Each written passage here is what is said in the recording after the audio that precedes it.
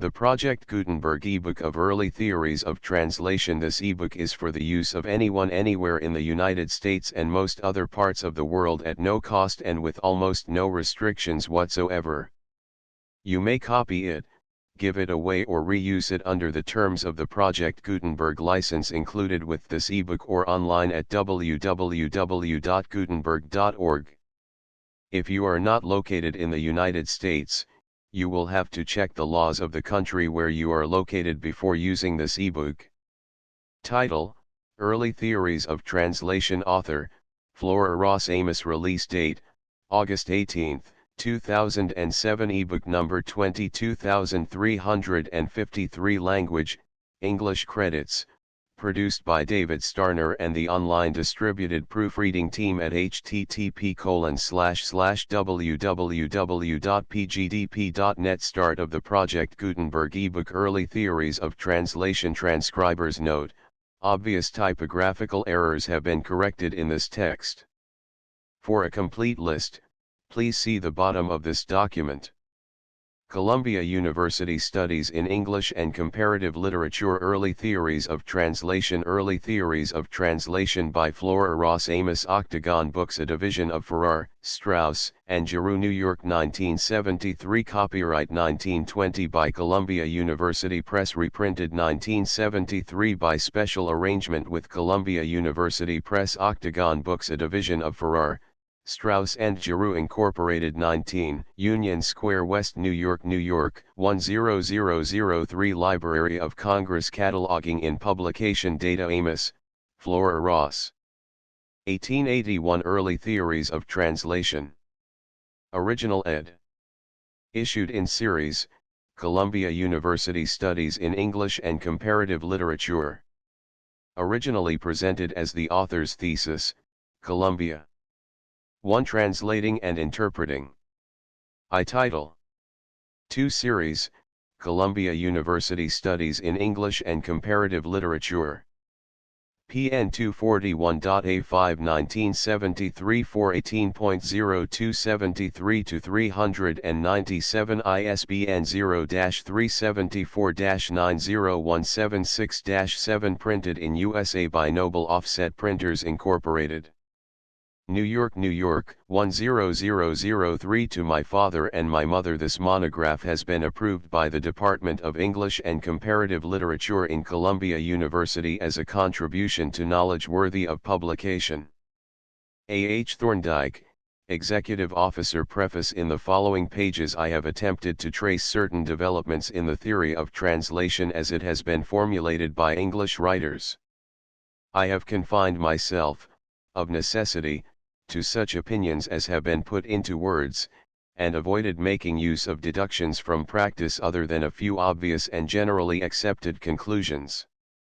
The procedure involves, of course, the omission of some important elements in the history of the theory of translation, in that it ignores the discrepancies between precept and practice, and the influence which practice has exerted upon theory. On the other hand, however, it confines a subject, otherwise impossibly large, within measurable limits.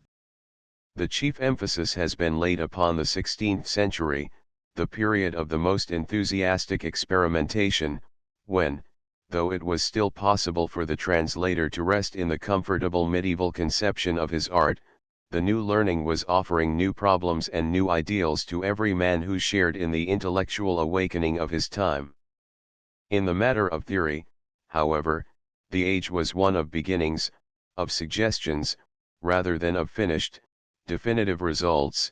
Even by the end of the century there were still translators who had not yet appreciated the immense difference between medieval and modern standards of translation.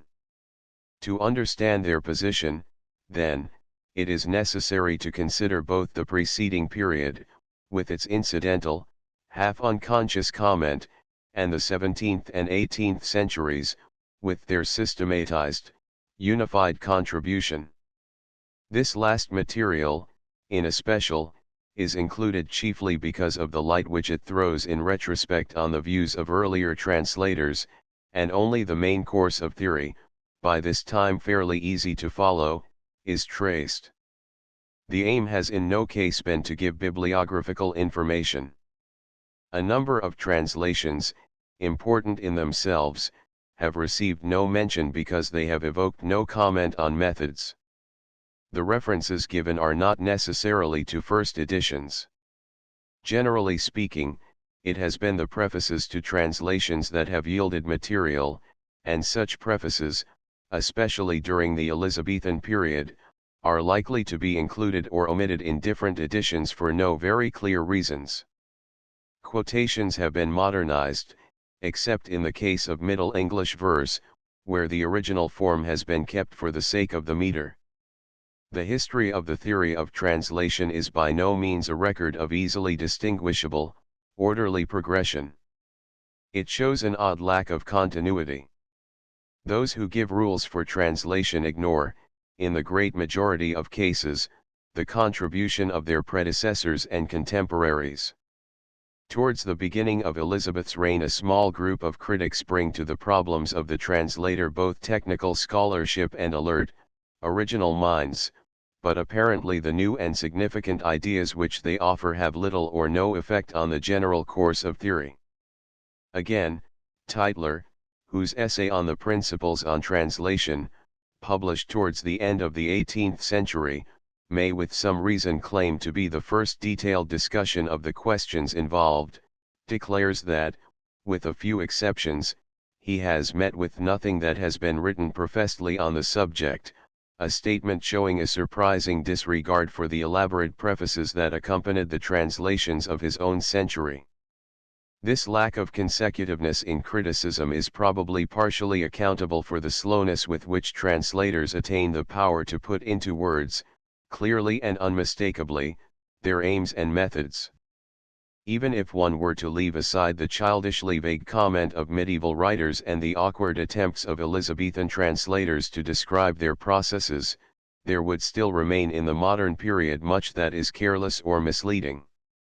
The very term translation is long in defining itself. More difficult terms, like faithfulness and accuracy, have widely different meanings with different writers. The various kinds of literature are often treated in the mass with little attempt at discrimination between them, regardless of the fact that the problems of the translator vary with the character of his original. Tytler's book, full of interesting detail as it is, turns from prose to verse, from lyric to epic, from ancient to modern, till the effect it leaves on the reader is fragmentary and confusing. Moreover, there has never been uniformity of opinion with regard to the aims and methods of translation. Even in the age of Pope, when, if ever, it was safe to be dogmatic and when the theory of translation seemed safely on the way to become standardized, one still hears the voices of a few recalcitrants, voices which become louder and more numerous as the century advances. In the 19th century, the most casual survey discovers conflicting views on matters of fundamental importance to the translator. Who are to be the readers, who the judges, of a translation are obviously questions of primary significance to both translator and critic, but they are questions which have never been authoritatively settled. When, for example, Caxton in the 15th century uses the curious terms which he thinks will appeal to a clerk or a noble gentleman, his critics complain because the common people cannot understand his words. A similar situation appears in modern times when Arnold lays down the law that the judges of an English version of Homer must be scholars, because scholars alone have the means of really judging him, and Newman replies that scholars are the tribunal of erudition, but of taste the educated but unlearned public must be the only rightful judge. Again, critics have been hesitant in defining the all-important term faithfulness. To one writer, fidelity may imply a reproduction of his original as nearly as possible word for word and line for line, to another it may mean an attempt to carry over into English the spirit of the original, at the sacrifice, where necessary, not only of the exact words but of the exact substance of his source. The one extreme is likely to result in an awkward, more or less unintelligible version, the other, as illustrated, for example, by Pope's Homer, may give us a work so modified by the personality of the translator or by the prevailing taste of his time as to be almost a new creation. But while it is easy to point out the defects of the two methods, few critics have had the courage to give fair consideration to both possibilities, to treat the two aims, not as mutually exclusive, but as complementary, to realize that the spirit and the letter may be not two but one. In the 16th century Sir Thomas North translated from the French Amiot's wise observation, "The office of a fit translator consisteth not only in the faithful expressing of his author's meaning, but also in a certain resembling and shadowing forth of the form of his style and manner of his speaking." But few English critics, in the period under our consideration, grasp thus firmly the essential connection between thought and style and the consequent responsibility of the translator. Yet it is those critics who have faced all the difficulties boldly, and who have urged upon the translator both due regard for the original and due regard for English literary standards, who have made the most valuable contributions to theory. It is much easier to set the standard of translation low, to settle matters as does Mr. Chesterton in his casual disposition of Fitzgerald's Omar. It is quite clear that Fitzgerald's work is much too good to be a good translation. We can, it is true, point to few realizations of the ideal theory, but in approaching a literature which possesses the English Bible, that marvelous union of faithfulness to source with faithfulness to the genius of the English language, we can scarcely view the problem of translation thus hopelessly. The most stimulating and suggestive criticism, indeed, has come from men who have seen in the very difficulty of the situation opportunities for achievement. While the more cautious grammarian has ever been doubtful of the quality of the translator's English, fearful of the introduction of foreign words, foreign idioms, to the men who have cared most about the destinies of the vernacular men like Caxton, Moore, or Dryden, translation has appeared not an enemy to the mother tongue, but a means of enlarging and clarifying it. In the time of Elizabeth the translator often directed his appeal more especially to those who loved their country's language and wished to see it become a more adequate medium of expression. That he should, then, look upon translation as a promising experiment, rather than a doubtful compromise, is an essential characteristic of the good critic. The necessity for open-mindedness, indeed, in some degree accounts for the tentative quality in so much of the theory of translation.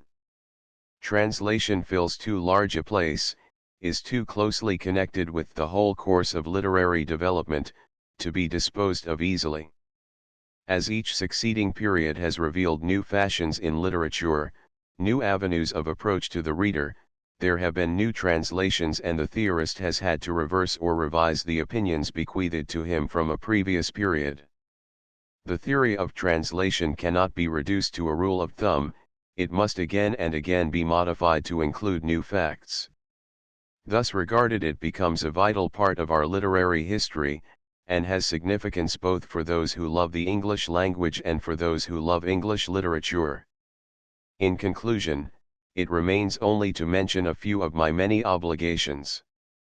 To the libraries of Princeton and Harvard as well as Columbia University I owe access to much useful material.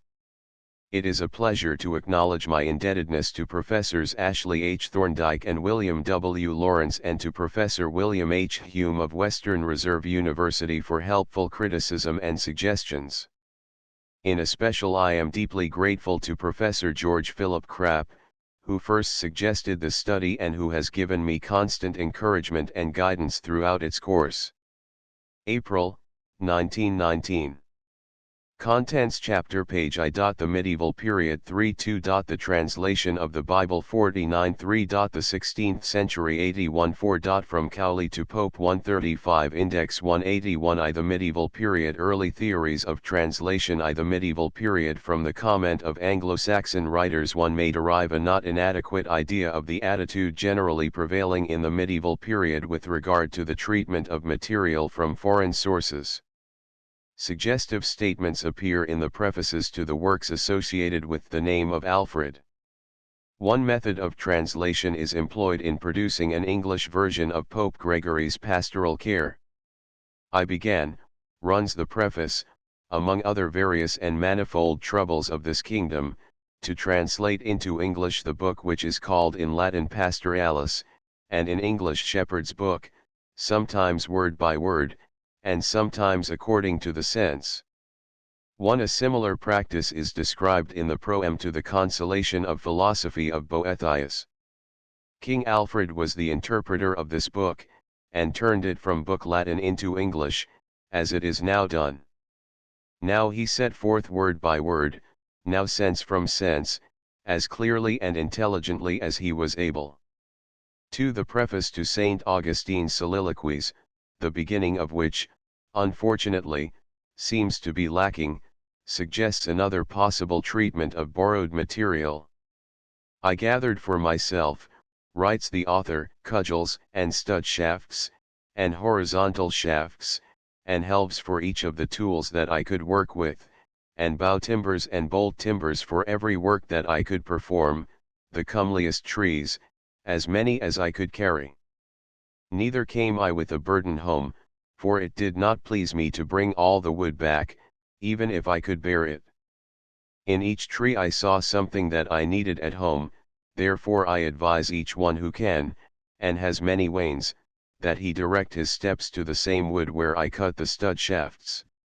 Let him fetch more for himself, and load his wains with fair beams, that he may wind many a neat wall, and erect many a rare house, and build a fair town, and therein may dwell merrily and softly both winter and summer, as I have not yet done.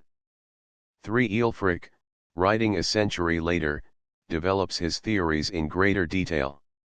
Except in the preface to Genesis, they are expressed in Latin, the language of the lettered, a fact which suggests that, unlike the translations themselves, the prefaces were addressed to readers who were, for the most part, opposed to translation into the vernacular and who, in addition to this, were in all probability especially suspicious of the methods employed by Ælfric. These methods were strongly in the direction of popularization. Ælfric's general practice is like that of Alfred. He declares repeatedly that he translates sense for sense, not always word for word. Furthermore, he desires rather to be clear and simple than to adorn his style with rhetorical ornament. 5. Instead of unfamiliar terms, he uses the pure and open words of the language of this people. 6. In connection with the translation of the Bible he lays down the principle that Latin must give way to English idiom. 7. For all these things Ælfric has definite reasons. Keeping always in mind a clear conception of the nature of his audience, he does whatever seems to him necessary to make his work attractive and, consequently, profitable. Preparing his grammar for tender youths, though he knows that words may be interpreted in many ways, he follows a simple method of interpretation in order that the book may not become tiresome. 8. The homilies, intended for simple people, are put into simple English, that they may more easily reach the hearts of those who read or hear. 9. This popularization is extended even farther. Ælfric explains 10 that he has abbreviated both the homilies 11 and the lives of the saints 12, again of deliberate purpose, as appears in his preface to the latter. Hoc sciendum entium quod prolixeris passions bruiamus verbis non addio sensu, ne fastidiosus ingeritur tedium si tanta prolixitas erit in propria lingua quanta est in Latina. Incidentally, however, Ælfric makes it evident that his were not the only theories of translation which the period afforded. In the preface to the first collection of homilies he anticipates the disapproval of those who demand greater closeness in following originals. He recognizes the fact that his translation may displease some critics. Quod non semper verbum ex verbo, aut quod breviarum explicationem quam tractatus auctorum habent, sub non quad per ordinem ecclesiastici redus omnia evangelia percurrimus. The preface to Genesis suggests that the writer was familiar with Jerome's insistence on the necessity for unusual faithfulness in translating the Bible. 13. Such comment implies a mind surprisingly awake to the problems of translation.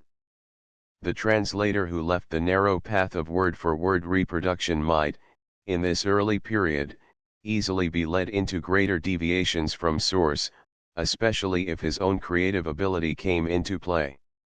The preface to St. Augustine's soliloquies quoted above carries with it a stimulus, not only to translation or compilation, but to work like that of Caedmon or Sinuulf, essentially original in many respects, though based, in the main, on material already given literary shape in other languages. Both characteristics are recognized in Anglo-Saxon comment. Caedmon, according to the famous passage in Bede, all that he could learn by hearing meditated with himself, and, as a clean animal ruminating, turned into the sweetest verse.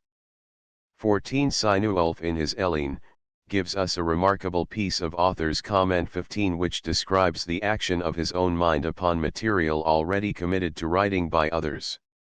On the other hand, it may be noted that the Andreas, based like the Elene on a single written source, contains no hint that the author owes anything to a version of the story in another language. 16 In the English literature which developed in course of time after the conquest, the methods of handling borrowed material were similar in their variety to those we have observed in Anglo-Saxon times.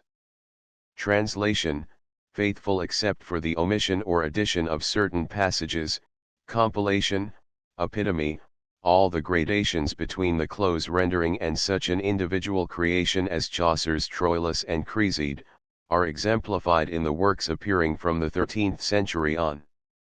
When Lydgate, as late as the 15th century, describes one of the processes by which literature is produced, we are reminded of Anglo-Saxon comment.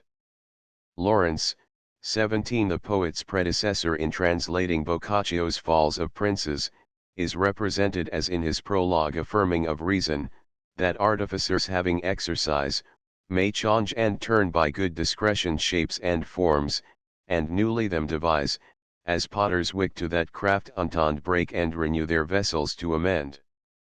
And semblably these clerks in writing thing that was made of octo years them beforn they may of new finde and fantasy, out of old chaff try out full fair corn, make it more freshy and lusty to the eye, their subtle wit their labor apply, with their colors agreeable of hue, to make old things for to semenu. 18 The great majority of these Middle English works contain within themselves no clear statement as to which of the many possible methods have been employed in their production.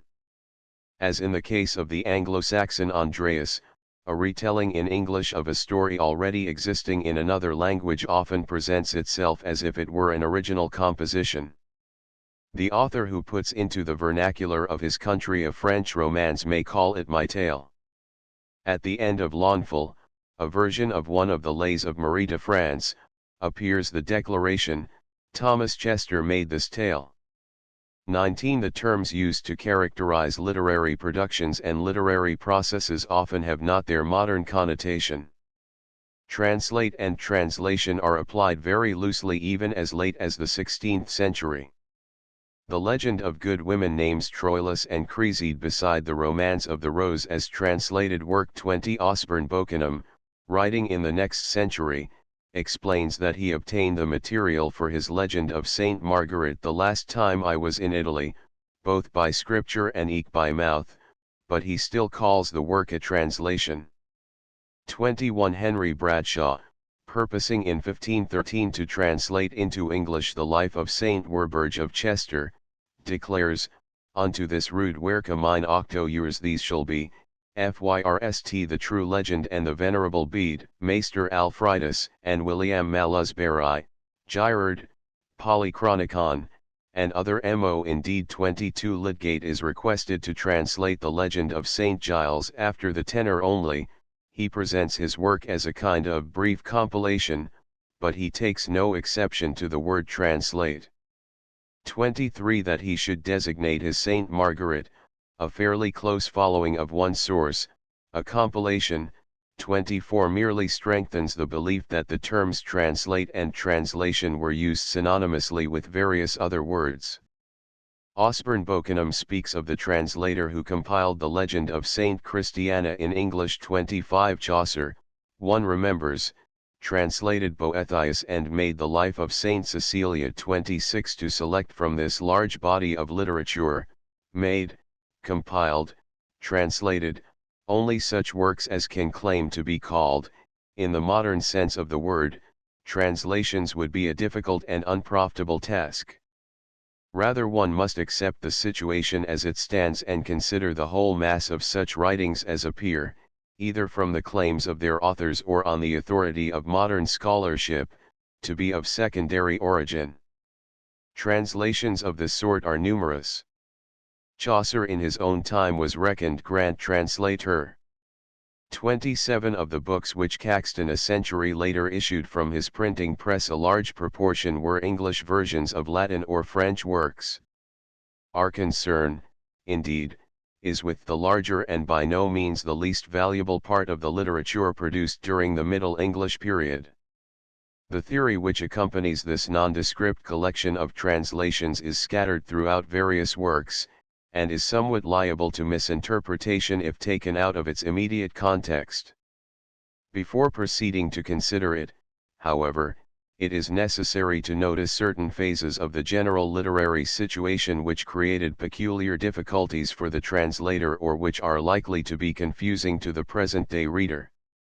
As regards the translator, existing circumstances were not encouraging. In the early part of the period he occupied a very lowly place. As compared with Latin, or even with French, the English language, undeveloped and unstandardized, could make its appeal only to the unlearned. It had, in the words of a 13th-century translator of Bishop Grosseteste's Castle of Love, no savor before a clerk. 28 Sometimes, it is true, the English writer had the stimulus of patriotism. The translator of Richard Coe or de Lion feels that Englishmen ought to be able to read in their own tongue the exploits of the English hero. The Cursor Mundi is translated into English tongue to read for the love of Inglis led of England 29, but beyond this there was little to encourage the translator. His audience, as compared with the learned and the refined, who read Latin and French, was ignorant and undiscriminating. His crude medium was entirely unequal to reproducing what had been written in more highly developed languages. It is little wonder that in these early days his English should be termed dim and dark. Even after Chaucer had showed that the despised language was capable of grace and charm, the writer of less genius must often have felt that beside the more sophisticated Latin or French, English could boast but scanty resources. There were difficulties and limitations also in the choice of material to be translated. Throughout most of the period literature existed only in manuscript, there were few large collections in any one place, travel was not easy. Priests, according to the prologue to Merck's Festial, written in the early 15th century, complained of default of books. To aspire, as did Chaucer's clerk, to the possession of 20 books was to aspire high. Translators occasionally give interesting details regarding the circumstances under which they read and translated. The author of the Life of Saint Etheldred of Ely refers twice, with a certain pride, to a manuscript preserved in the Abbey of Godstow which he himself has seen and from which he has drawn some of the facts which he presents. The translator of the alliterative romance of Alexander borrowed various books when he undertook his English rendering. 30 Earl Rivers, returning from the continent, brought back a manuscript which had been lent him by a French gentleman, and set about the translation of his dictes and sayings of the old philosophers. 31 It is not improbable that there was a good deal of borrowing, with its attendant inconveniences. Even in the 16th century Sir Thomas Elio, if we may believe his story, was hampered by the laws of property. He became interested in the Acts and Wisdom of Alexander Severus, which book, he says, was first written in the Greek tongue by his secretary Eucolpius and by good chance was lent unto me by a gentleman of Naples called Podericus. In reading whereof I was marvellously ravished, and as it hath ever been mine appetite, I wished that it had been published in such a tongue as more men might understand it. Wherefore with all diligence I endeavoured myself whiles I had leisure to translate it into English, albeit I could not so exactly perform mine enterprise as I might have done, if the owner had not importunately called for his book, whereby I was constrained to leave some part of the work untranslated. 32 William Paris, to return to the earlier period, has left on record a situation which stirs the imagination. He translated the legend of Saint Christine while a prisoner in the Isle of Man, the only retainer of his unfortunate lord, the Earl of Warwick, whose captivity he chose to share. He made this life in English Sue, as he sat in prison of stone, ever as he might tenter to wane he had his lord's service done. 33 One is tempted to let the fancy play on the combination of circumstances that provided him with the particular manuscript from which he worked. It is easy, of course, to emphasize overmuch the scarcity and the inaccessibility of texts, but it is obvious that the translator's choice of subject was largely conditioned by opportunity. He did not select from the whole range of literature the work which most appealed to his genius. It is a far cry from the Middle Ages to the 17th century, with its stress on individual choice. Roscommon's advice, examine how your humor is inclined, and what the ruling passion of your mind, then seek a poet who your way does bend, and choose an author as you choose a friend, seems absurd in connection with the translator who had to choose what was within his reach, and who, in many cases, could not sit down in undisturbed possession of his source. The element of individual choice was also diminished by the intervention of friends and patrons. In the 15th century, when translators were becoming communicative about their affairs, there is frequent reference to suggestion from without. Allowing for interest in the new craft of printing, there is still so much mention in Caxton's prefaces of commissions for translation as to make one feel that ordering an English version of some foreign book had become no uncommon thing for those who owned manuscripts and could afford such commodities as translations. Caxton's list ranges from the Fates of Amos, translated at the request of Henry VII from a manuscript lent by the king himself, to the Mirror of the World, translated, at the request, desire, cost, and dispense of the honourable and worshipful man, Hugh Bryce, alderman and citizen of London. 34 One wonders also how the source, thus chosen, presented itself to the translator's conception. His references to it are generally vague or confused, often positively misleading. Yet to designate with any definiteness a French or Latin text was no easy matter. When one considers the labor that, of later years, has gone to the classification and identification of old manuscripts, the awkward elaboration of nomenclature necessary to distinguish them, the complications resulting from missing pages and from the undue liberties of copyists, one realizes something of the position of the medieval translator. Even categories were not forthcoming for his convenience. The religious legend of Saint Catherine of Alexandria is derived from Chronicles 35. The moral tale of the incestuous daughter has its source in Romance 36. Grosseteste's allegory, The Castle of Love, is presented as a romance of English, out of a romance that Sir Robert, Bishop of Lincoln, made. 37 The translator who explained I found it written in old hand was probably giving as adequate an account of his source as truth would permit. Moreover, part of the confusion had often arisen before the manuscript came into the hands of the English translator. Often he was engaged in translating something that was already a translation.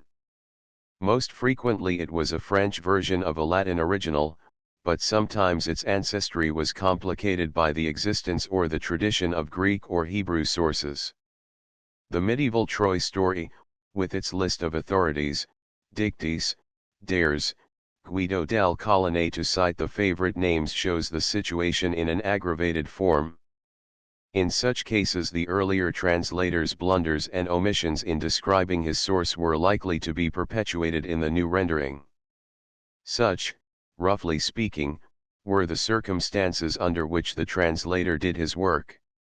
Some of his peculiar difficulties are, approached from another angle, the difficulties of the present-day reader.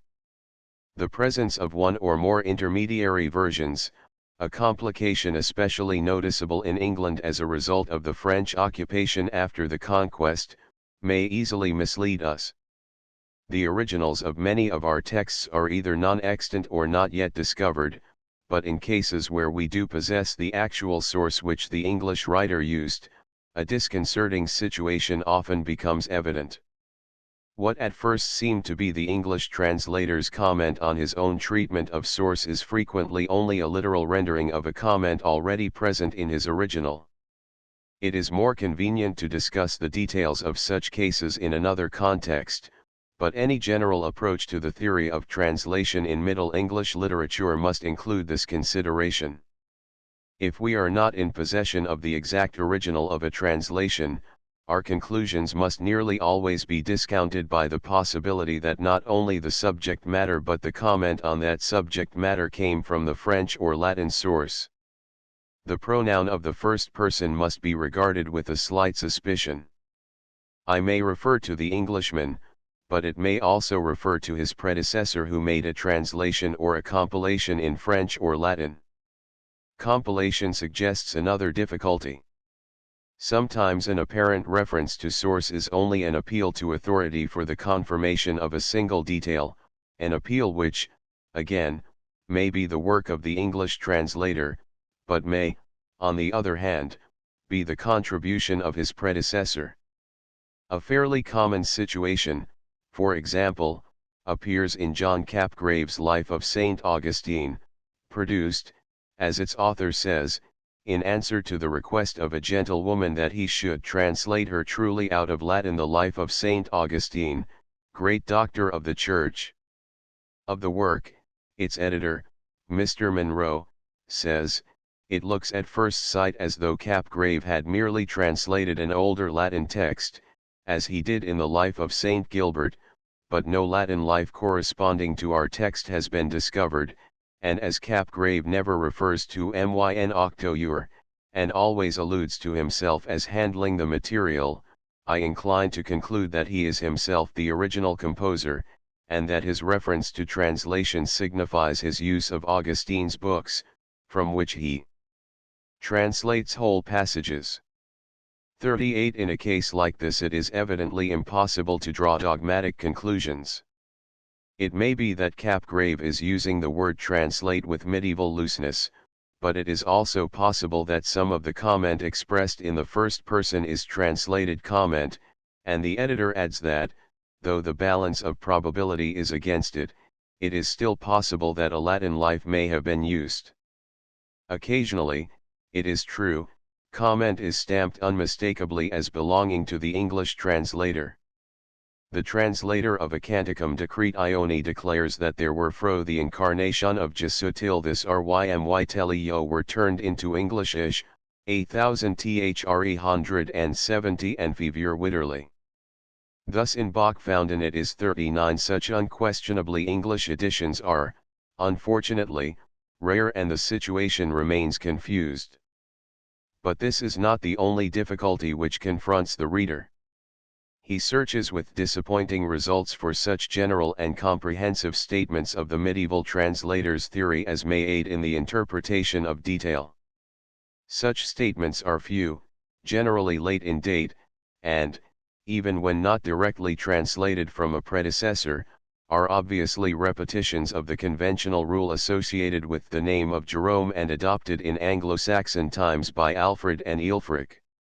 An early 15th century translator of the Secreta Secretorum, for example, carries over into English the preface of the Latin translator, I have translated with great travail into open understanding of Latin out of the language of Araby, sometimes expounding letter by letter, and sometimes understanding of understanding, for other manner of speaking is with Arabs and other with Latin.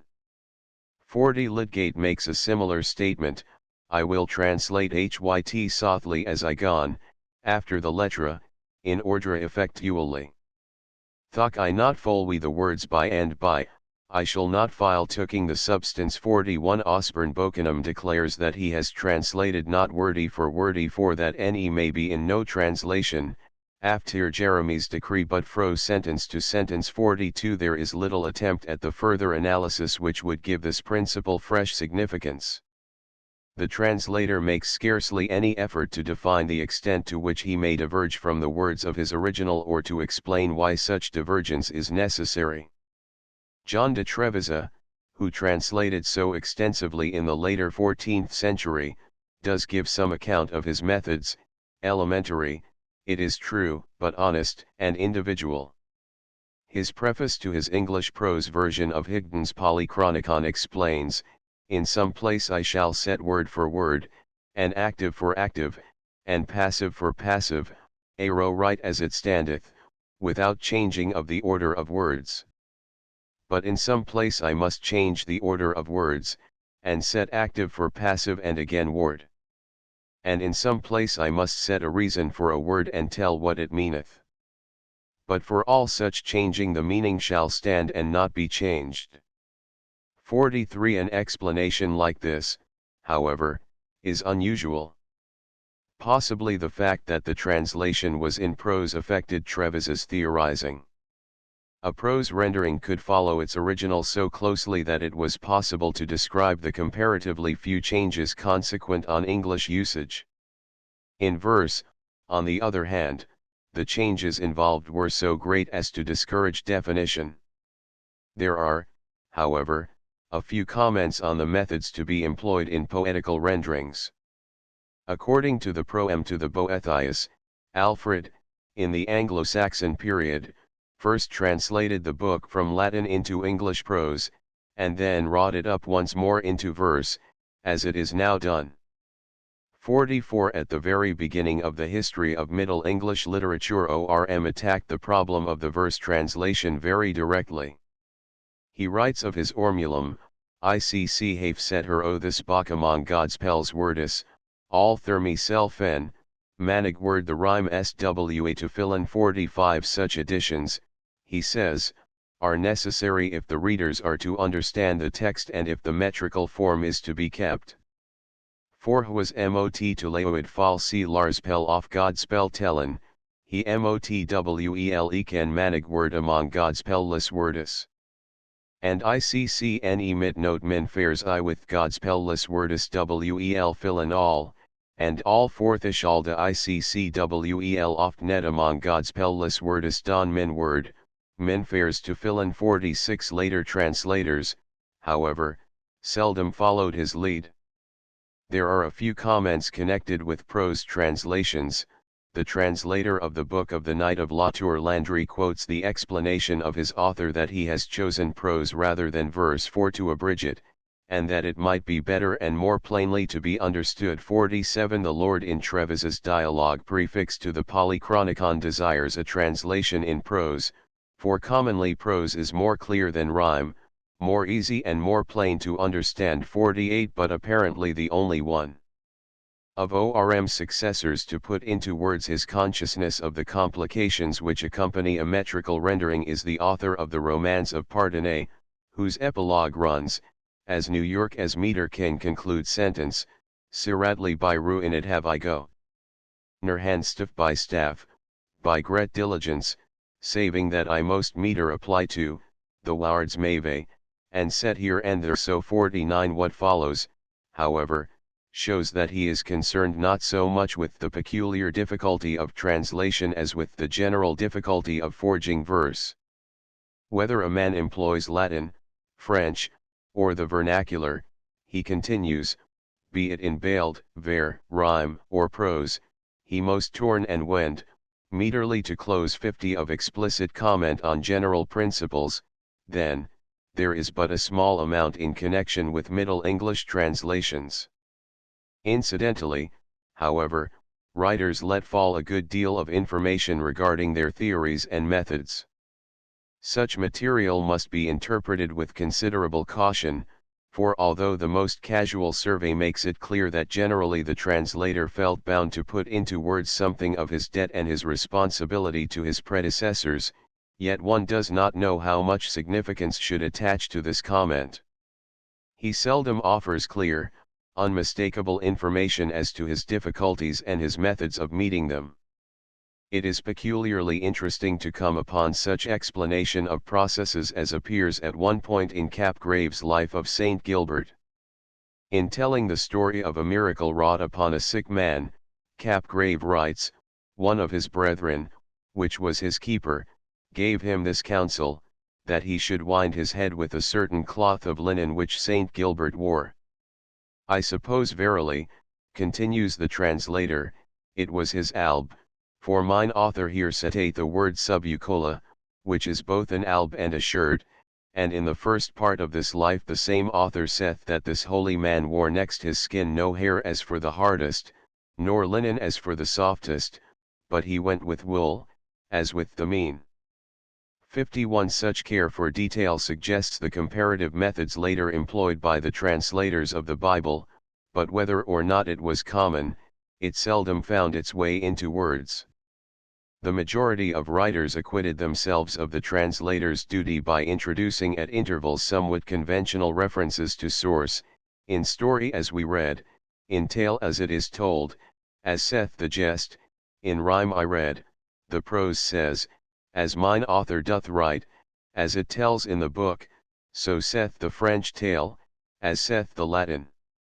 Tags like these are everywhere present, especially in verse, where they must often have proved convenient in eking out the meter. Whether they are to be interpreted literally is hard to determine.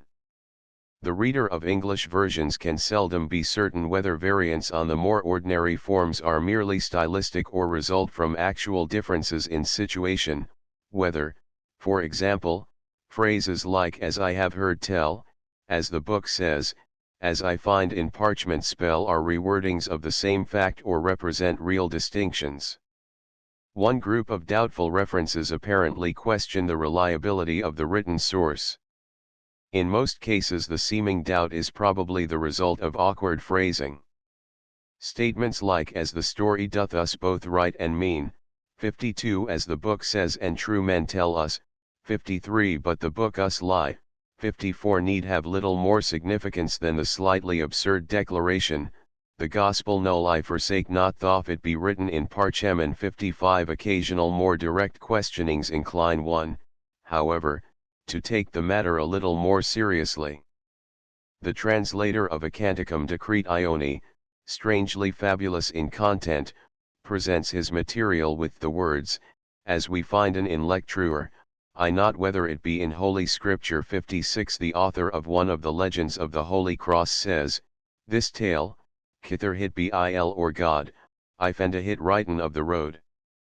Mani tellus diversely, for ti find a diverse story." 57 Capgrave, in his legend of Saint Catherine, takes issue unmistakably with his source. "In this reading mine octo ur and ir too, for he accordeth not wytz chronicles that ben old, but diversith from hem, and that in many things. There he accordeth, there I him hold, and where he diversith in ordre of these kinges, I leave hym, and to oder menis reikninges I give a more credens wek before hym and me set alle these men in ordre and digre." 58 Except when this mistrust is made a justification for divergence from the original, these comments contribute little to our knowledge of the medieval translator's methods and need concern us little. More needful of explanation is the reference which implies that the English writer is not working from a manuscript, but is reproducing something which he has heard read or recounted, or which he has read for himself at some time in the past. How is one to interpret phrases like that which introduces the story of Gaulegros and Gawain, "as true men me told," or that which appears at the beginning of Rauf Collier, "heard I tell"? One explanation, obviously true in some cases, is that such references are only conventional. The concluding lines of Ewain and Gawain, "of them no more have I heard tell neither in romance nor in spell." 59 are simply a rough rendering of the French neja plus nn orois contour, snni vild man conge adjuster. 60 On the other hand, the author of the long romance of Ippomaton, which follows its source with a closeness which precludes all possibility of reproduction from memory, has tacked on two references to hearing 61 not only without a basis in the French but in direct contradiction to Hugh de Rotelande's account of the source of his material. In Imare, as I have heard minstrels sing in Saw is apparently introduced as the equivalent of the more ordinary phrases in Tale as it is told and in Romance as we read, 62 the second of which is scarcely compatible with the theory of an oral source. One cannot always, however, dispose of the reference to hearing so easily. Contemporary testimony shows that literature was often transmitted by word of mouth. Thomas de Cabham mentions the Ioculatores, qui cantantis de principum et vitam sanctorum 63. Robert of Brunn complains that those who sing or say the jest of Sir Tristram do not repeat the story exactly as Thomas made it 64. Even though one must recognize the probability that sometimes the immediate oral source of the minstrel's tale may have been English, one cannot ignore the possibility that occasionally a translated saint's life or romance may have been the result of hearing a French or Latin narrative read or recited. A convincing example of reproduction from memory appears in the legend of Saint Etheldred of Ely, whose author recounts certain facts, the Wickwhy found in the Abbey of Godstow Ywis, in Hewer legend as why do there that time read, and later presents other material, the Wickwhy say at Heli y write 65. Such evidence makes us regard with more attention the remark in Capgrave's Saint Catherine, writes Udid I Lear of Crony Cleeswick, that, I saw last 66 or the lines at the end of Robert of Sicile, Al this is right without lie at Rome, to ben in memory, at St. Peter's Church, I know 67. It is possible also that sometimes a vague phrase like as the story says, or in tale as it is told, may signify hearing instead of reading.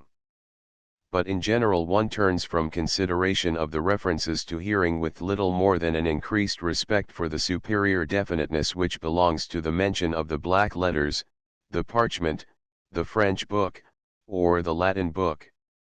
Leaving the general situation and examining individual types of literature, one finds it possible to draw conclusions which are somewhat more definite.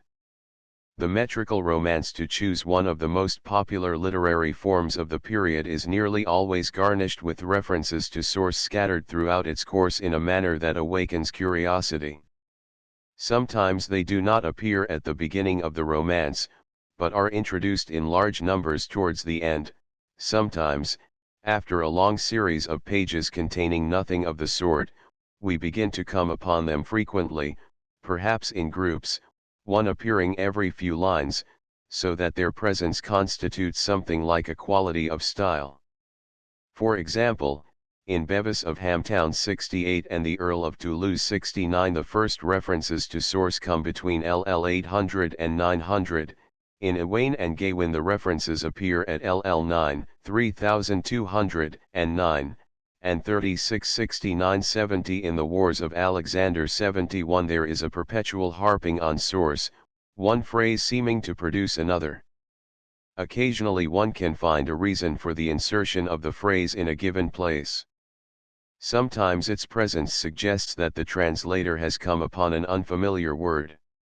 In Sir Eglamour of Artois, speaking of a bird that has carried off a child, the author remarks, a griffin, saith the book, he hides 72 in Pardonnay, in an attempt to give a vessel its proper name, the writer says, I found in scripture that it was a barge.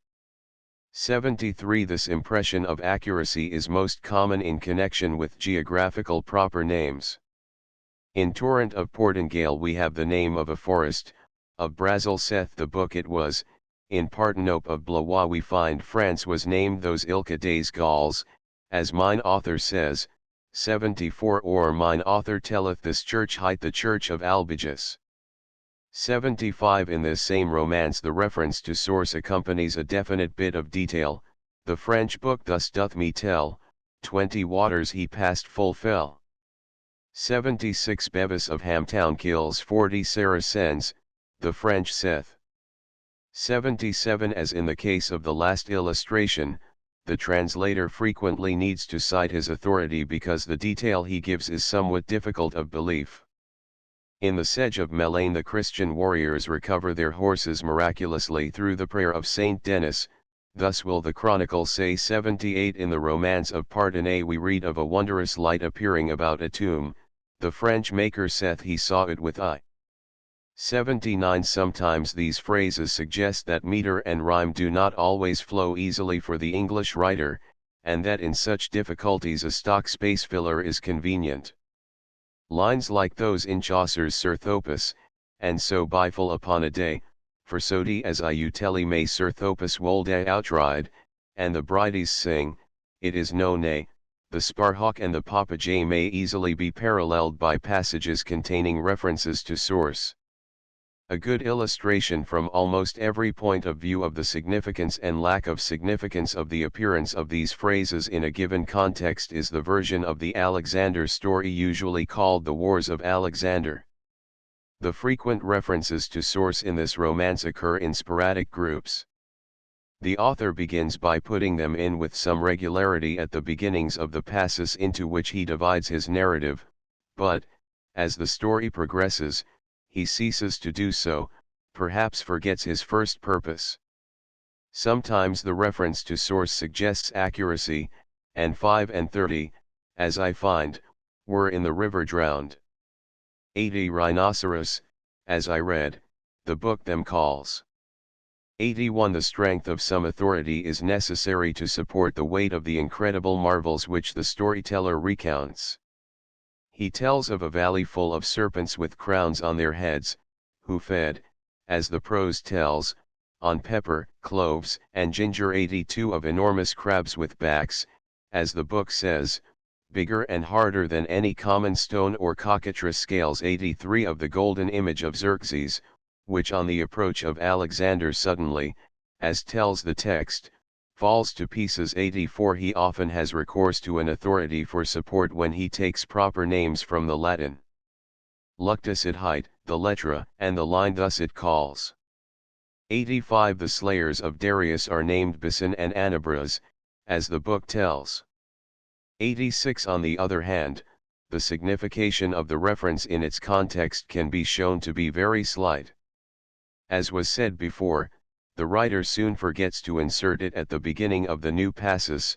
There are plenty of marvels without any citation of authority to add to their credibility, and though the proper name carries its reference to the Latin, it is usually strangely distorted from its original form. So far as bearing on the immediate context is concerned, most of the references to source have little more meaning than the ordinary tags, as you say, as you may hear, or as I understand. Apart, however, from the matter of context, one may make a rough classification of the romances on the ground of these references. Leaving aside the few narratives, e.g. Sir Percival of Gauls, King Horn, which contain no suggestion that they are of secondary origin, one may distinguish two groups. There is, in the first place, a large body of romances which refer in general terms to their originals, but do not profess any responsibility for faithful reproduction. In the second place, there are some romances whose authors do recognize the claims of the original, which is in such cases nearly always definitely described, and frequently go so far as to discuss its style or the style to be adopted in the English rendering. The first group, which includes considerably more than half the romances at present accessible in print, affords a confused mass of references. As regards the least definite of these, one finds phrases so vague as to suggest that the author himself might have had difficulty in identifying his source, phrases where the omission of the article, in rhyme, in romance, in story, or the use of the plural, as books say, as clerks tell, as men us told, in stories thus as we read, deprives the words of most of their significance. Other references are more definite. The writer mentions this book, mine author, the Latin book, the French book. If these phrases are to be trusted, we may conclude that the English translator has his text before him. They aid little, however, in identification of that text. The 56 references in Mallory's Morte d'Arthur to the French book give no particular clue to discovery of his sources. The common formula, as the French book says, marks the highest degree of definiteness to which most of these romances attain. An interesting variant from the commoner forms is the reference to Rom, generally in the phrase the Book of Rom, which appears in some of the romances. The explanation that Rom is a corruption of romance and that the Book of Rom is simply the book of romance or the book written in the Romance language, French, can easily be supported. In the same poem Rom alternates with romance. In Rome this jest is chronicled, as the romance telleth. 87 in the Chronicles of Rome is the date, in romance as we read. 88 two versions of Octavian read, the one in Books of Rome, the other in Books of Rheims. 89 on the other hand, there are peculiarities in the use of the word not so easy of explanation. It appears in a certain group of romances, Octavian, Le Bon Florence of Rome, Sir A Glamour of Artois, Torrent of Portingale, the Earl of Toulouse, all of which develop in some degree the Constance story, familiar in the Man of Law's tale. In all of them there is reference to the city of Rome, sometimes very obvious, sometimes slight, but perhaps equally significant in the latter case because it is introduced in an unexpected, unnecessary way. In Le Bon Florence of Rome the heroine is daughter of the Emperor of Rome, and, the tale of her wanderings done, the story ends happily with her reinstatement in her own city. Octavian is Emperor of Rome, and here again the happy conclusion finds place in that city. Sir A Glamour belongs to Artois, but he does betake himself to Rome to kill a dragon, an episode introduced in one manuscript of the story by the phrase as the Book of Rome says. 90 though the scenes of Torrent of Portingale are Portugal, Norway, and Calabria, the Emperor of Rome comes to the wedding of the hero, and Torrent himself is finally chosen emperor, presumably of Rome. The Earl of Toulouse, in the romance of that name, disguises himself as a monk, and to aid in the illusion someone says of him during his disappearance, gone is he to his own land, he dwells with the Pope of Rome. 91 The emperor in this story is Emperor of Alman, but his name, strangely enough, is Diocletian. Again, in Octavian, one reads in the description of a feast, there was many a rich jest of Rome and of France, 92 which suggests a distinction between a jest of Rome and a jest of France. In Le Bon Florence of Rome appears the peculiar statement, Pope Simon this story wrote. In the Chronicles of Rome is the date. 93 In this case the word Rome seems to have been taken literally enough to cause attribution of the story to the Pope. It is evident, then, that whether or not Rome is a corruption of romance, at any rate one or more of the persons who had a hand in producing these narratives must have interpreted the word literally, and believed that the Book of Rome was a record of occurrences in the city of Rome. 94 It is interesting to note that in the Man of Law's tale, in speaking of Maurice, the son of Constance, Chaucer introduces a reference to the Gestaroman Aurum. In the old Roman jests may men find a Maurice's life. I bear it not in mind. Such vagueness and uncertainty, if not positive misunderstanding with regard to source, are characteristic of many romances. It is not difficult to find explanations for this. The writer may, as was suggested before, be reproducing a story which he has only heard or which he has read at some earlier time. Even if he has the book before him, it does not necessarily bear its author's name and it is not easy to describe it so that it can be recognized by others. Generally speaking, his references to source are honest, so far as they go, and can be taken at their face value. Even in cases of apparent falsity, explanations suggest themselves. There is nearly always the possibility that false or contradictory attributions, as, for example, the mention of book and books or the French book and the Latin book as sources of the same romance, are merely stupidly literal renderings of the original. In the romance of Pardonnay, one of the few cases where we have unquestionably the French original of the English romance, more than once an apparent reference to source in the English is only a close following of the French. I found in scripture that it was a barge corresponds with je trouve que c'estoit un barge, as saith the scripture with in zk diant li escripts, for the chronic doth treateth, sick, this briefly, more further wold go, mater finda might I with maze and brief jem passera car la chronique and brief passe. Plus dias, se plus travas 95. A similar situation has already been pointed out in Owain and Gawain. The most marked example of contradictory evidence is to be found in Octavian, whose author alternates as the French says with as saith the Latin. 96. Here, however, the nearest analogue to the English romance, which contains 1962 lines, is a French romance of 5,371 lines, which begins by mentioning the grands merveilles qui sont faits, et de Latin en romance traits. 97. It is not impossible that the English writer used a shorter version which emphasized this reference to the Latin, and that his too faithful adherence to source had confusing results. But even if such contradictions cannot be explained, in the mass of undistinguished romances there is scarcely anything to suggest that the writer is trying to give his work a factitious value by misleading references to dignified sources. His faults, as in Owain and Gawain, where the name of Chrétien is not carried over from the French, are sins of omission, not commission. No hard and fast line of division can be drawn between the romances just discussed and those of the second group, with their frequent and fairly definite references to their sources and to their methods of reproducing them. A rough chronological division between the two groups can be made about the year 1400. William of Pallerne, assigned by its editor to the year 1350, contains a slight indication of the coming change in the claim which its author makes to have accomplished his task as fully as the French fully would ask.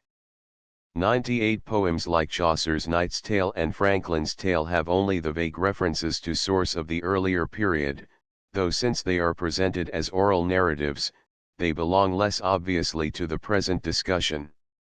The vexed question of the signification of the references in Troilus and Creside is outside the scope of this discussion. Superficially considered, they are an odd mingling of the new and the old. Phrases like as to myn octo ur listeth to devise, 3, 1817, as Teschen bokes old, 3, 91, as Reeton folk Thorup which it is in Minda, 4, 18, suggest the first group.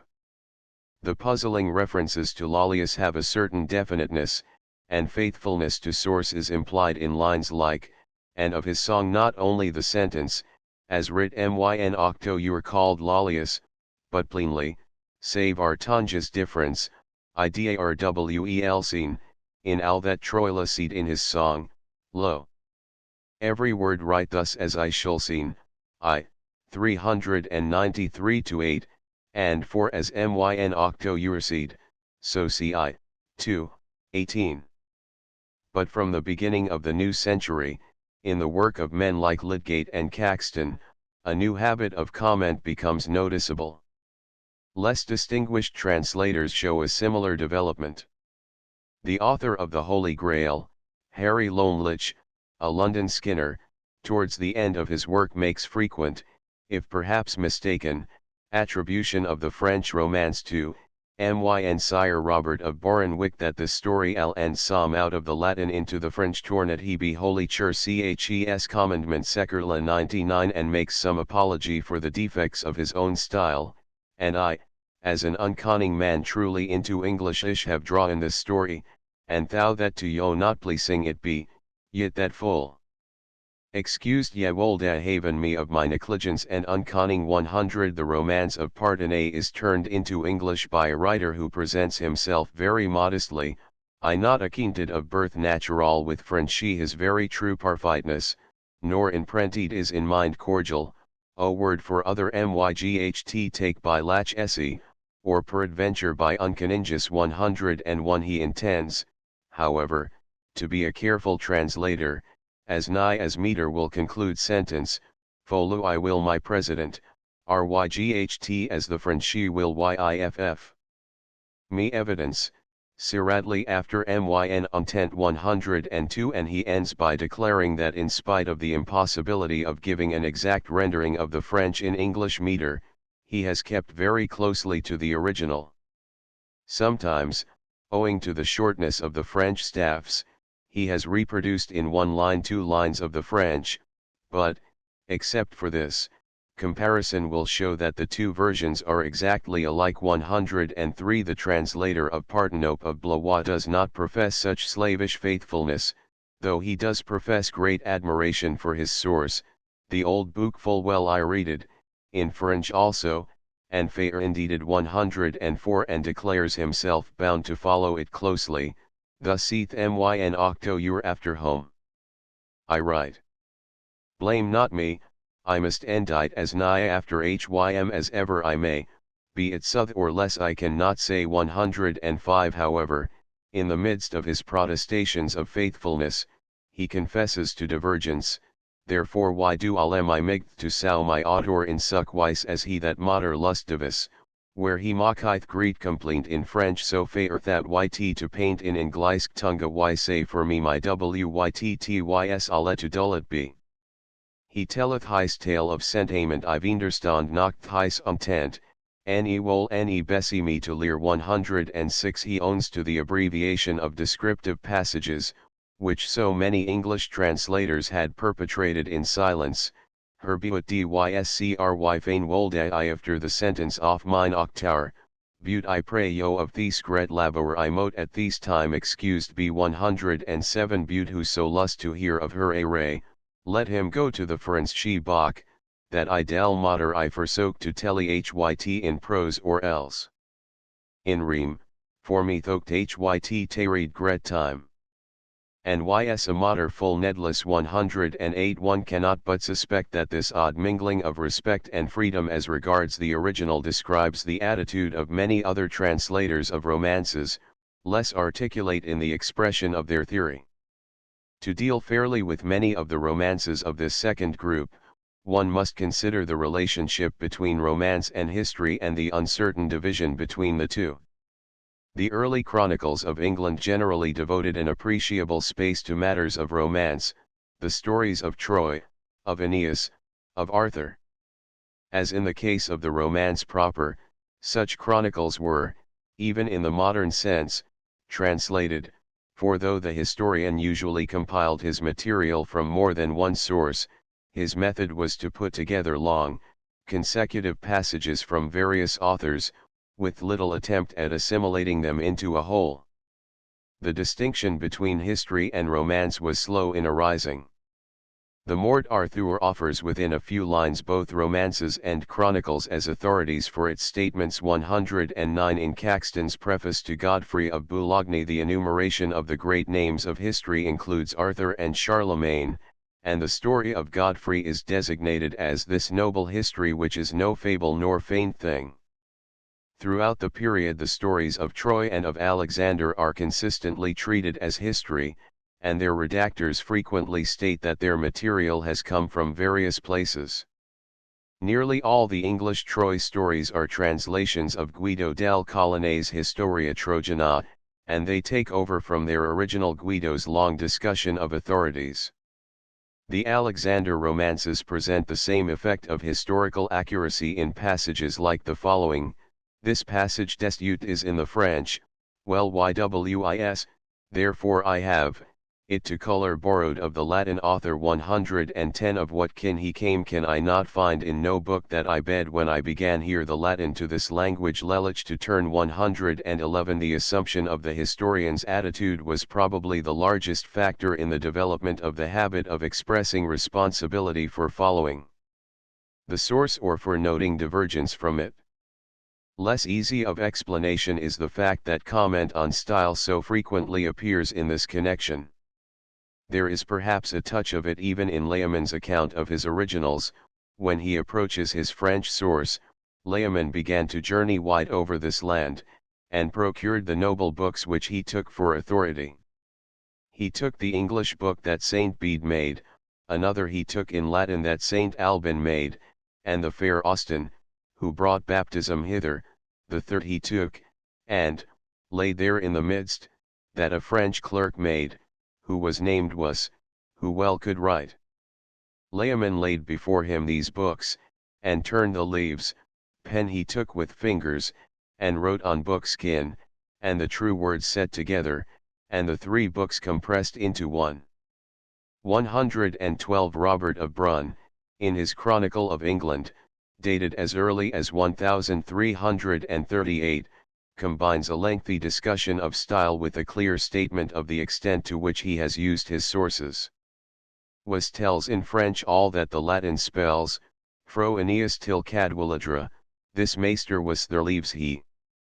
And Ryght as maester was says, I telly myn Inglis the same ways 113 Perse of Langtoft continues the history, and as he says, then say I 114 writes the translator.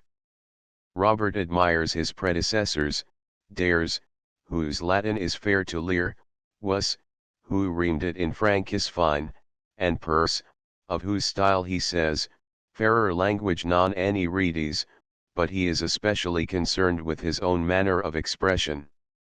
He does not aspire to an elaborate literary style, rather, he says, I made it not for to be praised, but at the lewd men were iced 115 consequently he eschews the difficult verse forms then coming into fashion, rime cowie, strongery, or interlace.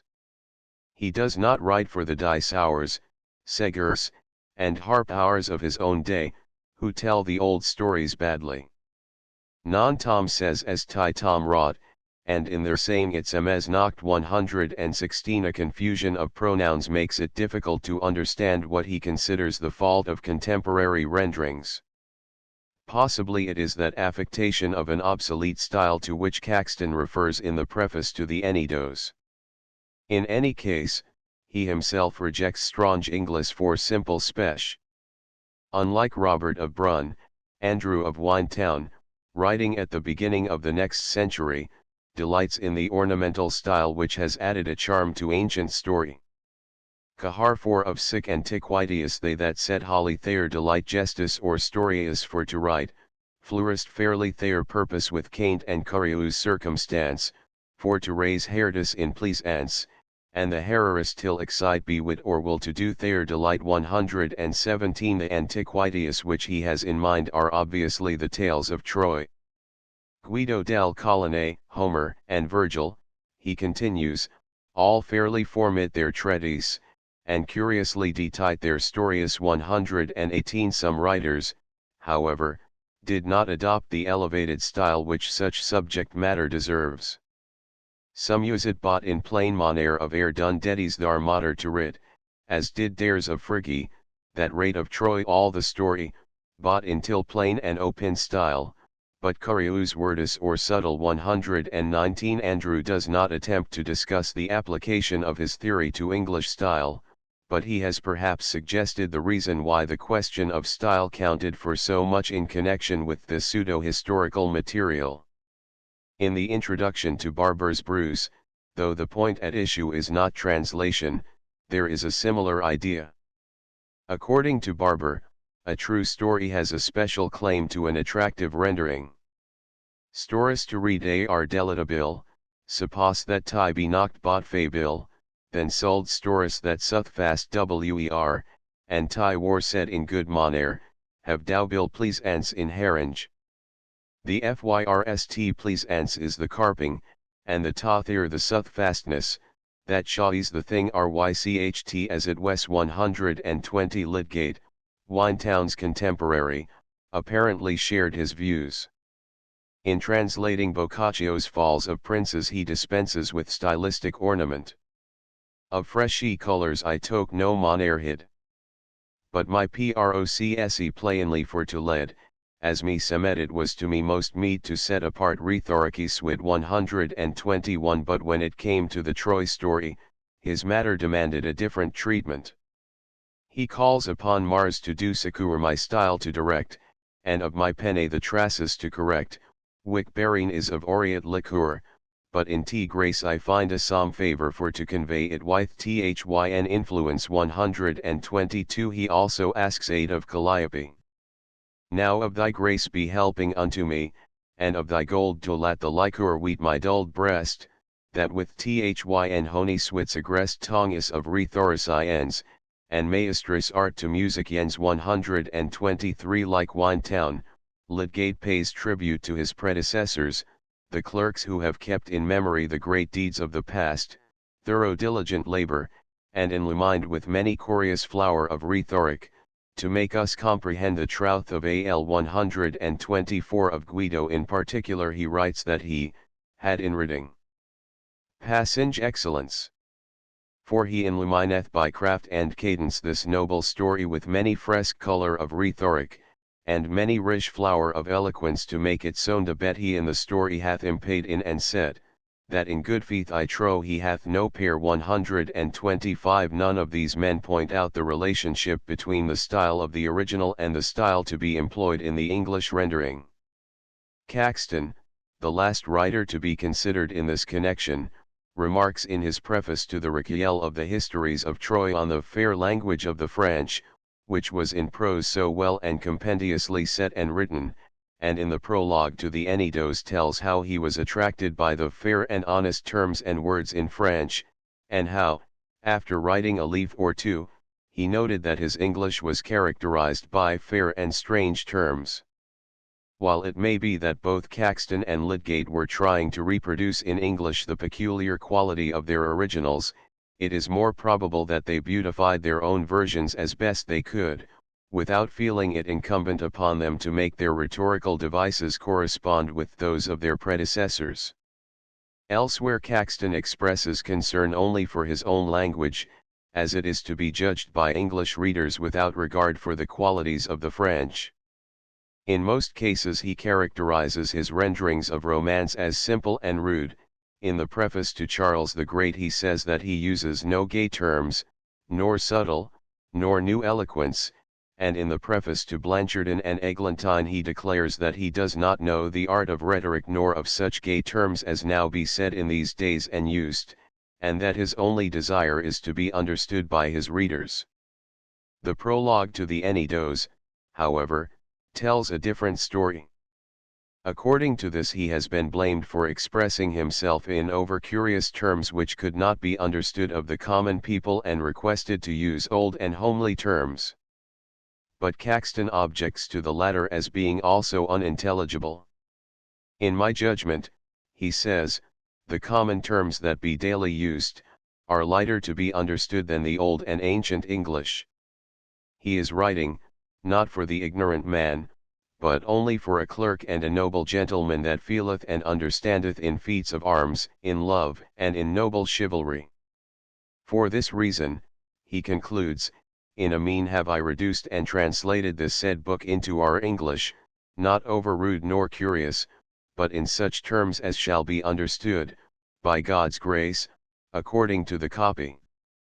Though Caxton does not avail himself of Winetown's theory that the Troy story must be told in curious and subtle words, it is probable that, like other translators of his century, he felt the attraction of the new aureate diction while he professed the simplicity of language which existing standards demanded of the translator. Turning from the romance and the history and considering religious writings, the second large group of medieval productions, one finds the most significant translator's comment associated with the saint's legend, though occasionally the short pious tale or the more abstract theological treatise makes some contribution. These religious works differ from the romances in that they are more frequently based on Latin than on French originals, and in that they contain more deliberate and more repeated references to the audiences to which they have been adapted. The translator does not, like Caxton, write for a clerk and a noble gentleman, instead he explains repeatedly that he has striven to make his work understandable to the unlearned, for, as the author of The Child of Bristow pertinently remarks, the best song that ever was made is not worth a lacae's blade but men wol tender till 126 since Latin enditing is cumbras. The translator of The Blood at Hales presents a version in English, for plainly this the truth will tell 127 Osborne. Bokenham will speak and write plainly, after the language of South folk speech 128 John Capgrave, finding that the earlier translator of the life of Saint Catherine has made the work full hard, right for the strangeness of his dark language, undertakes to translate it more openly and set it more plain. 129 This conception of the audience, together with the writer's consciousness that even in presenting narrative he is conveying spiritual truths of supreme importance to his readers, probably increases the tendency of the translator to incorporate into his English version such running commentary as at intervals suggests itself to him. He may add a line or two of explanation, of exhortation, or, if he recognizes a quotation from the Scriptures or from the Fathers, he may supply the authority for it. John Capgrave undertakes to translate the life of Saint Gilbert right as I find before me, save some additions will I put thereto which men of that order have told me, and eke other things that shall fall to my mind in the writing which be pertinent to the matter. 130 Nicholas Love puts into English the mirror of the blessed life of Jesus Christ, with more put to in certain parts, and also with drawing out of divers authorities and matters as it seemeth to the writer hereof most speedful and edifying to them that be of simple understanding. 131 Such incidental citation of authority is evident in St. Paula, published by Dr. Horstmann side by side with its Latin original. 132 With more simplicity and less display of learning, the translator of religious works sometimes vaguely adduces authority, as did the translator of romances, in connection with an unfamiliar name. One finds such statements as, manna, so it is written. 133 Such a fiend, as the book tells us, is called incubus. 134 In the country of Champagne, as the book tells. 135 Curs Ates, saith the book, he hight. 136 Her body lieth in strong Castile and Bolstein, seeth the book, it hight. 137 In the year of our Lord of Heaven 400 and eke Elvene Wandeli the province talk of Offreich so seeth the Bach. 138 Often, however, the reference to source is introduced apparently at random. On the whole, indeed, the comment which accompanies religious writings does not differ essentially in intelligibility or significance from that associated with romances. Its interest lies mainly in the fact that it brings into greater relief tendencies more or less apparent in the other form. One of these is the large proportion of borrowed comment. The constant citation of authority in a work such as, for example, The Golden Legend was likely to be reproduced in the English with varying degrees of faithfulness. A Life of St. Augustine, to choose a few illustrations from many, reproduces the Latin as in the following examples, as the book telleth us replaces diciter enim, of him it is said in glossary, ut diciter in glossario, in the book of his confessions the sooth is written for the nonce, ut legiter in libro 3. Confessionum. 139 Robert of Bruns Handlingson, as printed by the Early English Text Society with its French original, affords numerous examples of translated references to authority. The tale Yswrytyn, al, and some, in a book of Vetus Patrum corresponds with car and vn lyre ai trui que Vetus Patrum est apele, thus saith St. Anselme, that hit wrote to these clerkis that whale hit wote with CEO news ad St. Anselme dit qen la fe feud clerk parfait. Yet there are variations in the English much more marked than in the last example. Cum la story news ad cont has become yn the Bible men mo hytse, while for nve liar queste ples la sum de vertus and de peches the translator has substituted these same tale telethint bede yn his gestis that men read 140. This attempt to give the origin of a tale or of a precept more accurately than it is given in the French or the Latin leads sometimes to strange confusion, more especially when a reference to the scriptures is involved.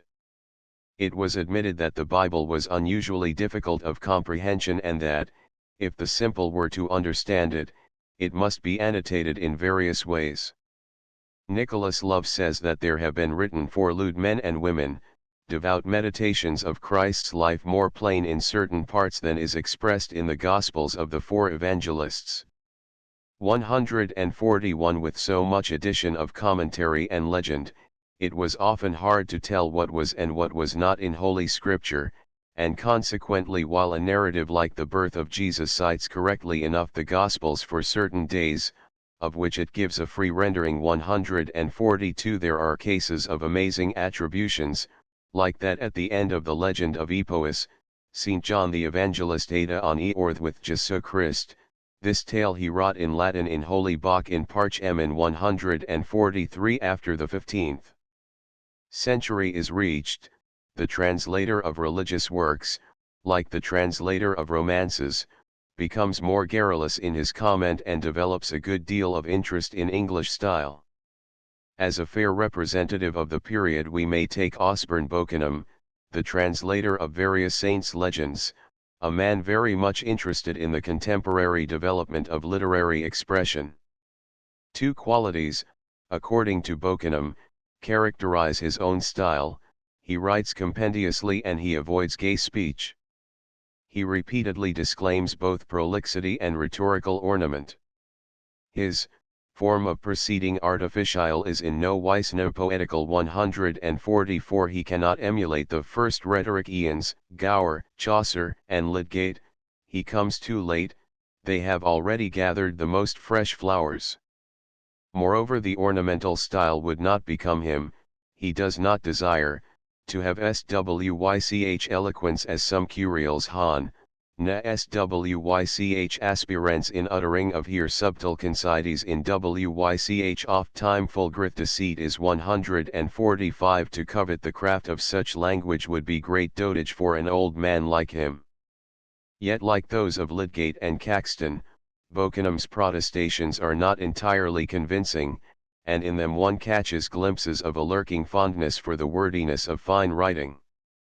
Though Pallas has always refused to lead him of thoroughly rhetoric into the motlid mead, flowery stugadrin of crafty eloquence 146, yet he has often prayed her to show him some favor. Elsewhere he finds it necessary to apologize for the brevity of part of his work. Now have I shewed more compendiously than it out have been this noble pedigree, but in that myn octo I follow softly, and also to eschew prolixite, and for my wyt is skirt, as ye may se, to the second part I will me high. 147. The conventionality, indeed, of Bokenam's phraseology and of his literary standards and the self-contradictory elements in his statements leave one with the impression that he has brought little, if anything, that is fresh and individual to add to the theory of translation. Whether or not the medieval period made progress towards the development of a more satisfactory theory is a doubtful question. While men like Lydgate, Bokenam, and Caxton generally profess to have reproduced the content of their sources and make some mention of the original writers, their comment is confused and indefinite. They do not recognize any compelling necessity for faithfulness, and one sometimes suspects that they excelled their predecessors only in articulateness. As compared with Layman and Orm, they show a development scarcely worthy of a lapse of more than 2 centuries. There is perhaps, as time goes on, some little advance towards the attainment of modern standards of scholarship as regards confession of divergence from sources. In the early part of the period, variations from the original are only vaguely implied and become evident only when the reader can place the English beside the French or Latin.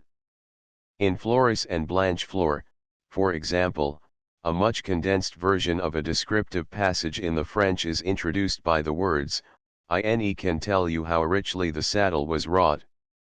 148 The romance of Arthur ends with the statement, "He that will more look," read in the French book, "and he shall find there things that I lead here." 149 The Northern Passion turns from the legendary history of the cross to something more nearly resembling the gospel narrative with the exhortation, "Forget not Jesus for this tale."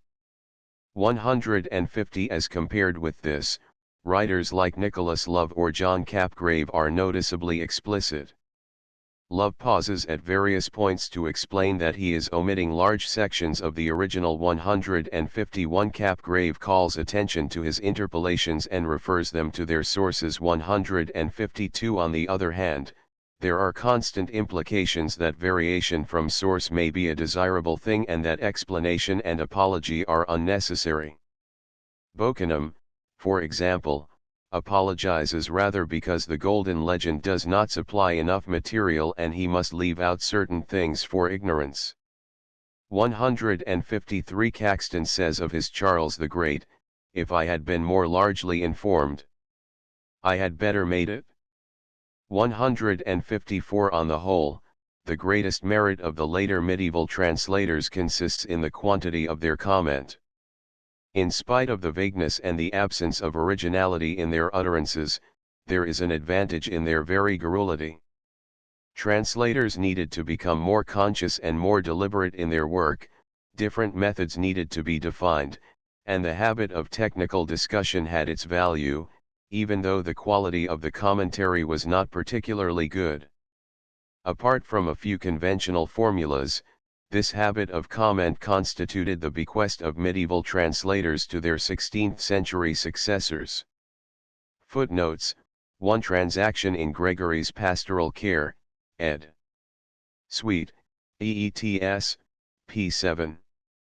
2 Transaction in King Alfred's version of the Consolations of Boethius, trans. Sedgefield, 1900. 3 Transaction in Hargrove, King Alfred's Old English version of St. Augustine's Soliloquies, 1902, pages Slien Sliv. 4 Latin Preface of the Catholic Homilies I, Latin Preface of the Lives of the Saints, Preface of Pastoral Letter for Archbishop Wulfstan.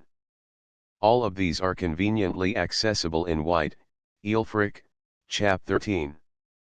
5 Latin Preface to Homilies 2. 6 Ibid 7 Preface to Genesis. 8 Latin Preface of the Grammar. 9 Latin Preface to Homilies I. 10 In the selections from the Bible various passages, example genealogies, are omitted without comment. 11 Latin Preface to Homilies I. 12 Latin Preface. 13 For further comment, see Chapter 2. 14 Transaction in Thorpe, Caedmon's Metrical Paraphrase, London, 1832, pxxv. 15 LL 1238 FF. 4 Trans. See the Christ of Sinu Ulf, ed. Cook, pages Slavie 16 cf. Comment on L1, in Introduction to Andreas, ed. Krapp, 1906, P. Lee. The poem opens with the conventional formula of the epic, citing tradition as the source of the story, though it is all plainly of literary origin. 17 I. La Ronde Premier Fate. 18 Bacchus Falls of Princes, 1558.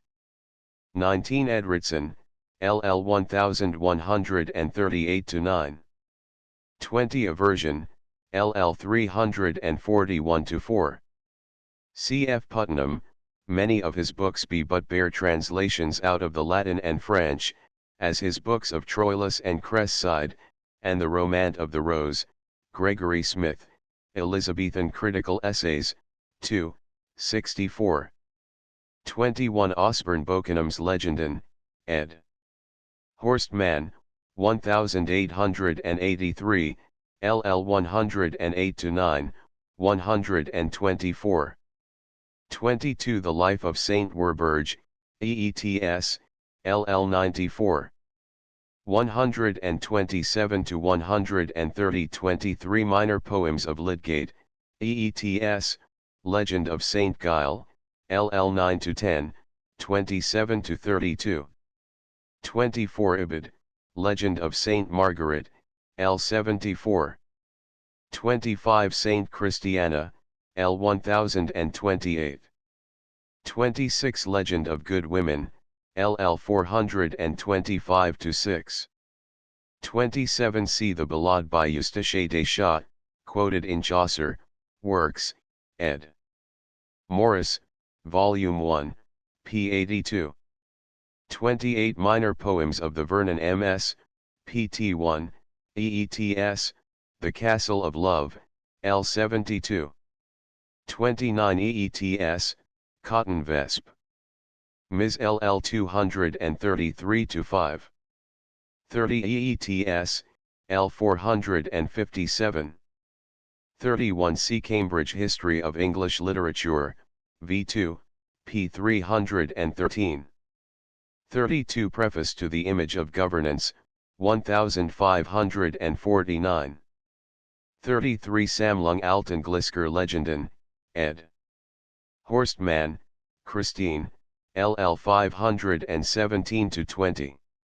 34 Preface, EETS 35 Capgrave, Saint Catherine of Alexandria, EETS, BK3, L 21. 36 In Alten Glisk Legenden, Nieuwe Falge, L 45. 37 Minor Poems of the Vernon Ms. pt 1, Appendix, p. 407. 38 Introduction to Capgrave, Lives of Saint Augustine and Saint Gilbert of Sempringham, EETS 39 Samlung Alten Glisker Legenden, p. 138, LL 1183 to 8. 43 Prose versions of Secreta Secretorum, EETS, Epistle Dedicatory to 2nd. 41 The Pilgrimage of the Life of Man, EETS 42 Osborne Bokenham's Legenden, Saint Agnes, LL 680 to 2. 43 Epistle of Sir John Trevisa, in Pollard, 15th century prose and verse, p. 208. 44 In Sedgefield, King Alfred's version of Boethius. 45 Ed White, 1852, LL 41 to 4. 46 LL 55 to 64. 47 EETS, Preface. 48 Pollard, Ibid, p. 208. 49 EETS, LL 6553 to 7. 50 LL 6565 to 6. 51 EETS, p. 125. 52 Alten Glisk Samlung, Nieuwe Falge, Saint Etheldred Eliensis, L 162. 53 Samlung Alten Glisker Legenden, Erasmus, L 4. 54 Ibid, Magdalena, L 48. 55 Minor Poems of the Vernon Ms., pt 1, Saint Bernard's Lamentation, LL 21 to 2. 56 Samlung Alten Glisker Legenden, Fragment of Canticum de Crete Ioni, LL 49 to 50. 57 Legends of the Holy Rood, EETS, How the Holy Cross was found by Saint Helena, LL 684 to 7. 58 EETS, BK1, LL 684 to 91. 59 Edridson, LL 4027 to 8. 60 Chevalier Oleon, ed. W. L. Holland, 1886, LL 6805 to 6. 61 Ed. Colbeing, 1889, LL 144, 4514. 62 EETS, LL 319, 405, 216. 63 C. Chambers, The Medieval Stage, Appendix G64 Chronicle of England, ed. Furnival, LL 93-104. 65 Altenglisk Legenden, Vita Saint Etheldredi Alliensis, LL 978-9, 1112. 66 BK4, LL 129-130. 67 Samlung Altenglisker Legenden, LL 435-7. 68 EETS 69 Edridson. 70 Ibid 71 EETS 72 Thornton Romances, L 848. Here the writer is probably confused by the two words Grippy and Griffin. 73 EETS, L 1284. 74 EETS, L 318. 75 LL 6983-4. 76 LL 688-9. 77 L 3643. 78 EETS, LL 523-4. 79 L 6105. 80 EETS, L 4734. 81 L 4133. 82 L 5425. 83 L 3894. 84 L 2997. 85 L 2170. 86 L 2428. 87 The Earl of Toulouse, ed. Ritson, LL 1213, 1197. 88 Le Bon Florence of Rome, ed. Ritson, LL 2174, 643. 89 Ed Sarrazin, 1885, note on L10 of the two versions in Northern dialect. 90 Thornton Romances, note on L718. 91 L 1150. 92 LL 1275-6. 93 LL 2173-4. 94 See Miss Rickard's comment in EETS edition of Imare, P. Slayeth. 95 English version, LL 1284, 2115, 5718-9, French version, Melusine, ed. Michel, 1854, LL 1446, 2302, 6150-2. 96 LL 407, 1359. 97 Ed Val Mahler, 1883, LL 5-6. 98 EETS, L 5522. 99 EETS, Chap XLVI, LL 496-9. 100 Chap LVI, LL 521-5. 101 LL 8-12. 102 LL 15-18. 103 CLL 6581 FF 104 Ed EETS, LL 500-501.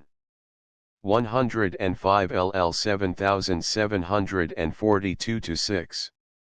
106 LL 2340-8. 107 LL 5144-8. 108 LL 6170-6. 109 Ed EETS, LL 3200, 3218. 110 King Alexander, ed. Weber, 1810, LL 2199 to 2202. 111 Alliterative Romance of Elisa Under, EETS, LL 456 to 9. 112 Ed Madden, 1847. 113 Ed Furnival, 1887, LL 58 to 62. 114 L 70. 115 LL 83 to 4. 116 LL 95 to 6. 117 Original Chronicle, LL 6 to 13. 118 LL 16 to 17. 119 LL 18 to 23. 120 Ed EETS, LL 1 to 7. 121 Prologue. 122 Ed EETS, LL 29 to 33. 123 LL 54 to 8. 124 LL 217 to 20. 125 LL 361 to 7. 126 in Alten Glisk Legenden, Nui Falj, LL 7 to 9. 127 Ibid, LL 33, 35. 128 Osborne Bokenham's Legenden, Saint Agnes, LL 29 to 30. 129 Saint Catherine of Alexandria, Prologue, LL 61 to 2, 232 to 3, 64. 130 Lives of Saint Augustine and Saint Gilbert, Prologue. 131 Oxford, Clarendon Press, Prohemium. 132 in Samlung Alten Glisker Legenden. 133 Minor Poems of the Vernon Mis, De Festo Corporis Christi, L 170. 134 Samlung Alten Glisker Legenden, Saint Bernard, LL 943 to 4. 135 Ibid, Erasmus, L 41. 136 Alten Glisk Legenden, Nui Falj, Saint Catherine, P 243, L 451. 137 Samlung Alten Glisker Legenden, Christine, LL 489 to 90. 138 Ibid, Saint Augustine, LL 1137 to 40. 139 Samlung Alten Glisker Legenden, Saint Augustine, LL 43, 57 to 8, 128. 140 LL 169 to 70, 785 to 6, 2475 to 6. 141 OPCIT, Prohemium. 142 Alten Glisk Legenden, Gebert Jesu, LL 493, 527, 715, etc. 143 Alten Glisk Legenden, Nui Falj, Epois, LL 613 to 16. 144 Osborne Bokenham's Legenden, Saint Margaret, LL 84 to 5. 145 Mary Magdalene, LL 245 to 8.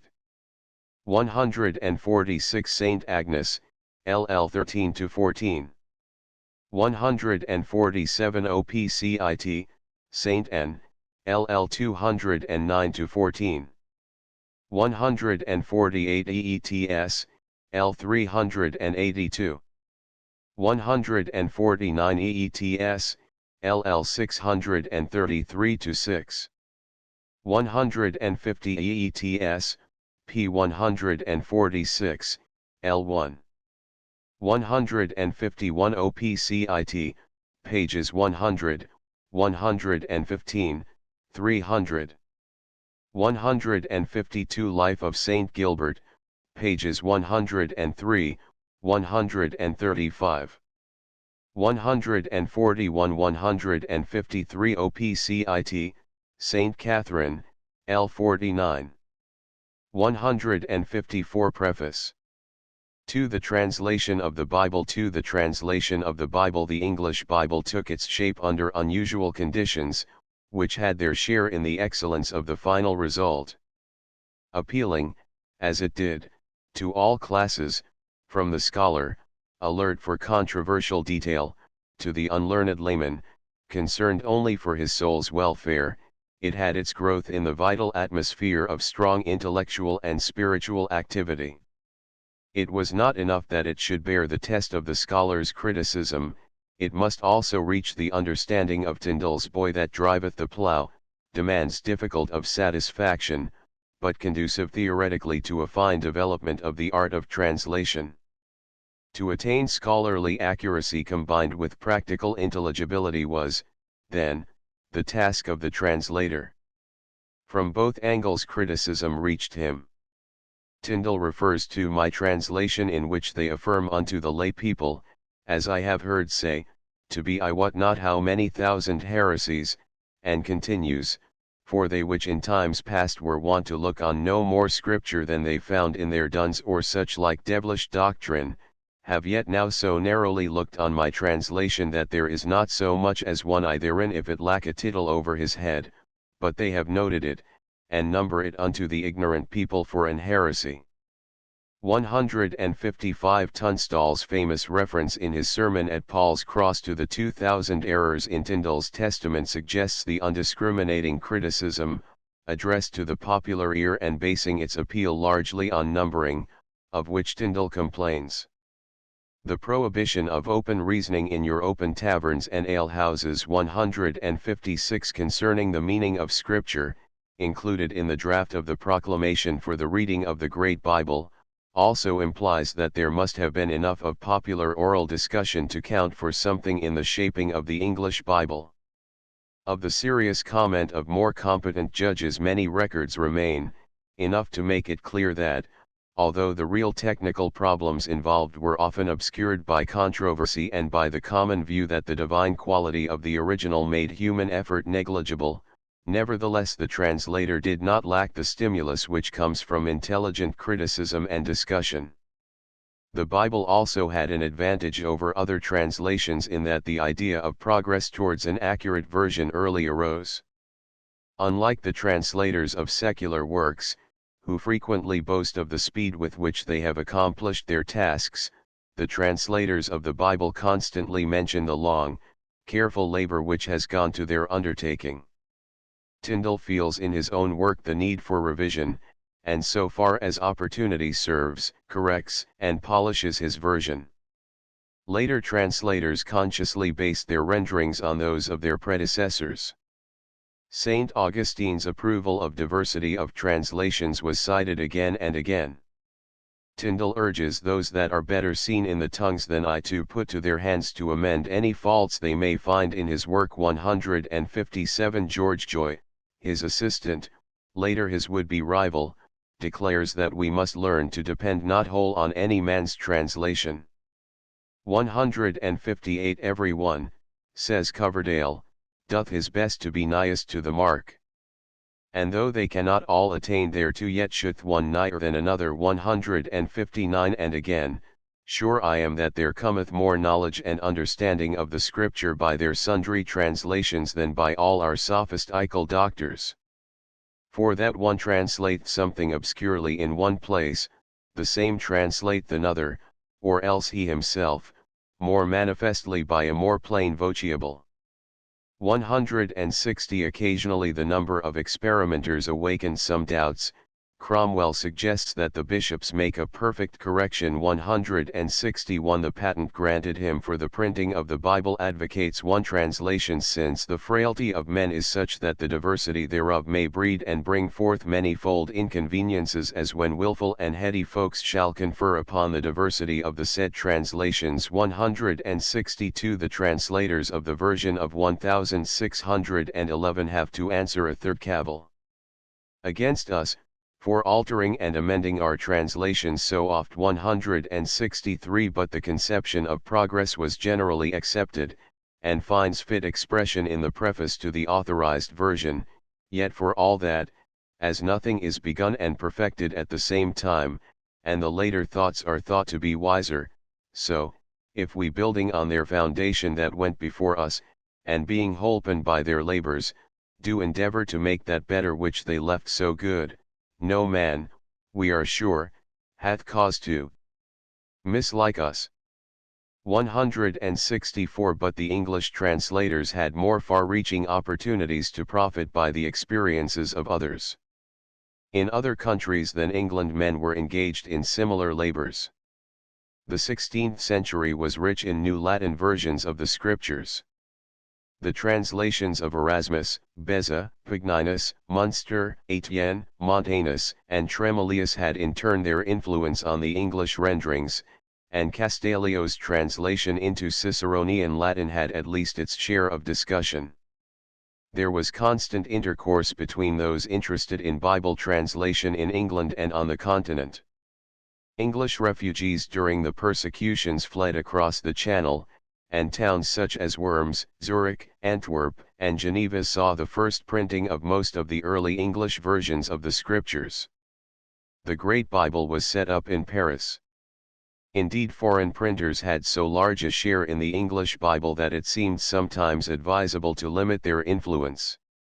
Richard Grafton writes ironically to Cromwell regarding the text of the Bible, "Yet and to make it yet truer than it is, therefore Dutchmen dwelling within this realm go about the printing of it, which can neither speak good English, nor yet write none, and they will be both the printers and correctors thereof." 165 And Coverdale and Grafton imply a similar fear in the case of Regault, the Frenchman, who has been printing service books, when they ask Cromwell that henceforth he print no more in the English tongue, unless he have an Englishman that is learned to be his corrector. 166 Moreover, versions of the Scriptures in other languages than English were not unknown in England. In 1530 Henry VIII was led to prohibit the having of Holy Scripture, translated into the vulgar tongues of English, French, or Dutch. 167 Besides this general familiarity with foreign translations and foreign printers, a more specific indebtedness must be recognized. More's attack on the book which whoso calleth the New Testament calleth it by a wrong name, except they will call it Tyndale's Testament or Luther's Testament. 168 is in some degree justified in its reference to German influence. Coverdale acknowledges the aid he has received from the Dutch interpreters, whom, because to their singular gifts and special diligence in the Bible, I have been the more glad to follow. 169 The preface to the version of 1611 says, "Neither did we think much to consult the translators or commentators, Chaldee, Hebrew, Syrian, Greek, or Latin, no, nor the Spanish, French, Italian, or Dutch." 170 Doubtless a great part of the debt lay in matters of exegesis, but in his familiarity with so great a number of translations into other languages and with the discussion centering around these translations, it is impossible that the English translator should have failed to obtain suggestions, both practical and theoretical, which applied to translation rather than to interpretation. Comments on the general aims and methods of translation, happy turns of expression in French or German which had their equivalents in English idiom, must frequently have illuminated his difficulties. The translators of the Geneva Bible show a just realization of the truth when they speak of the great opportunity and occasions which God hath presented unto us in this church, by reason of so many godly and learned men, and such diversities of translations in divers tongues. 171 Of the general history of biblical translations, already so frequently and so adequately treated, only the barest outline is here necessary. The various Anglo-Saxon translations and the Wyclifite versions are largely detached from the main line of development. From Tyndall's translations to the authorized version of 1611 the line is surprisingly consecutive, though in the matter of theory an early translator occasionally anticipates views which obtain general acceptance only after a long period of experiment and discussion. Roughly speaking, the theory of translation has as its two extremes, the Roman Catholic and the Puritan positions, while the 1611 version, where its preface commits itself, compromises on the points at issue. As is to be expected, the most definite statements of the problems involved and of their solution are usually found in the comment of those practically engaged in the work of translation. The widely discussed question whether or not the people should have the scriptures in the vulgar tongue scarcely ever comes down to the difficulties and possibilities of the actual undertaking. More's lengthy attack on Tyndall's New Testament is chiefly concerned with matters of doctrine. Apart from the prefaces to the various issues of the Bible, the most elaborate discussion of technical matters is Fuchs' defense of the sincere and true translation of the Holy Scriptures into the English tongue, a Protestant reply to the claims of the Rhemish translators, published in 1589. Even the more definite comments are bound up with a great mass of controversial or hortatory material, so that it is hard to disentangle the actual contribution which is being made to the theory of translation.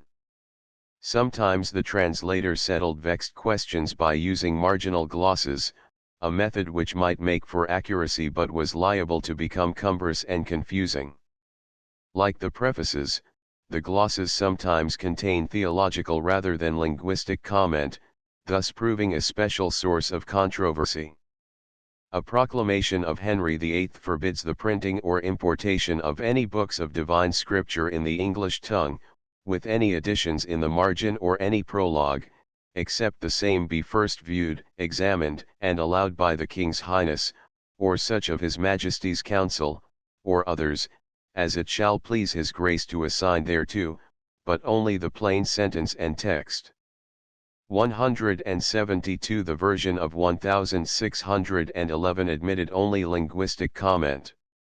Though the Anglo-Saxon renderings of the scriptures are for the most part isolated from the main body of translations, there are some points of contact. Elizabethan translators frequently cited the example of the earlier period as an argument in favor of having the Bible in the vulgar tongue. Nor were they entirely unfamiliar with the work of these remote predecessors. Fox, the martyrologist, published in 1571 an edition of the Four Gospels in Anglo-Saxon under the patronage of Archbishop Parker. Parker's well-known interest in Old English centered particularly around the early versions of the Scriptures. Secretary Cecil sends the Archbishop a very ancient Bible written in Latin and Old English or Saxon, and Parker in reply comments on the fair antique writing with the Saxon interpretation. 173 Moreover, the slight record which survives suggests that the problems which confronted the Anglo-Saxon translator were not unlike those which met the translator of a later period. Ælfric's theory of translation in general is expressed in the Latin prefaces to the homilies of the Anglo-Saxon Church and the Lives of the Saints. Above all things he desires that his work may be clear and readable. Hence he has a peculiar regard for brevity. The homilies are rendered non garrula verbositate, the Lives of the Saints are abbreviated on the principle that non semper bruita sermonum deterpat sed multotiens honestiorum reddit. Clear, idiomatic English is essential even when it demands the sacrifice of verbal accuracy. He presents not word for word but sense for sense, and prefers the pure and open words of the language of this people, to a more artificial style. His Anglo-Saxon preface to Genesis implies that he felt the need of greater faithfulness in the case of the Bible. We dare write no more in English than the Latin has, nor change the orders, endibirdness, but it goes on to say that it is necessary that Latin idiom adapt itself to English idiom. 174 Apart from Ælfric's prefaces, Anglo-Saxon translators of the Scriptures have left no comment on their methods. One of the versions of the Gospels, however, links itself with later translations by employing as preface 3 of St. Jerome's prologues, among them the preface to Eusebius.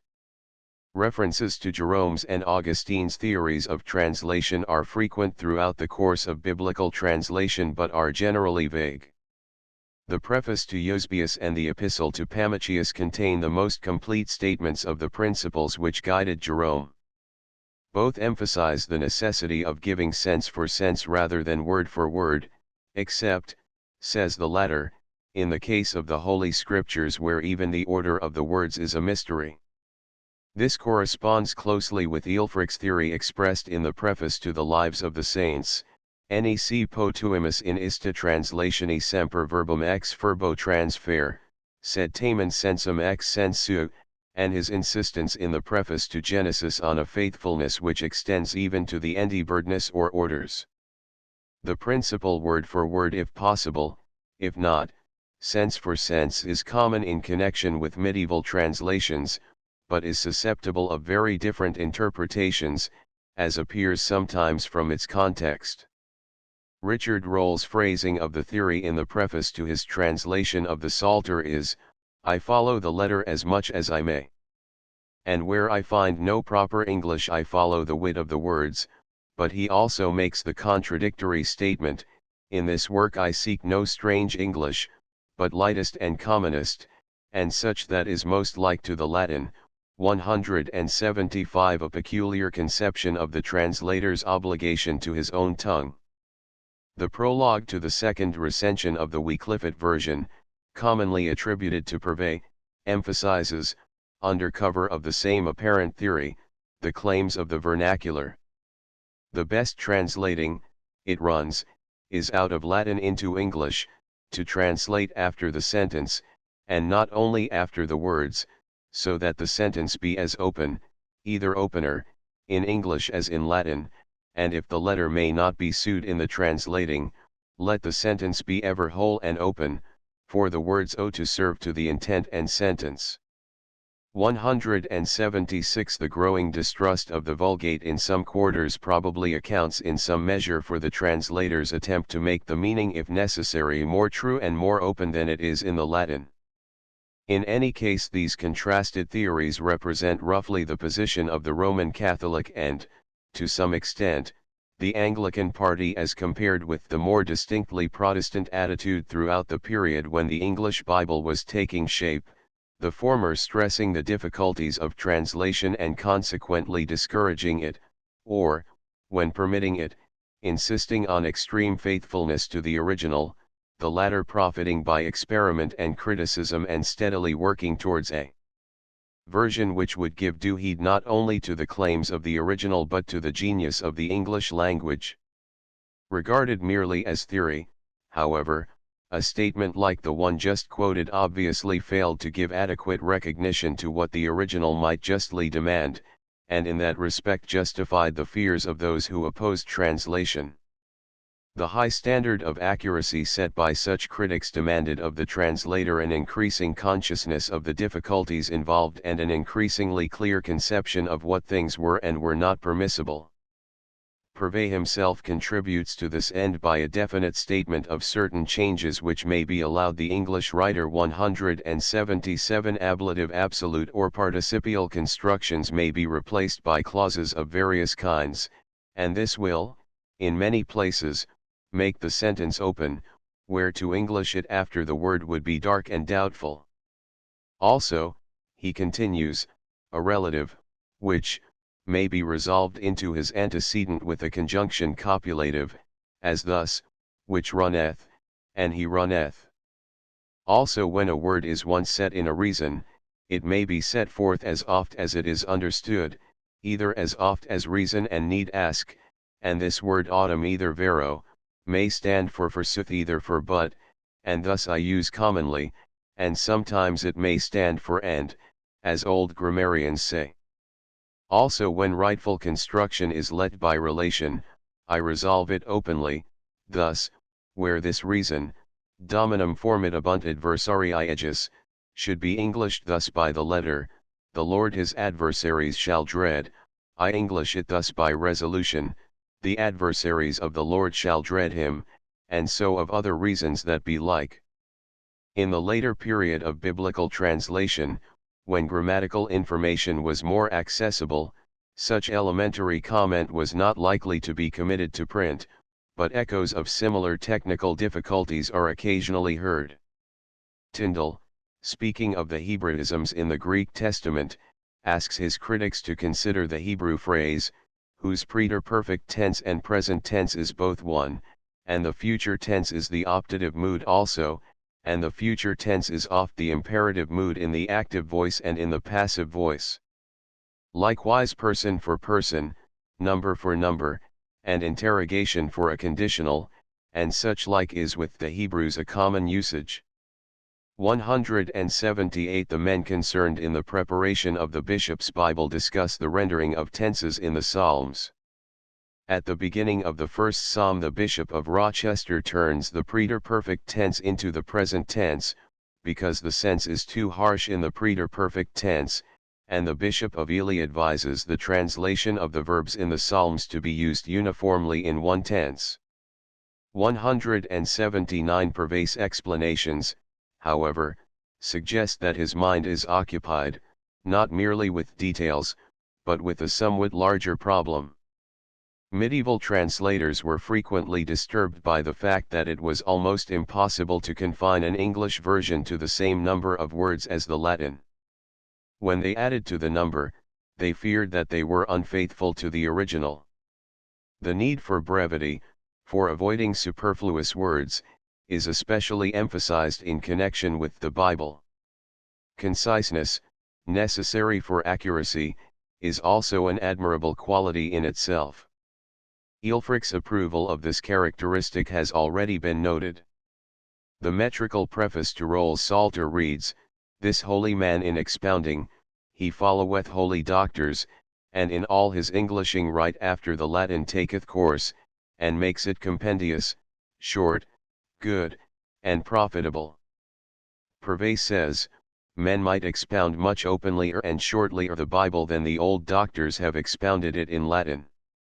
Besides approving the avoidance of verbose commentary and exposition, critics and translators are always on their guard against the employment of over many words in translation. Tyndall, in his revision, will seek to bring to compendiousness that which is now translated at the length. 180 In certain cases, he says, English reproduces the Hebrew original more easily than does the Latin, because in Latin the translator must seek a compass. 181 Coverdale finds a corresponding difficulty in turning Latin into English, the figure called eclipsis diverse times used in the scriptures, though she do garnish the sentence in Latin will not so be admitted in other tongues. 182 The translator of the Geneva New Testament refers to the Hebrew and Greek phrases, which are strange to render into other tongues, and also short. 183 The preface to the Rhemish Testament accuses the Protestant translators of having in one place put into the text 3 words more than the Greek word doth signify. 184 Strupy says of Czech in a passage chiefly concerned with Czech's attempt at translation of the Bible, he brought in a short and expressive way of writing without long and intricate periods. 185 A comment which suggests that possibly the appreciation of conciseness embraced sentence structure as well as phrasing. As Tyndall suggests, careful revision made for brevity. In Lawrence's scheme for correcting his part of the bishop's Bible was the heading word superfluous. 186 The preface to the Authorized Version says, "If anything be halting, or superfluous, or not so agreeable to the original, the same may be corrected, and the truth set in place." 187 As time went on, certain technical means were employed to meet the situation. Coverdale encloses in brackets words not in the Latin text, the Geneva translators put added words in italics. Fuchs criticizes the Rhemish translators for neglecting this device. 188 And the matter is finally settled by its employment in the Authorized Version. Fuchs, however, irritated by what he considers a superstitious regard for the number of words in the original on the part of the Rhemish translators, puts the whole question on a common-sense basis. He charges his opponents with making many imperfect sentences, because you will not seem to add that which in translation is no addition, but a true translation. 189 For to translate out of one tongue into another, he says in another place, is a matter of greater difficulty than is commonly taken, I mean exactly to yield as much and no more than the original containeth, when the words and phrases are so different, that few are found which in all points signify the same thing, neither more nor less, in divers tongues. 190 And again, must not such particles in translation be always expressed to make the sense plain, which in English without the particle hath no sense or understanding? To translate precisely out of the Hebrew is not to observe the number of words, but the perfect sense and meaning, as the phrase of our tongue will serve to be understood. 191 For the distinguishing characteristics of the authorized version, the beauty of its rhythm, the vigor of its native Saxon vocabulary, there is little to prepare one in the comment of its translators or their predecessors. Apparently the faithful effort to render the original truly resulted in a perfection of style of which the translator himself was largely unconscious. The declaration in the preface to the version of 1611 that niceness in words was always counted the next step to trifling, 192 And the general condemnation of Castalio's lewd translation, 193 point to a respect for the original which made the translator merely a mouthpiece and the English language merely a medium for a divine utterance. Possibly there is to be found in appreciation of the style of the original Hebrew, Greek, or Latin some hint of what gave the English version its peculiar beauty, though even here it is hard to distinguish the tribute paid to style from that paid to content. The characterization may be only a bit of vague comparison like that in the preface to the authorized version, Hebrew the ancientest, Greek the most copious, Latin the finest, 194 Or the reference in the preface to the Rhemish New Testament to the Vulgate as the translation of greatest majesty. 195 The prefaces to the Geneva New Testament and the Geneva Bible combine fairly definite linguistic comment with less obvious references to style, and because the Hebrew and Greek phrases, which are hard to render in other tongues, and also short, should not be so hard, I have sometimes interpreted them without any whit diminishing the grace of the sense, as our language doth use them. 196 Now as we have chiefly observed the sense, and labored always to restore it to all integrity, so have we most reverently kept the propriety of the words, considering that the apostles who spoke and wrote to the Gentiles in the Greek tongue, rather constrained them to the lively phrase of the Hebrew, than enterprised far by mollifying their language to speak as the Gentiles did. And for this and other causes we have in many places reserved the Hebrew phrases, notwithstanding that they may seem somewhat hard in their ears that are not well practiced and also delight in the sweet-sounding phrases of the Holy Scriptures. 197 On the other hand, the Rhemish translators defend the retention of these Hebrew phrases on the ground of stylistic beauty. There is a certain majesty and more signification in these speeches, and therefore both Greek and Latin keep them, although it is no more the Greek or Latin phrase, than it is the English. 198 Of peculiar interest is Tyndall's estimate of the relative possibilities of Hebrew, Greek, Latin, and English. Of the Bible he writes, "They will say it cannot be translated into our tongue, it is so rude. It is not so rude as they are false liars. For the Greek tongue agreeth more with the English than with the Latin. And the properties of the Hebrew tongue agreeth 1,000 times more with the English than with the Latin. The manner of speaking is both one, so that in 1,000 places thou needest not but to translate it into the English word for word, when thou must seek a compass in the Latin, and yet shalt have much work to translate it well favoredly, so that it have the same grace and sweetness, sense, and pure understanding with it in the Latin, and as it hath in the Hebrew. 199. The implication that the English version might possess the grace and sweetness of the Hebrew original suggests that Tyndale was not entirely unconscious of the charm which his own work possessed, and which it was to transmit to later renderings. The questions most definitely discussed by those concerned in the translation of the Bible were questions of vocabulary. Primarily, most of these discussions centered around points of doctrine and were concerned as largely with the meaning of the word in the original as with its connotation in English. Yet though not in their first intention linguistic, these discussions of necessity had their bearing on the general problems debated by rhetoricians of the day and occasionally resulted in definite comment on English usage, as when, for example, Moore says, "And in our English tongue this word senior signifieth nothing at all, but is a French word used in English more than half in mockage, when one will call another my lord in scorn." With the exception of Sir John Check, few of the translators say anything which can be construed as advocacy of the employment of native English words. Of Check's attitude there can, of course, be no doubt.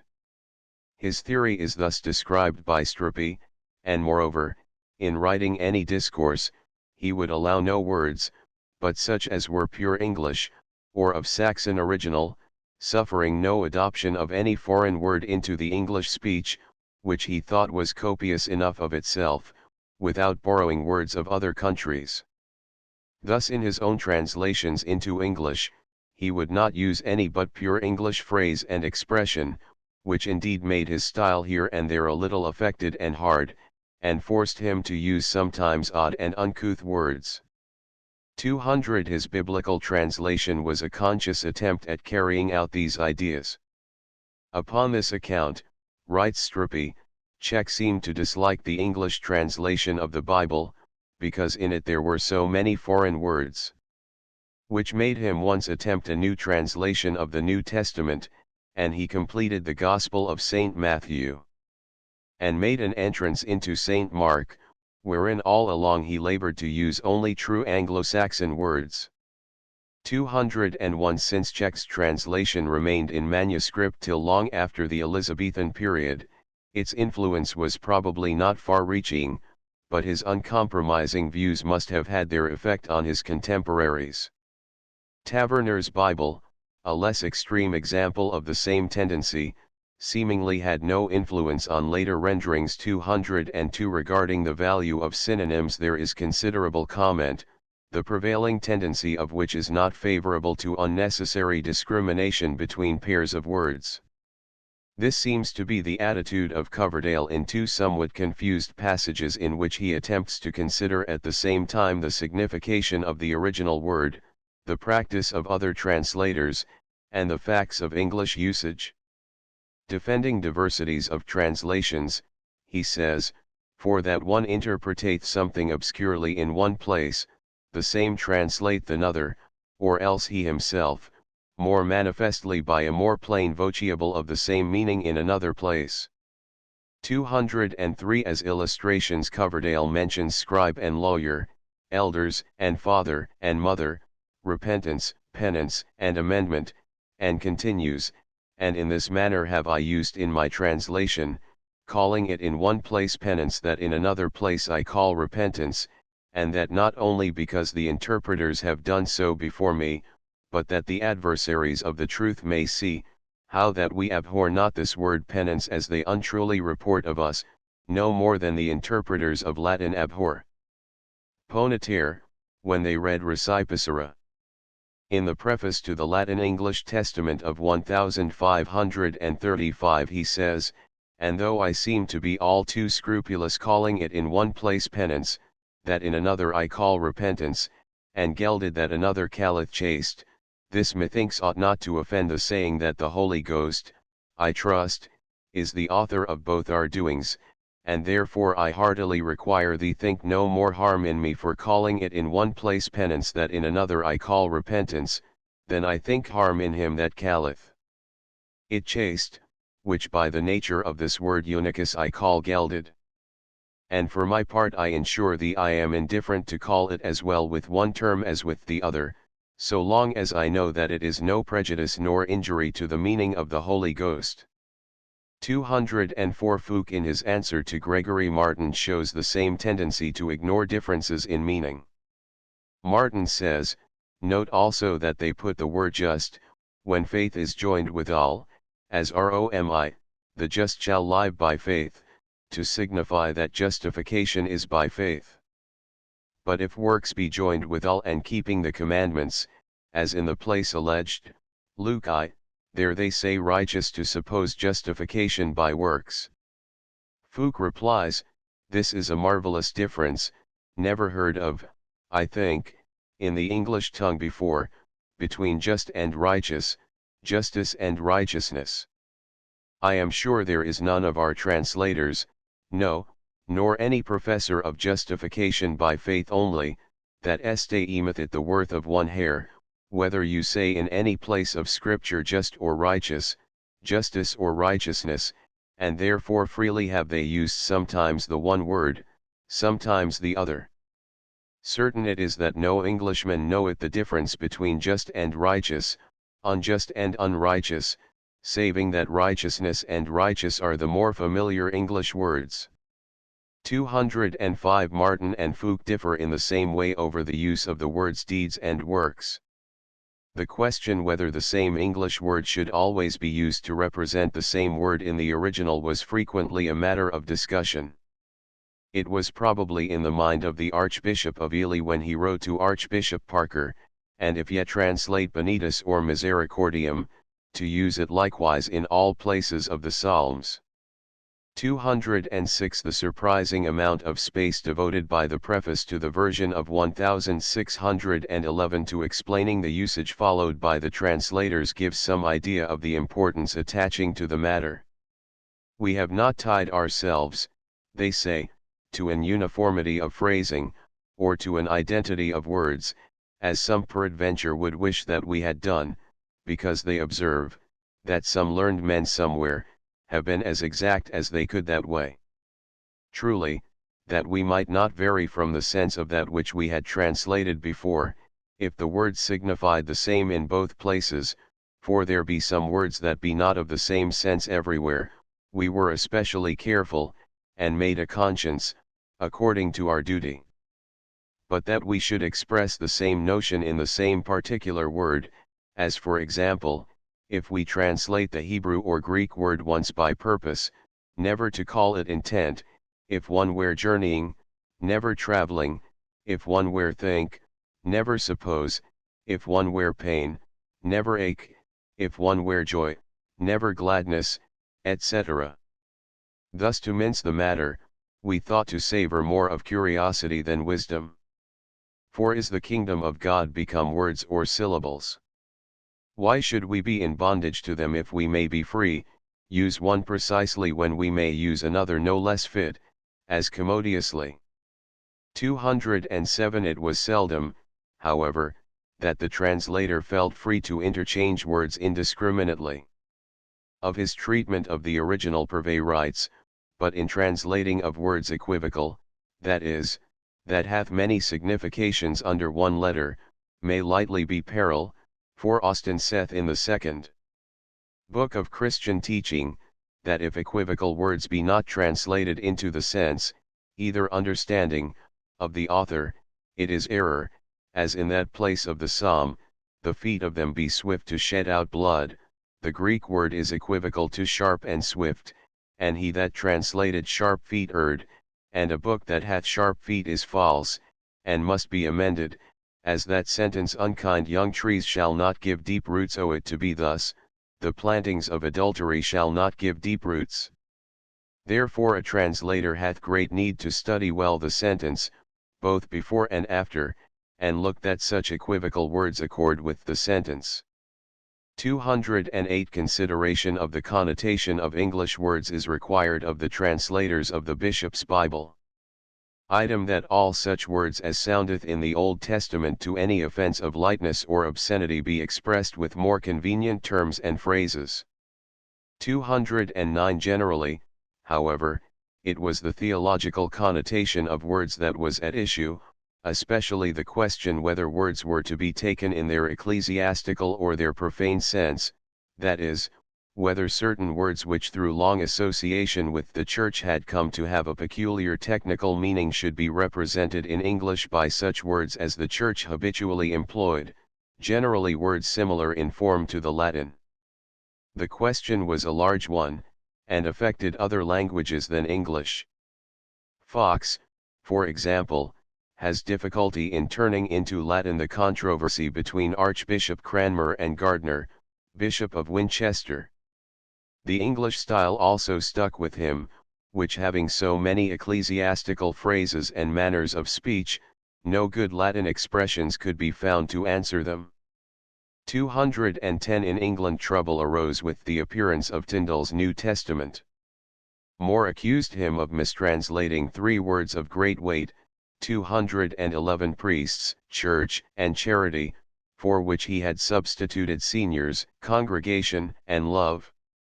Robert Ridley, chaplain to the Bishop of London, wrote of Tyndale's version, "By this translation we shall lose all these Christian words, penance, charity, confession, grace, priest, church, which he always calleth a congregation, idolatria calleth he worshipping of images." 212 Much longer is the list of words presented to Convocation some years later by the Bishop of Winchester, which he desired for their germane and native meaning and for the majesty of their matter might be retained as far as possible in their own nature or be turned into English speech as closely as possible. 213 It goes so far as to include words like pontifex, ancilla, lights, igeneus, zizania. This theory was largely put into practice by the translators of the Rhemish New Testament, who say, "We are very precise and religious in following our copy, the old vulgar approved Latin, not only in sense, which we hope we always do, but sometimes in the very words also and phrases." 214 And give as illustrations of their usage the retention of corbana, parasive, pasci, azymes, and similar words.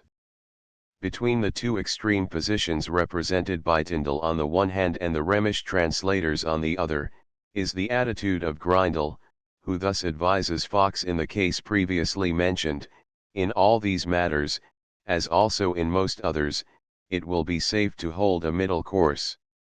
My judgment is the same with regard to style. For neither is the ecclesiastical style to be fastidiously neglected, as it is by some, especially when the heads of controversies cannot sometimes be perspicuously explained without it, nor, on the other hand, is it to be so superstitiously followed as to prevent us sometimes from sprinkling it with the ornaments of language." 215 The Authorized Version, following its custom, approves the middle course. We have on the one side avoided the scrupulosity of the Puritans, who leave the old ecclesiastical words, and betake themselves to other, as when they put washing for baptism, and congregation instead of church, as also on the other side we have shunned the obscurity of the papists, in their azymes, tunic, rational, holocausts, prepious, pasci, and a number of such like. 216 In the interval between Tyndale's translation and the appearance of the Authorized Version the two parties shifted their ground rather amusingly. More accuses Tyndale of taking liberties with the prevailing English usage, especially when he substitutes congregation for church, and insists that the people understand by church what they ought to understand. This is true, he says, of the usual signification of these words themselves in the English tongue, by the common custom of us English people, that either now do use these words in our language, or that have used before our days.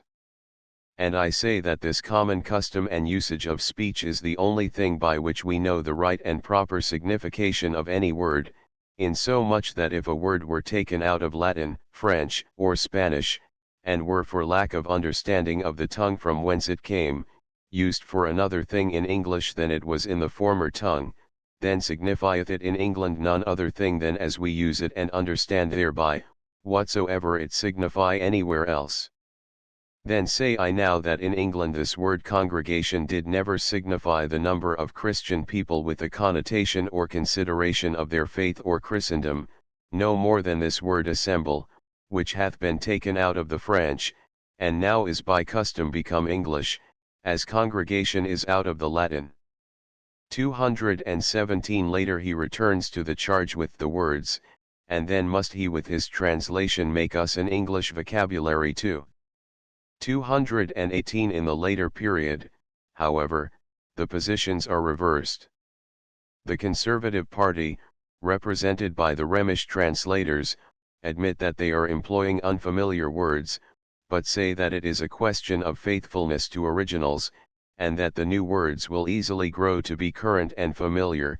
219 A contention not without basis when one considers how much acceptance or rejection by the English Bible could affect the status of a word. Moreover, the introduction of new words into the scriptures had its parallel in the efforts being made elsewhere to enrich the language.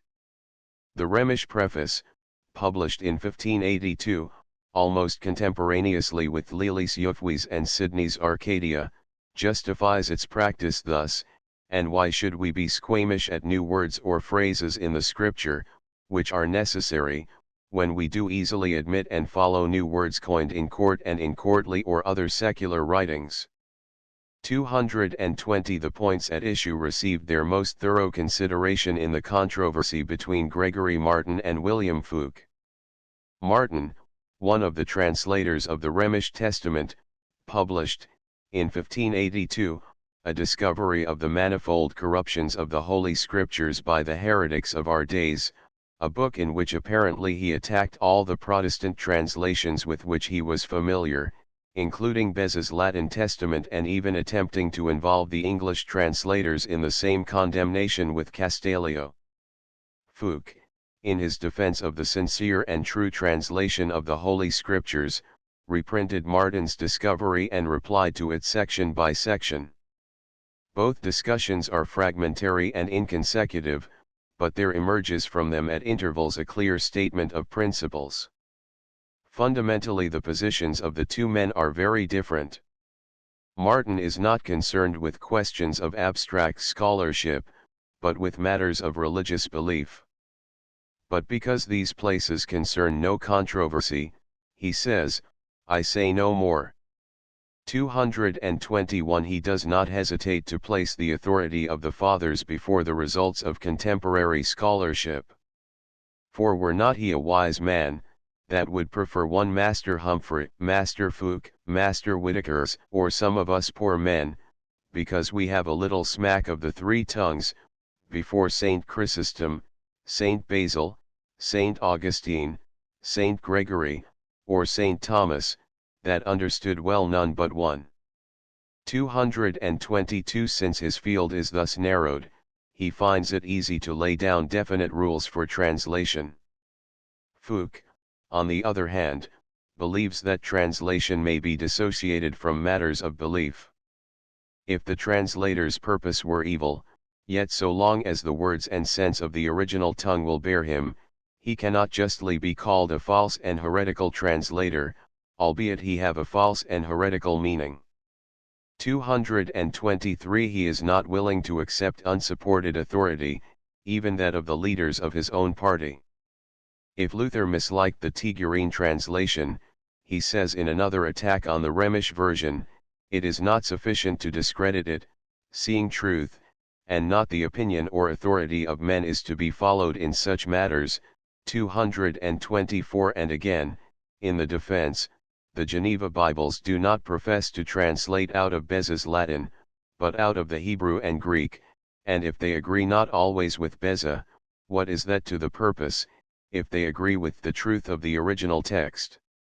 225 Throughout the defense he is on his guard against Martin's attempts to drive him into unqualified acceptance of any set formula of translation.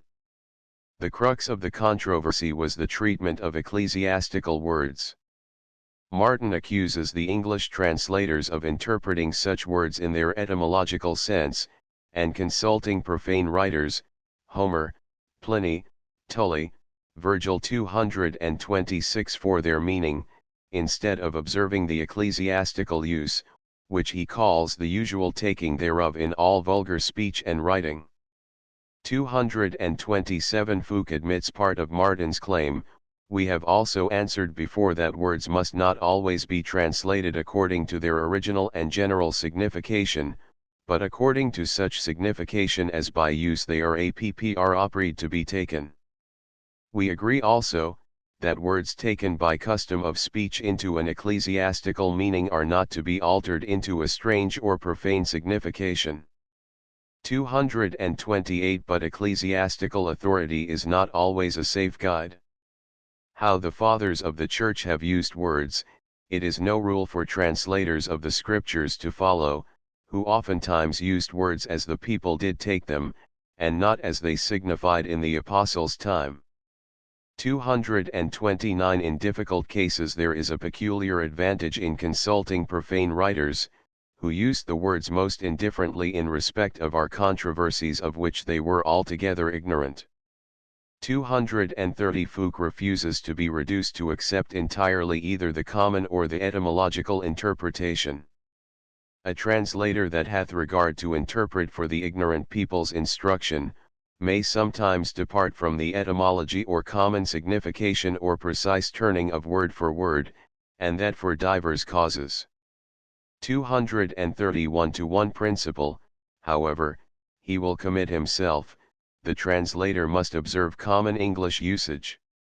We are not lords of the common speech of men, he writes, for if we were, we would teach them to use their terms more properly, but seeing we cannot change the use of speech, we follow Aristotle's counsel, which is to speak and use words as the common people useth. 232. Consequently ecclesiastical must always give way to popular usage. Our meaning is not, that if any Greek terms, or words of any other language, have of long time been usurped in our English language, the true meaning of which is unknown at this day to the common people, but that the same terms may be either in translation or exposition set out plainly, to inform the simplicity of the ignorant, by such words as of them are better understood. Also when those terms are abused by custom of speech, to signify some other thing than they were first appointed for, or else to be taken ambiguously for divers things, we ought not to be superstitious in these cases, but to avoid misunderstanding we may use words according to their original signification, as they were taken in such time as they were written by the instruments of the Holy Ghost. 233. Fuchs' support of the claims of the English language is not confined to general statements. Acquaintance with other languages has given him a definite conception of the properties of his own, even in matters of detail. He resents the importation of foreign idiom. If you ask for the readiest and most proper English of these words, I must answer you, an image, a worshipper of images, and worshipping of images, as we have sometimes translated. The other that you would have, idol, idolater, and idolatry, be rather Greekish than English words, which though they be used by many Englishmen, yet are they not understood of all as the other be. 234. You avoid the names of elders, calling them ancients, and the wise men sages, as though you had rather speak French than English, as we do, like as you translate confide, have a good heart, after the French phrase, rather than you would say as we do, be of good comfort.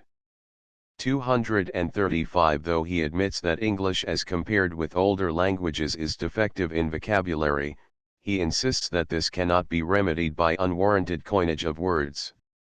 That we have no greater change of words to answer so many of the Hebrew tongue, it is of the riches of that tongue, and the poverty of our mother language, which hath but two words, image and idol, and both of them borrowed of the Latin and Greek. As for other words equivalent, we know not any, and we are loath to make any new words of that signification, except the multitude of Hebrew words of the same sense coming together do sometimes perhaps seem to require it. Therefore as the Greek hath fewer words to express this thing than the Hebrew, so hath the Latin fewer than the Greek, and the English fewest of all, as will appear if you would undertake to give us English words for the 13 Hebrew words, except you would coin such ridiculous inkhorn terms, as you do in the New Testament, as Imes, prepuce, neophyte, sandale, pareceive, and such like.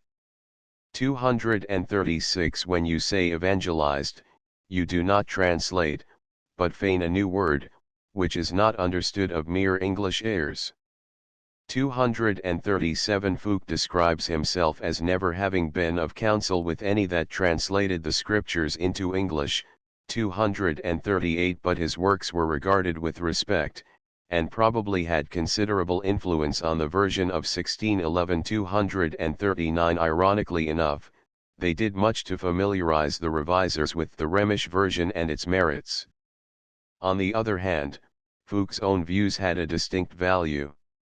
Though on some points he is narrowly conservative, and though some of the words which he condemns have established themselves in the language, nevertheless most of his ideas regarding linguistic usage are remarkably sound, and, like those of Moore, commend themselves to modern opinion. Between the translators of the Bible and the translators of other works there were few points of contact. Though similar problems confronted both groups, they presented themselves in different guises. The question of increasing the vocabulary, for example, is in the case of biblical translation so complicated by the theological connotation of words as to require a treatment peculiar to itself. Translators of the Bible were scarcely ever translators of secular works and vice versa. The chief link between the two kinds of translation is supplied by the metrical versions of the Psalms. Such verse translations were counted of sufficient importance to engage the efforts of men like Parker and Coverdale, influential in the main course of Bible translation. Men like Thomas Norton, the translator of Calvin's Institutes, Richard Stanihurst, the translator of Virgil, and others of greater literary fame, Wyatt, Surrey, Sidney, Milton, Bacon, experimented, as time went on, with these metrical renderings. The list even includes the name of King James. 240 At first there was some idea of creating for such songs a vogue in England like that which the similar productions of Marot had enjoyed at the French court. Translators felt free to choose what George Wither calls easy and passionate psalms, and, if they desired, create elegant seeming paraphrases, trimmed up with rhetorical illustrations, suitable to their fancies, and the changeable garb of affected language. 241 The expectations of courtly approbation were, however, largely disappointed, but the metrical psalms came, in time, to have a wider and more democratic employment. Complete versions of the Psalms in verse came to be regarded as a suitable accompaniment to the Bible, until in the Scottish General Assembly of 1601 the proposition for a new translation of the Bible was accompanied by a parallel proposition for a correction of the Psalms in meter 242. Besides this general realization of the practical usefulness of these versions in divine service, there was in some quarters an appreciation of the peculiar literary quality of the Psalms which tended to express itself in new attempts at translation. Arthur Golding, though not himself the author of a metrical version, makes the following comment: for whereas the other parts of Holy Writ, whether they be historical, moral, judicial, ceremonial, or prophetical, do commonly set down their treatises in open and plain declaration, this part consisting of them all, wrappeth up things in types and figures, describing them under borrowed personages, and oftentimes winding in matters of prevention, speaking of things to come as if they were past or present, and of things past as if they were in doing, and every man is made a betrayer of the secrets of his own heart.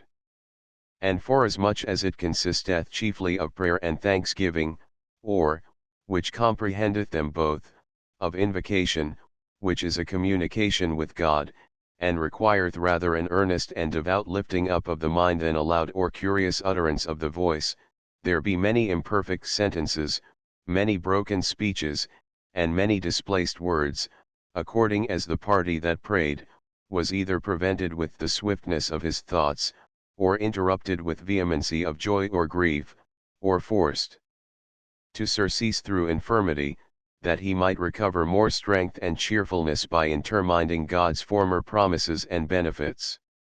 243 George Wither finds that the style of the Psalms demands a verse translation. The language of the Muses, he declares, in which the Psalms were originally written, is not so properly expressed in the prose dialect as in verse. I have used some variety of verse, he explains, because prayers, praises, lamentations, triumphs, and subjects which are pastoral, heroical, elegiacal, and mixed, all which are found in the Psalms, are not properly expressed in one sort of measure. 244. Besides such perception of the general poetic quality of the Psalms as is found in Wither's comment, there was some realization that metrical elements were present in various books of Scripture. Jerome, in his preface to Job, had called attention to this 245, but the regular translators, whose references to Jerome, though frequent, are somewhat vague, apparently made nothing of the suggestion. Elsewhere, however, there was an attempt to justify the inclusion of translations of the Psalms among other metrical experiments. Gudge, defending the having of the Psalms in meter, declares that Isaiah, Jeremiah, and other parts of the Bible were written by the first authors in perfect and pleasant hexameter verses.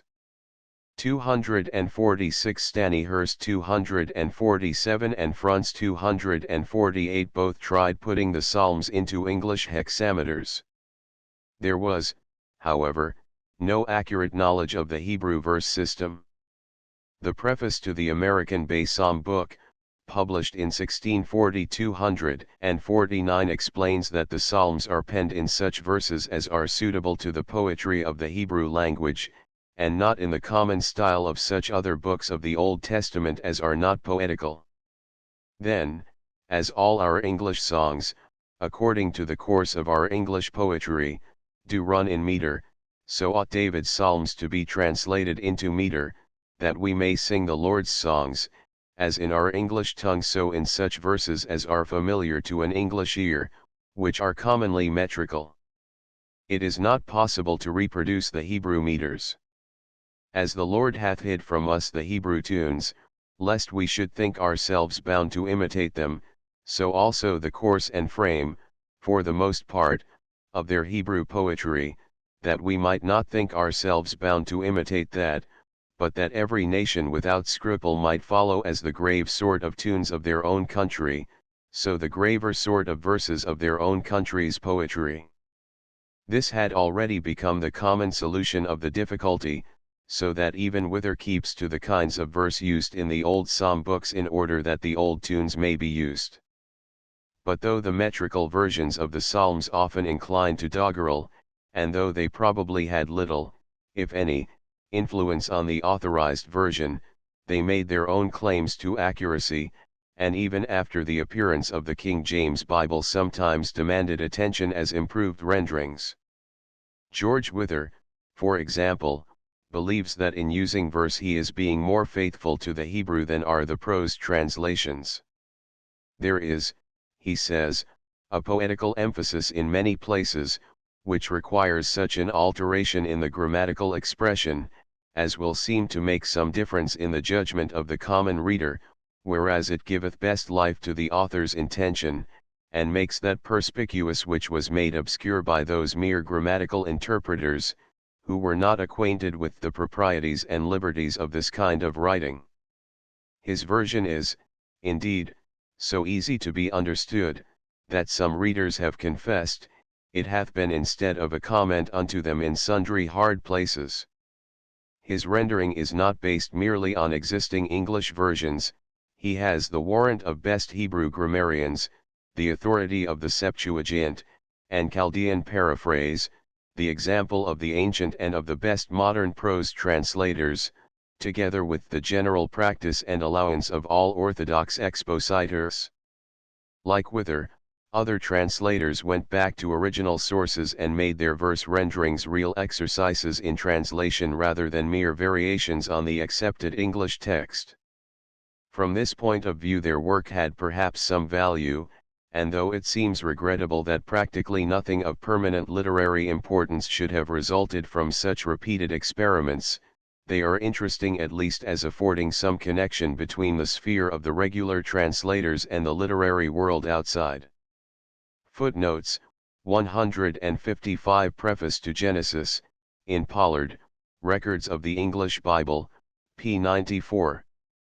156 Pollard, p. 266. 157 Ibid, p. 112. 158 Ibid, p. 187. 159 Ibid, p. 205.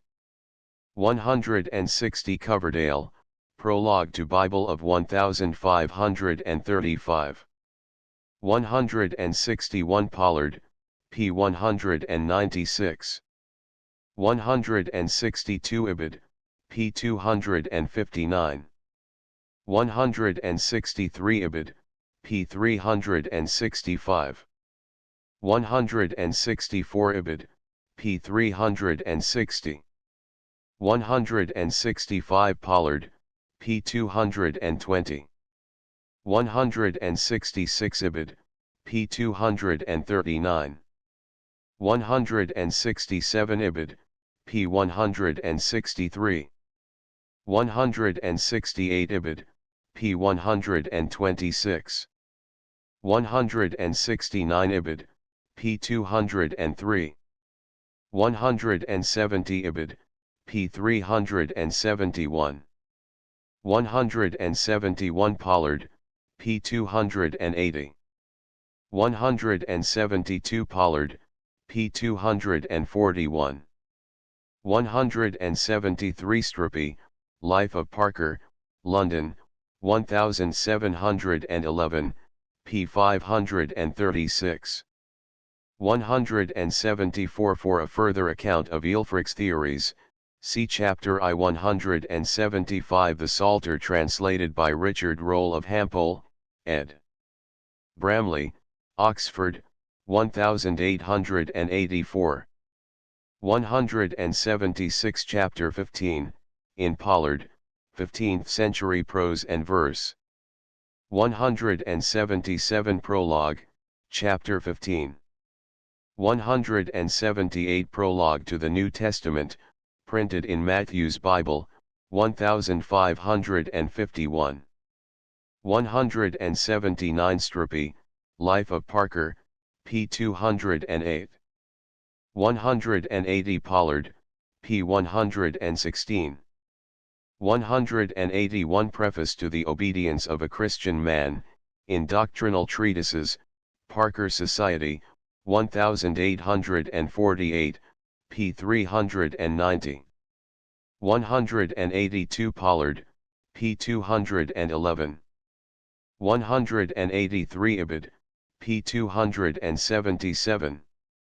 184 Ibid, p. 306. 185 Life of Czech, p. 212. 186 Strupy, Life of Parker, p. 404. 187 Pollard, p. 361. 188 Fuchs, Defense, Parker Society, p. 552. 189 Defense, p. 552. 190 Ibid, p. 97. 191 Ibid, p. 408. 192 Pollard, p. 375.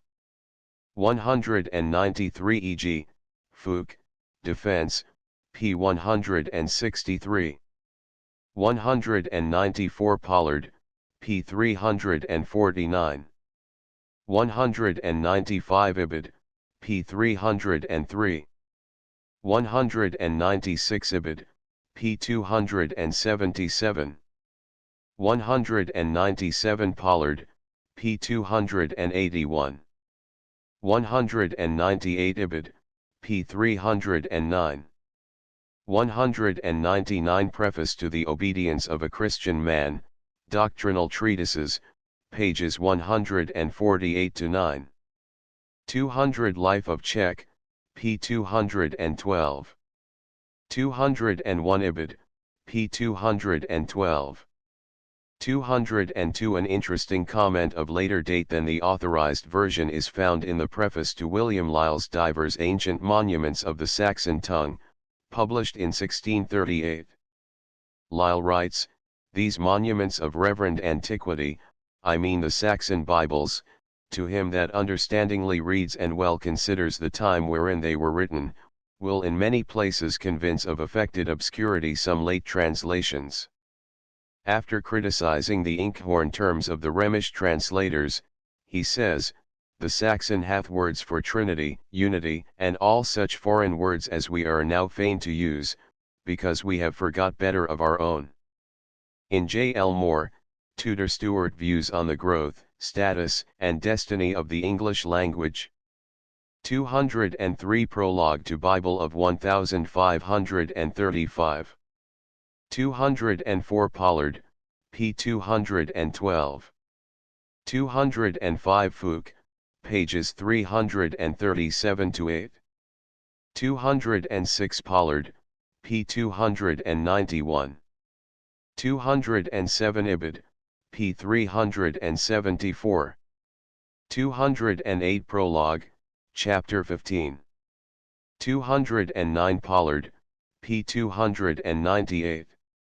210 Strupy, Life of Grindal, Oxford, 1821, p. 19.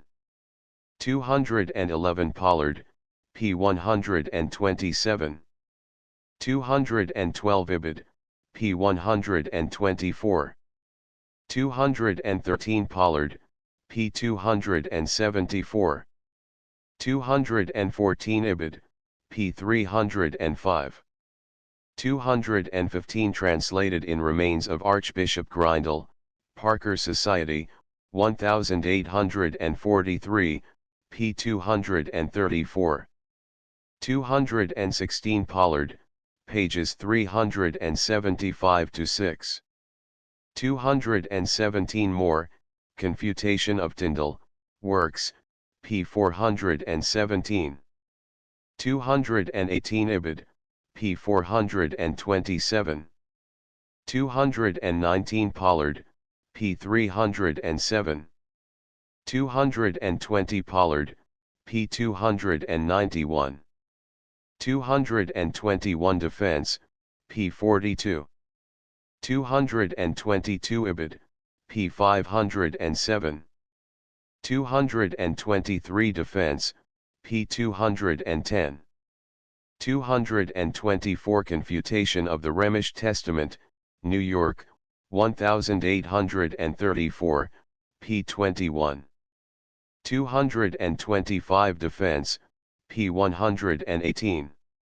226 Ibid, p. 160. 227 Ibid, p. 217. 228 Defense, p. 217. 229 Ibid, p. 162. 230 Ibid, p. 161. 231 Ibid, p. 58. 232 Ibid, p. 267. 233 Defense, p. 217. 234 Ibid, p. 179. 235 Ibid, p. 90. 236 Defense, p. 206. 237 Ibid, p. 549. 238 Ibid, p. 89. 239 Pollard, Introduction, p. 37. 240 C. Holland, The Psalmists of Britain, London, 1843, for a detailed account of such translations. 241 Preface to the Psalms of David translated into lyric verse, 1632, reprinted by the Spencer Society, 1881. 242 Holland, p. 251. 243 Epistle Dedicatory, to the Psalms with M. John Calvin's Commentaries, 1571. 244 OPCIT 245 See the Nicene and Post-Nicene Fathers, ed. Schaff and Was, New York, 1893, p. 491. 246 Holland, note, p. 89.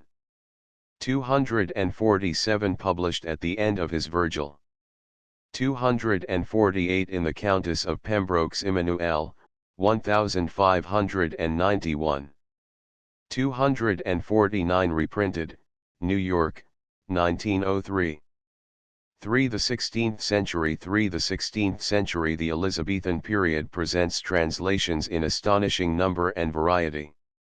As the spirit of the Renaissance began to inspire England, translators responded to its stimulus with an enthusiasm denied to later times.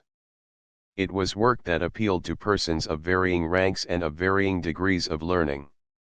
In the early part of the century, according to Nash, every private scholar, William Turner, and who not, began to vaunt their smattering of Latin in English impressions.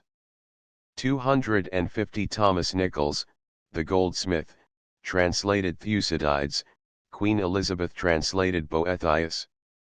The mention of women in this connection suggests how widely the impulse was diffused.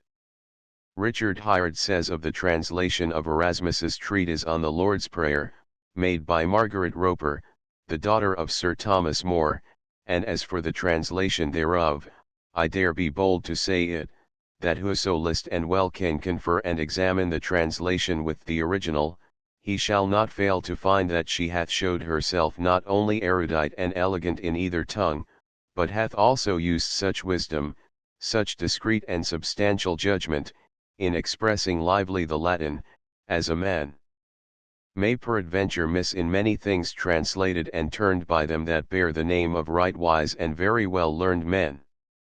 251 Nicholas Udall writes to Queen Catherine that there are a number of women in England who know Greek and Latin and are in the Holy Scriptures and theology so ripe that they are able aptly, cunningly, and with much grace either to endite or translate into the vulgar tongue for the public instruction and edifying of the unlearned multitude. 252 The greatness of the field was fitted to arouse and sustain the ardor of English translators. In contrast with the number of manuscripts at command in earlier days, the 16th century must have seemed endlessly rich in books. Printing was making the Greek and Latin classics newly accessible, and France and Italy, awake before England to the new life, were storing the vernacular with translations and with new creations. Translators might find their tasks difficult enough and they might flag by the way, as Hobie confesses to have done at the end of the third book of the Courtier, but plucking up courage, they went on to the end. Hobie declares, with a vigor that suggests Bunyan's Pilgrim, I wedded my style and settled myself to take in hand the other three books. 253 Edward Hellows, after the hesitation which he describes in the dedication to the 1574 edition of Guevara's familiar epistles, began to call to mind my God, my Prince, my country, and also your worship, and so adequately upheld, went on with his undertaking. Arthur Golding, with a breath of relief, sees his rendering of Ovid's Metamorphoses at last complete. Through Ovid's work of turned shapes I have with painful pace passed on, until I had attained the end of all my race.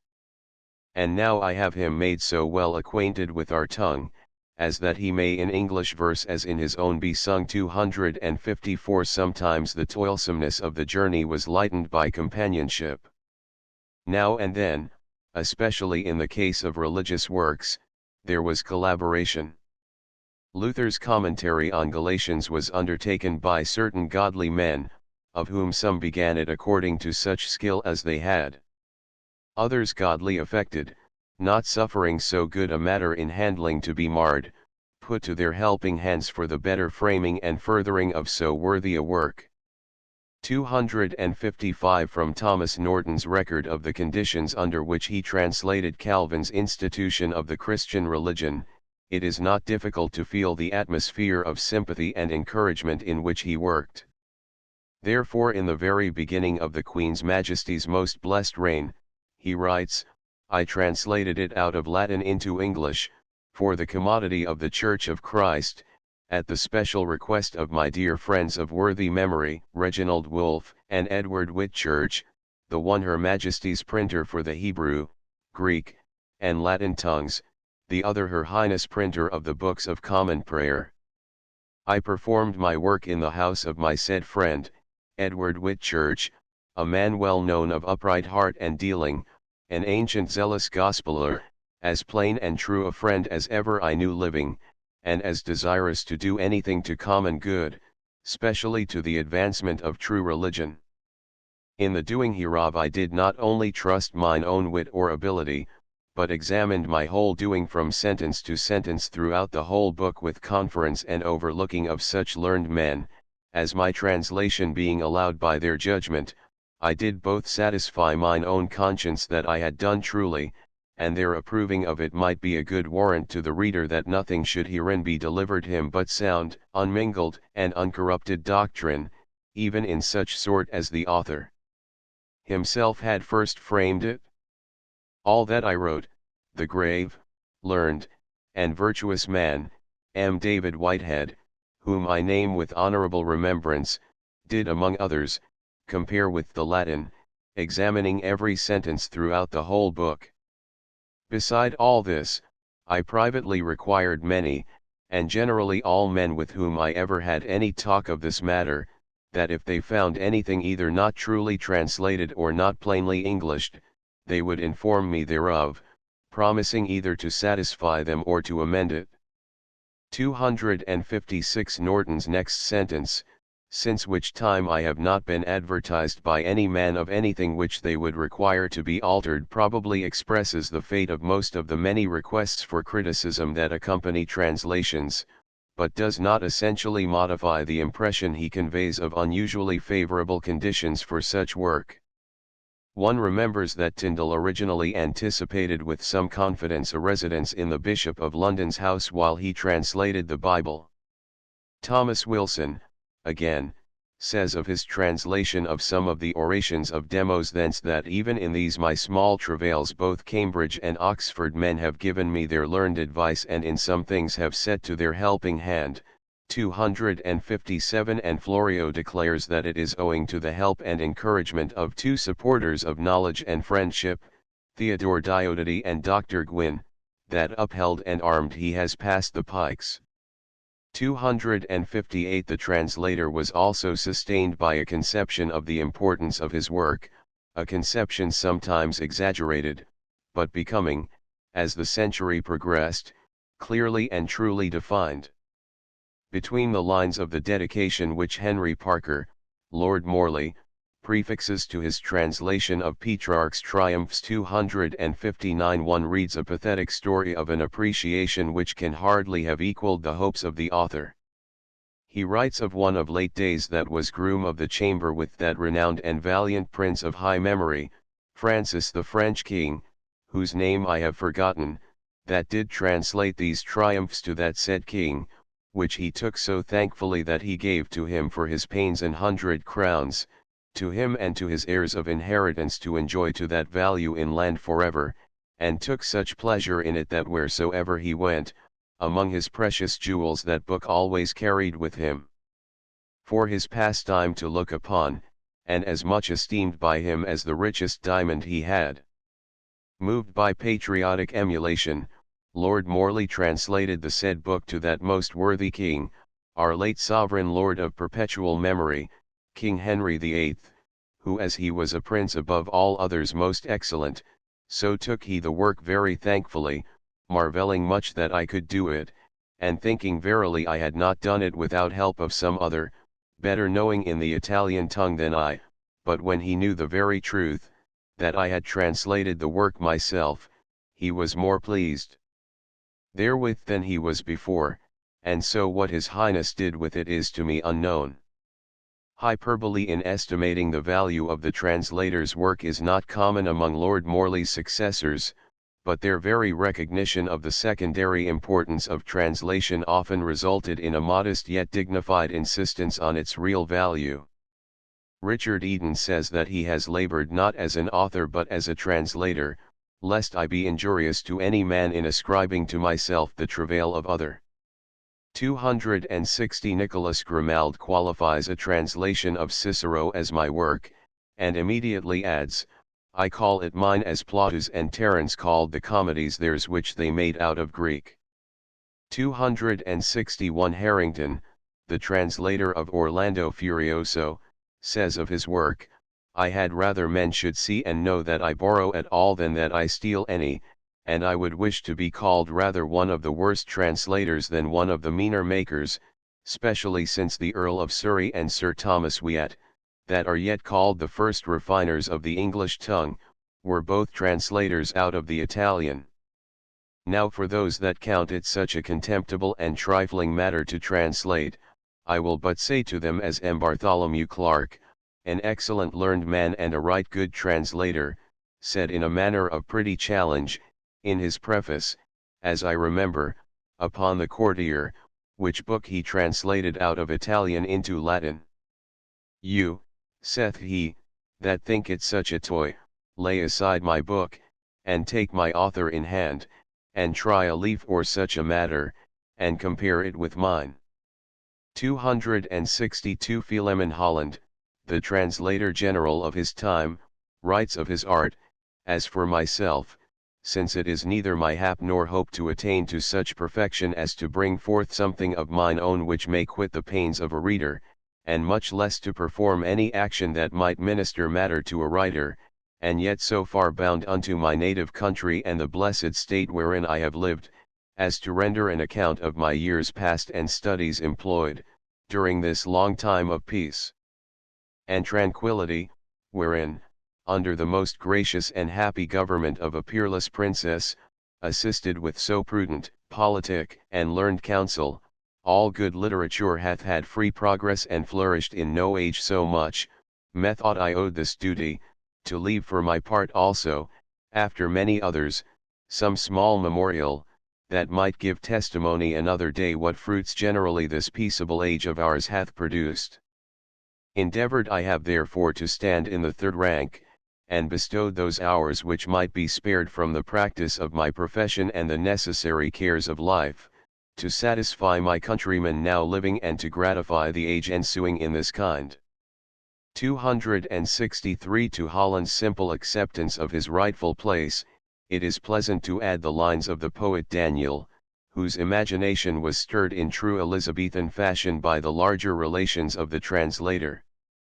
Addressing Florio, the interpreter of Montaigne to the English people, he thanks him on behalf of both author and readers for his studious care who both of him and us doth merit much, having as sumptuously as he is rare placed him in the best lodging of our speech, and made him now as free as if born here, and as well ours as theirs, who may be proud to have the franchise of his worth allowed. It being the proportion of a happy pen, not to be invassaled to one monarchy, but dwell with all the better world of men whose spirits are of one community, whom neither ocean, deserts, rocks, nor sands can keep from intertraffic of the mind. 264 In a less exalted strain come suggestions that the translator's work is valuable enough to deserve some tangible recognition. Thomas Fortescue urges his reader to consider the case of workmen like himself, assuring thyself that none in any sort do better deserve of their country, that none swink or sweat with like pain and anguish, that none in like sort hazard or adventure their credit, that none desire less stipend or salary for their travail, that none in fine are worse in this age recompensed. 265 Nicholas Udall presents detailed reasons why it is to be desired that some able, worthy, and meet persons for doing such public benefit to the commonweal as translating of good works and writing of chronicles might by some good provision and means have some condign sustentation in the same. 266 Besides, he argues, that such a translator travaileth not to his own private commodity, but to the benefit and public use of his country, besides that the thing is such as must so thoroughly occupy and possess the doer, and must have him so attend to apply that same exercise only, that he may not during that season take in hand any other trade of business whereby to purchase his living, besides that the thing cannot be done without bestowing of long time, great watching, much pains, diligent study, no small charges, as well of meat, drink, books, as also of other necessaries. The labor self is of itself a more painful and more tedious thing than for a man to write or prosecute any argument of his own invention. A man hath his own invention ready at his own pleasure without lets or stops, to make such discourse as his argument requireth, but a translator must, at every other word stay, and suspend both his cogitation and his pen to look upon his author, so that he might in equal time make thrice as much as he can be able to translate. The belief present in the comment of both Fortescue and Udall that the work of the translator is of peculiar service to the state is expressed in connection with translations of every sort. Richard Taverner declares that he has been incited to put into English part of the Chiliades of Erasmus by the love I bear to the furtherance and adornment of my native country. 267 William Ward translates the secrets of Maester Alexis of Piemont in order that as well Englishmen as Italians, Frenchmen, or Dutchmen may suck knowledge and profit hereof. 268 John Brent, in the dedication of his History of Quintus Curtius, insists on the importance of historical knowledge, his appreciation of which has made him desire that we Englishmen might be found as forward in that behalf as other nations, which have brought all worthy histories into their natural language. 269 Patriotic emulation of what has been done in other countries is everywhere present as a motive. Occasionally the Englishman shows that he has studied foreign translations for his own guidance. Adlington, in his preface to his rendering of the Golden Ass of Apuleius, says that he does not follow the original in certain respects, for so the French and Spanish translators have not done. 270 Hobie says of his translation of the Courtier, I have endeavored myself to follow the very meaning and words of the author, without being misled by fantasy or leaving out any parcel one or other, whereof I know not how some interpreters of this book into other languages can excuse themselves, and the more they be conferred, the more it will perchance appear. 271 On the whole, however, the comment confines itself to general statements like that of Grimald, who in translating Cicero is endeavoring to do likewise for my countrymen as Italians, Frenchmen, Spaniards, Dutchmen, and other foreigners have liberally done for theirs. 272 In spite of the remarkable output England lagged behind other countries. Lord Morley complains that the printing of a merry jest is more profitable than the putting forth of such excellent works as those of Petrarch, of which England has very few or none, which I do lament in my heart, considering that as well in French as in the Italian, in the which both tongues I have some little knowledge, there is no excellent work in the Latin, but that straightway they set it forth in the vulgar. 273 Morley wrote in the early days of the movement for translation, but later translators made similar complaints. Hobie says in the preface to the Courtier, in this point, I know not by what destiny, Englishmen are most inferior to most of all other nations, for where they set their delight and bend themselves with an honest strife of matching others to turn into their mother tongue not only the witty writings of other languages but also of all philosophers, and all sciences both Greek and Latin, are men ween it sufficient to have a perfect knowledge to no other end but to profit themselves and, as it were, after much pains in breaking up a gap bestow no less to close it up again. To the end of the century translation is encouraged or defended on the ground that it is a public duty. Thomas Daynat is urged to translate the history of Philip de Cummins by certain gentlemen who think it a great dishonor to our native land that so worthy a history being extant in all languages almost in Christendom should be suppressed in ours. 274 Chapman writes indignantly of Homer, and if Italian, French, and Spanish have not made it dainty, nor thought it any presumption to turn him into their languages, but a fit and honorable labor and, in respect of their country's profit and their prince's credit, almost necessary, what curious, proud, and poor shamefastness should let an English muse to traduce him. 275 Besides all this, the translator's conception of his audience encouraged and guided his pen. While translations in general could not pretend to the strength and universality of appeal which belong to the Bible, nevertheless taken in the mass and judged only by the comment associated with them, they suggest a varied public and a surprising contact with the essential interests of mankind. The appeals on title pages and in prefaces to all kinds of people, from ladies and gentlemen of rank to the common and simple sort, not infrequently resemble the calculated praises of the advertiser, but admitting this, there still remains much that implies a simple confidence in the response of friendly readers. Rightly or wrongly, the translator presupposes for himself in many cases an audience far removed from academic preoccupations. Richard Eden, translating from the Spanish Martin Cortés Arte de Navegar, says, "Now therefore this work of the art of navigation being published in our vulgar tongue, you may be assured to have more store of skillful pilots." 276 Golding's translations of Pomponius Mela and Julius Silinus Polyhistor are described as, right pleasant and profitable for gentlemen, merchants, mariners, and travelers. 277 Hellos, with an excess of rhetoric which takes from his convincingness, presents Guevara's familiar epistles as teaching rules for kings to rule, counselors to counsel, prelates to practice, captains to execute, soldiers to perform, the married to follow, the prosperous to prosecute, and the poor in adversity to be comforted, how to write and talk with all men in all matters at large.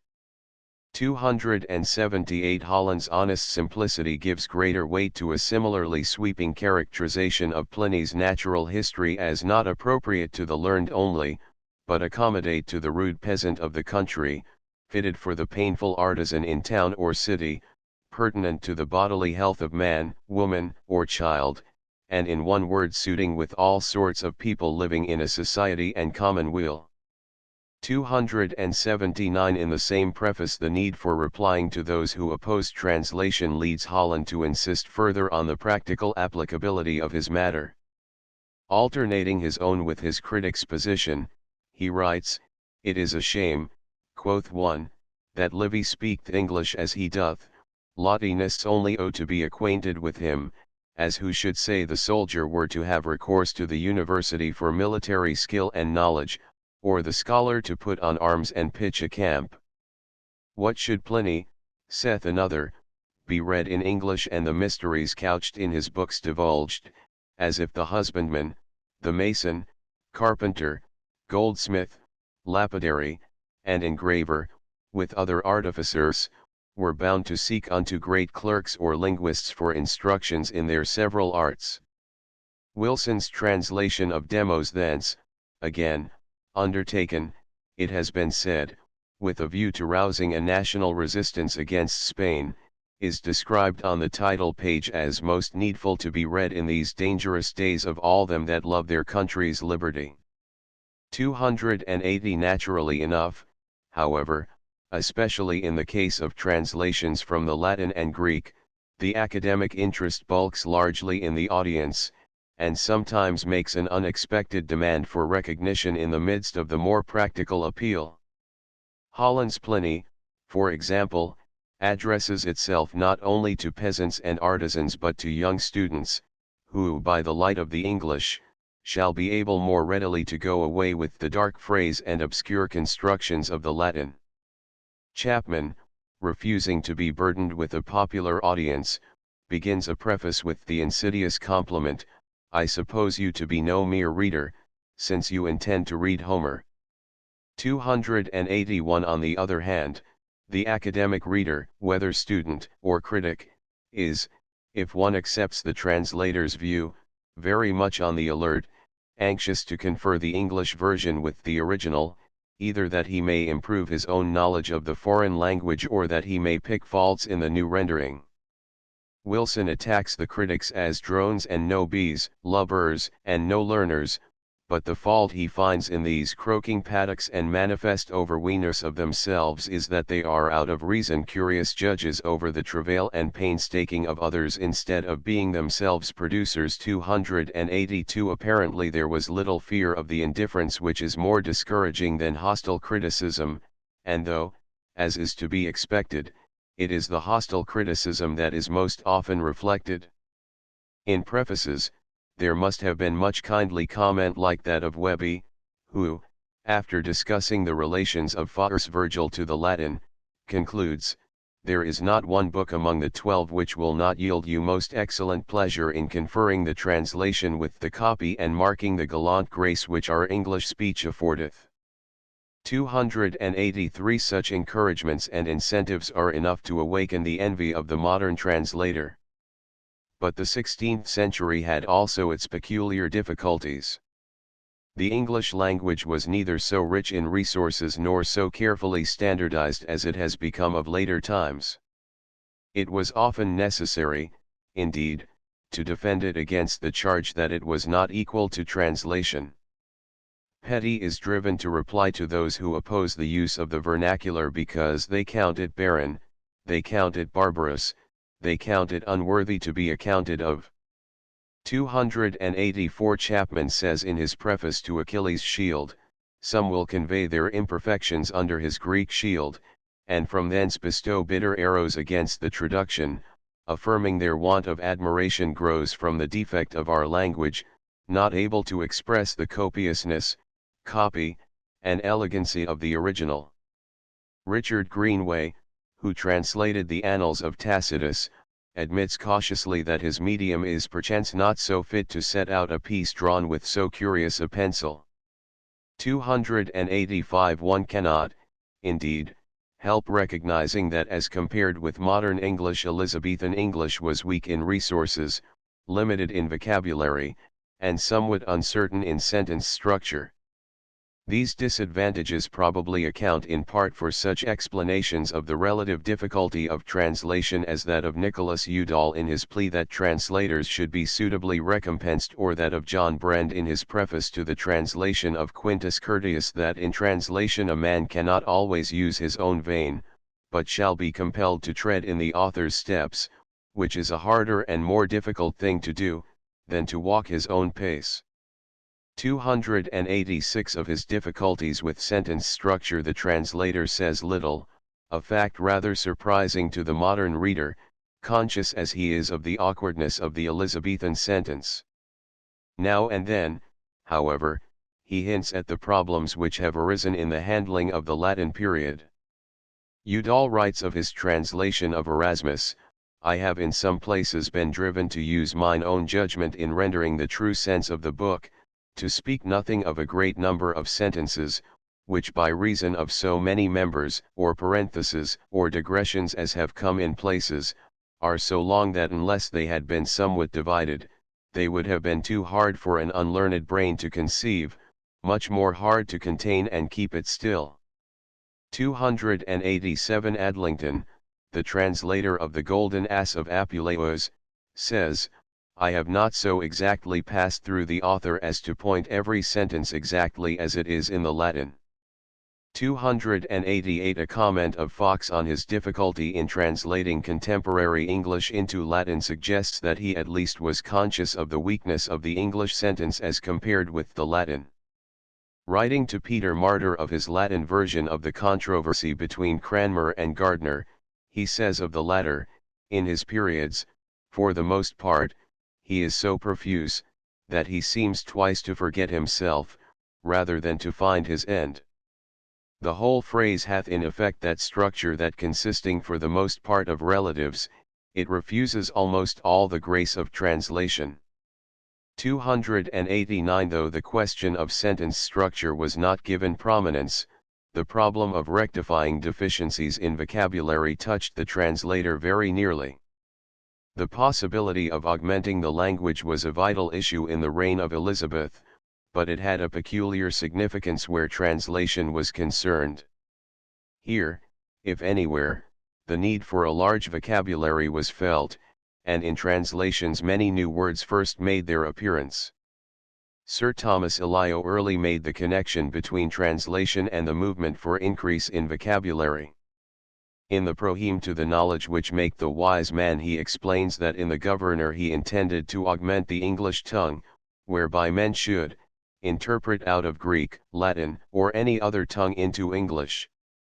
290 Later in the century Peel praises the translator Harrington, well-lettered and discreet, that hath so purely naturalized strange words, and made them all free denizens. 291 And to go somewhat outside the period, the fourth edition of Bullokar's English Expositor, originally designed to teach the interpretation of the hardest words used in our language, is recommended on the ground that those who know no language but the mother tongue, but are yet studiously desirous to read those learned and elegant treatises which from their native original have been rendered English, of which sort, thanks to the company of painful translators we have not a few, have here a volume fit for their purposes, as carefully designed for their assistance. 292 Whether, however, the translator should be allowed to add to the vocabulary and what methods he should employ were questions by no means easy of settlement. As in Caxton's time, two possible means of acquiring new words were suggested: naturalization of foreign words and revival of words from older English sources. Against the first of these methods there was a good deal of prejudice. Grimald, in his preface to his translation of Cicero's De Officiis, protests against the translation that is uttered with inkhorn terms and not with usual words. Other critics are more specific in their condemnation of non-English words. Putnam complains that Southern, in translating Ronsard's French rendering of Pindar's hymns and Anacreon's odes, doth so impudently rob the French poet both of his praise and also of his French terms, that I cannot so much pity him as be angry with him for his injurious dealing, our said maker not being ashamed to use these French words, Fredon, Agar, Suberbuse, Philanding, Celest, Calabroy, Thebanois and a number of others, which have no manner of conformity with our language either by custom or derivation which may make them tolerable. 293 Richard Wiles, in his preface to the 1577 edition of Eden's History of Travel in the West and East Indies, says that though English literature owes a large debt to Eden, still many of his English words cannot be excused in my opinion for smelling too much of the Latin. 294 The list appended is not so remote from the modern English vocabulary as that which Putnam supplies. Wiles cites dominators, ponderous, dictionaries, portentous, antiques, despicable, solicitate, obsequious, homicide, imbibed, destructive, prodigious, with other such like, in the stead of lords, weighty, subjects, wonderful, ancient, low, careful, dutiful, manslaughter, drunken, noisome, monstrous, and c. Yet there were some advocates of the use of foreign words. Florio admits with mock humility that he has employed some uncouth terms as entrain, conscientious, endear, tarnish, comport, efface, facilitate, amusing, debauching, regret, effort, emotion, and such like, and continues, if you like them not, take others most commonly set by them to expound them, since they were set to make such likely French words familiar with our English, which may well bear them, 295 A contention which modern usage supports. Nicholas Udall pronounces judicially in favor of both methods of enriching the language. Some there be, he says, which have a mind to renew terms that are now almost worn clean out of use, which I do not disallow, so it be done with judgment. Some others would ampliate and enrich their native tongue with more vocables, which also I commend, if it be aptly and wittily essayed. So that if any other do innovate and bring up to me a word afore not used or not heard, I would not disparaise it, and that I do attempt to bring it into use, another man should not cavil at. 296 George Petty also defends the use of inkhorn terms. Though for my part, he says, I use those words as little as any, yet I know no reason why I should not use them, for it is indeed the ready way to enrich our tongue and make it copious. 297 On the whole, however, it was safer to advocate the formation of words from Anglo-Saxon sources. Golding says of his translation of Philip of Mornay, great care hath been taken by forming and deriving of fit names and terms out of the fountains of our own tongue, though not altogether most usual yet always conceivable and easy to be understood, rather than by usurping Latin terms, or by borrowing the words of any foreign language, lest the matters, which in some cases are mystical enough of themselves by reason of their own profoundness, might have been made more obscure to the unlearned, by setting them down in terms utterly unknown to them. 298 Holland says in the preface to his translation of Livy, I framed my pen, not to any affected phrase, but to a mean and popular style. Wherein if I have called again into use some old words, let it be attributed to the love of my country's language. Even in this matter of vocabulary, it will be noted, there was something of the stimulus of patriotism, and the possibility of improving his native tongue must have appealed to the translator's creative power. Faure, indeed, alleges as one of his motives for translating Virgil defense of my country's language, which I have heard discommended of many, and esteemed of some to be more than barbarous. 299 Convinced, then, that his undertaking, though difficult, meant much both to the individual and to the state, the translator gladly set about making some part of the great field of foreign literature, ancient and modern, accessible to English readers. Of the technicalities of his art he has a good deal to say. At a time when prefaces and dedications so frequently established personal relations between author and audience, it was natural that the translator also should take his readers into his confidence regarding his aims and methods. His comment, however, is largely incidental. Generally it is applicable only to the work in hand, it does not profess to be a statement, even on a small scale, of what translation in general ought to be. There is no discussion in English corresponding to the small, but comprehensive treatise on la manière de bien traduire d'une langue en autre which Etienne Dolet published at Lyons in 1540. This casual quality is evidenced by the peculiar way in which prefaces in different editions of the same book appear and disappear for no apparent reason, possibly at the convenience of the printer. It is scarcely fair to interpret as considered, deliberate formulation of principles, utterances so unpremeditated and fragmentary. The theory which accompanies secular translation is much less clear and consecutive than that which accompanies the translation of the Bible. Though in the latter case the formulation of theories of translation was almost equally incidental, respect for the original, repeated experiment, and constant criticism and discussion united to make certain principles take very definite shape. Secular translation produced nothing so homogeneous. The existence of so many translators, working for the most part independently of each other, resulted in a confused mass of comment whose real value it is difficult to estimate.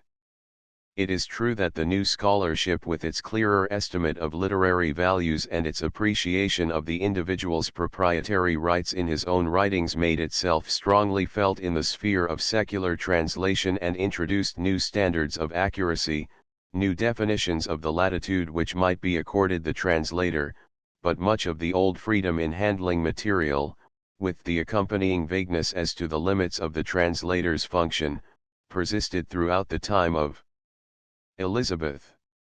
In many cases the standards recognized by 16th-century translators were little more exacting than those of the medieval period. With many writers, adequate recognition of source was a matter of choice rather than of obligation. The English translator might make suitable attribution of a work to its author, and he might undertake to reproduce its substance in its entirety, but he might, on the other hand, fail to acknowledge any indebtedness to a predecessor, or he might add or omit material, since he was governed apparently only by the extent of his own powers or by his conception of what would be most pleasing or edifying to his readers. To the theory of his art he gave little serious consideration. He did not attempt to analyze the style of the source which he had chosen. If he praised his author, it was in the conventional language of compliment, which showed no real discrimination and which, one suspects, often disguised mere advertising. His estimate of his own capabilities was only the repetition of the medieval formula, with its profession of inadequacy for the task and its claim to have used simple speech devoid of rhetorical ornament. That it was nothing but a formula was recognized at the time and is good-naturedly pointed out in the words of Harrington: "Certainly, if I should confess, or rather profess, that my verse is unartificial, the style rude, the phrase barbarous, the meter unpleasant, many more would believe it to be so than would imagine that I thought them so." 300. This medieval quality, less excusable later in the century when the new learning had declared itself, appears with more justification in the comment of the early 16th century. Though the translator's field was widening and was becoming more broadly European, the works chosen for translation belonged largely to the types popular in the Middle Ages, and the comment attached to them was a repetition of time-worn phrases. Alexander Barclay, who is best known as the author of The Ship of Fools, published in 1508, but who also has to his credit several other translations of contemporary moral and allegorical poems from Latin and French, and even, in anticipation of the newer era, a version of Sallust's Jugurthine War, offers his translations of The Ship of Fools 301 and of Mancini's Mirror of Good Manners 302, not to the learned, who might judge of their correctness, but to rude people, who may hope to be benefited morally by perusing them. He has written The Ship of Fools in common and rural terms. He does not follow the author word by word, and though he professes to have reproduced for the most part the sentence of the original, he admits sometimes adding, sometimes detracting, and taking away such things as seemeth me unnecessary and superfluous. 303. His contemporary, Lord Berners, writes for a more courtly audience, but he professes much the same methods. He introduces his Arthur of Little Britain, not presuming that I have reduced it into fresh, ornate, polished English, for I know myself insufficient in the facetious art of rhetoric, and also I am but a learner of the language of French, howbeit I trust my simple reason hath led me to the understanding of the true sentence of the matter. 304. Of his translation of Froissart he says, "And in that I have not followed mine author word by word, yet I trust one have ensued the true report of the sentence of the matter." 305. Sir Francis Bryan, under whose direction Berners' translation of the Golden Book of Marcus Aurelius was issued in 1535, the year after its author's death, expresses his admiration of the high and sweet styles 306 of the versions in other languages which have preceded this English rendering, but similar phrases had been used so often in the characterization of undistinguished writings that this comment hardly suggests the new and peculiar quality of Guevara's style. As the century advanced, these older, easier standards were maintained, especially among translators who chose material similar to that of Barclay and Berners, the popular work of edification, the novella, which took the place of the romance. The purveyors of entertaining narrative, indeed, realized in some degree the minor importance of their work as compared with that of more serious scholars, and acted accordingly. The preface to Turberville's Tragical Tales throws some light on the author's idea of the comparative values of translations. He thought of translating Lucan, but Melpomene appeared to warn him against so ambitious an enterprise, and admitting his unfitness for the task, he applied himself instead to this translation out of sundry Italians. 307 Anthony Munday apologizes for his simple translation of Pomeran di Oliva by remarking that to translate allows little occasion of fine pen work. 308 A comment which goes far to account for the doubtful quality of his productions in this field. Even when the translator of Pleasant Tales ranked his work high, it was generally on the ground that his readers would receive from it profit as well as amusement. He laid no claim to academic correctness. He mentioned or refrained from mentioning his sources at his own discretion. Painter, in inaugurating the vogue of the novella, is exceptionally careful in attributing each story to its author. 309 But Whetstone's Rock of Regard contains no hint that it is translated, and the Petit Palace of Petty His Pleasure conveys the impression of original work. I dare not compare, runs the prefatory letter to gentlewomen readers by R.B., this work with the former Palaces of Pleasure, because comparisons are odious, and because they contain histories, translated out of grave authors and learned writers, and this containeth discourses devised by a green youthful capacity, and repeated in a manner extempore. 310 It was, again, the personal preference of the individual or the extent of his linguistic knowledge that determined whether the translator should employ the original Italian or Spanish versions of some collections or should content himself with an intermediary French rendering. Painter, accurate as he is in describing his sources, confesses that he has often used the French version of Boccaccio, though, or perhaps because, it is less finely written than its original. Thomas Fortescue uses the French version for his translation of The Forest, a collection of histories written in 3 sundry tongues, in the Spanish first by Petrus Mexia, and thence done into the Italian, and last into the French by Claudius Gringet, late citizen of Paris. 311 The most regrettable latitude of all, judging by theoretic standards of translation, was the careless freedom which writers of this group were inclined to appropriate. Anthony Munday, to take an extreme case, translating Pomeran of England from the French, makes a perfunctory apology in his epistle dedicatory for his inaccuracies. If you find the translation altered, or the true sense in some place of a matter impaired, let this excuse answer in default in that case. A work so large is sufficient to tire so simple a workman in himself. Beside the printer may in some place let an error escape.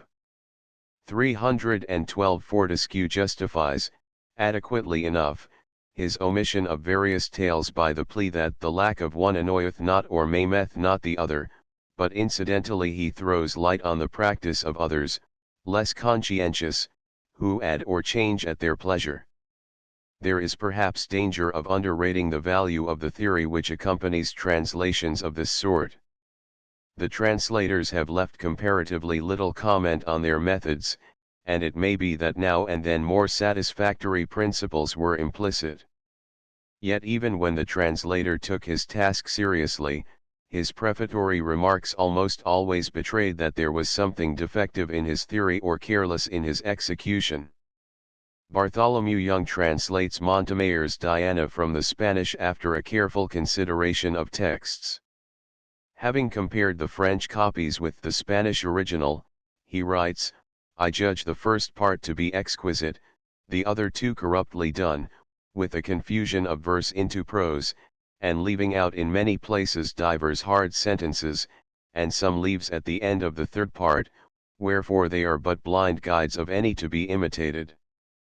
313 After this, unhappily, in the press of greater affairs he lets the work come from the printer unsupervised and presumably full of errors, the copy being very dark and interlined, and I loath to write it out again. Robert Toft addresses his Honours Academy or the famous pastoral of the fair shepherdess Julietta to the courteous and judicious reader and to none other.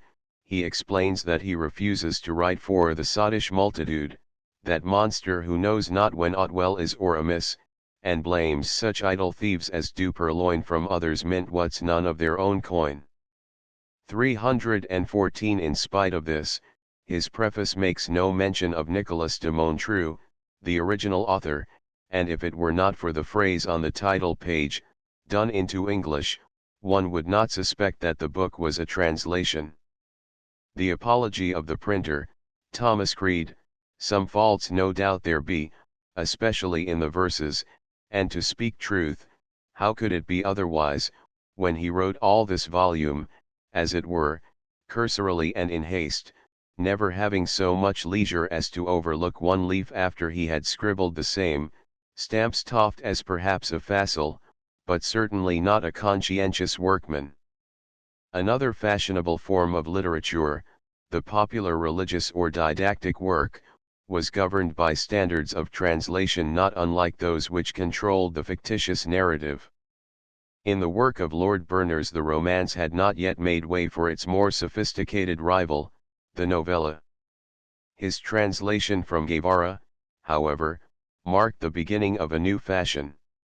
While Barclay's Ship of Fools and Mirror of Good Manners were addressed, like their medieval predecessors, to lewd people, with the Golden Book began the vogue of a new type of didactic literature, similar in its moral purpose and in its frequent employment of narrative material to the religious works of the Middle Ages, but with new stylistic elements that made their appeal, as did the novella, not to the rustic and unlearned, but to courtly readers. The prefaces to the Golden Book and to the translations which succeeded it throw little light on the theory of their authors, but what comment there is points to methods like those employed by the translators of the romance and the novella. Though later translators like Hellos went to the original Spanish, Berners, Bryan, and North employ instead the intermediary French rendering. Praise of Guevara's style becomes a wearisome repetition of conventional phrases, a rhetorical exercise for the English writer rather than a serious attempt to analyze the peculiarities of the Spanish. Exaggeratedly typical is the comment of Hellos in the 1574 edition of Guevara's Epistles, where he repeats with considerable complacency the commendation of the original work which was contained in my former preface, as followeth. Being furnished so fully with sincere doctrine, so unused eloquence, so high a style, so apt similitudes, so excellent discourses, so convenient examples, so profound sentences, so old antiquities, so ancient histories, such variety of matter, so pleasant recreations, so strange things alleged, and certain parcels of Scripture with such dexterity handled, that it may hardly be discerned, whether shall be greater, either thy pleasure by reading, or profit by following the same. 315 Guevara himself was perhaps responsible for the failure of his translators to make any formal recognition of responsibility for reproducing his style. His fictitious account of the sources of the Golden Book is medieval in tone. He has translated, not word for word, but thought for thought, and for the rudeness of his original he has substituted a more lofty style. 316 His English translators reverse the latter process. Hellos affirms that his translation of the epistles goeth agreeable unto the author thereof, but confesses that he wants both gloss and hue of rare eloquence, used in the polishing of the rest of his works. North later translated from the French Amiot's epoch-making principle, the office of a fit translator consisteth not only in the faithful expressing of his author's meaning, but also in a certain resembling and shadowing out of the form of his style and manner of his speaking. 317 But all that he has to say of his Dial of Princes is that he has reduced it into English according to my small knowledge and tender years. 318 Here again, though the translator may sometimes have tried to adopt newer and more difficult standards, he does not make this explicit in his comment. Obviously, however, academic standards of accuracy were not likely to make their first appearance in connection with fashionable court literature. One expects to find them associated rather with the translations of the great classical literature, which Renaissance scholars approached with such enthusiasm and respect. One of the first of these, the translation of the Aeneid made by the Scotch poet, Gavin Douglas, appeared, like the translations of Barclay and Berners, in the early 16th century. Douglas's comment 319, which shows a good deal of conscious effort at definition of the translator's duties, is an odd mingling of the medieval and the modern. He begins with a eulogy of Virgil couched in the undiscriminating, exaggerated terms of the previous period. Unlike the many medieval redactors of the Troy story, however, he does not assume the historian's liberty of selection and combination from a variety of sources. He regards Virgil as a per esse, and waxes indignant over Caxton's Ennidos, whose author represented it as based on a French rendering of the great poet. It is, says Douglas, no more like than the Devil and Saint Austin. In proof of this he cites Caxton's treatment of proper names. Douglas claims, reasonably enough, that if he followed his original word for word, the result would be unintelligible, and he appeals to Saint Gregory and Horace in support of this contention. All his plea, however, is for freedom rather than accuracy, and one scarcely knows how to interpret his profession of faithfulness, and thus I am constrained, as near I may, to halt his ver and go none other way, lay some history, subtil word, or the rime causeth me make digress ione sometime. Yet whether or not Douglas's digressions are permissible, such renderings as he illustrates involve no more latitude than is sanctioned by the schoolboy's Latin grammar. He is disturbed by the necessity for using more words in English than the Latin has, and he feels it incumbent upon him to explain, sometime of a word imon mac thre, in witness of this term operateur. English, he says in another place, cannot without the use of additional words reproduce the difference between synonymous terms like animal and homo, genus, sexus and species, objectum and subjectum, arbor and lignum. Such comment, interesting because definite, is nevertheless no more significant than that which had appeared in the Purvey preface to the Bible more than 100 years earlier. One is reminded that most of the material which the present-day translator finds in grammars of foreign languages was not yet in existence in any generally accessible form. Such elementary aids were, however, in process of formulation during the 16th century. Mr. Foster Watson quotes from an edition of Mancinus, published as early probably as 1520, the following directions for putting Latin into English: whoso will learn to turn Latin into English, let him first take of the easiest Latin, and when he understandeth clearly what the Latin meaneth, let him say the English of every Latin word that way, as the sentence may appear most clearly to his ear, and where the English of the Latin words of the text will not make the sentence fair, let him take the English of those Latin words by whom, which, the Latin words of the text should be expounded, and if that, they, will not be enough to make the sentence perfect, let him add more English, and that not only words, but also when need requireth, whole clauses such as will agree best to the sentence. 320 By the new methods of study advocated by men like Czech and Ascham, translation as practiced by students must have become a much more intelligent process, and the literary man who had received such preparatory training must have realized that variations from the original such as had troubled Douglas needed no apology, but might be taken for granted. Further help was offered to students in the shape of various literal translations from the classics. The translator of Seneca's Hercules Furens undertook the work to conduct by some means to further understanding the unripened scholars of this realm, to whom I thought it should be no less thankful for me to interpret some Latin work into this our own tongue than for Erasmus in Latin to expound the Greek. 321 Neither could I satisfy myself, he continues, till I had throughout this whole tragedy of Seneca so travailed that I had in English given verse for verse, as far as the English tongue permits, and word for word the Latin, whereby I might both make some trial of myself and as it were teach the little children to go that yet can but creep. Abraham Fleming, translating Virgil's Georgics grammatically, expresses his original in plain words applied to blunt capacities, considering the expositor's drift to consist in delivering a direct order of construction for the relief of weak grammatists, not in attempting by curious device and disposition to content courtly humanists, whose desire he hath been more willing at this time to suspend, because he would in some exact sort satisfy such as need the supply of his travail.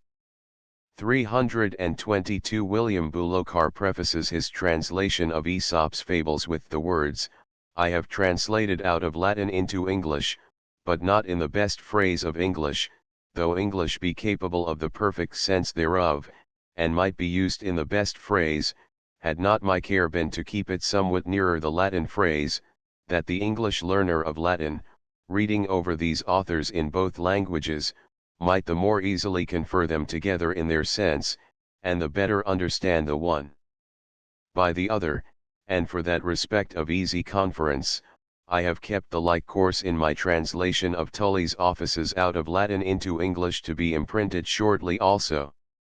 323 Textbooks like these, valuable and necessary as they were, can scarcely claim a place in the history of literature.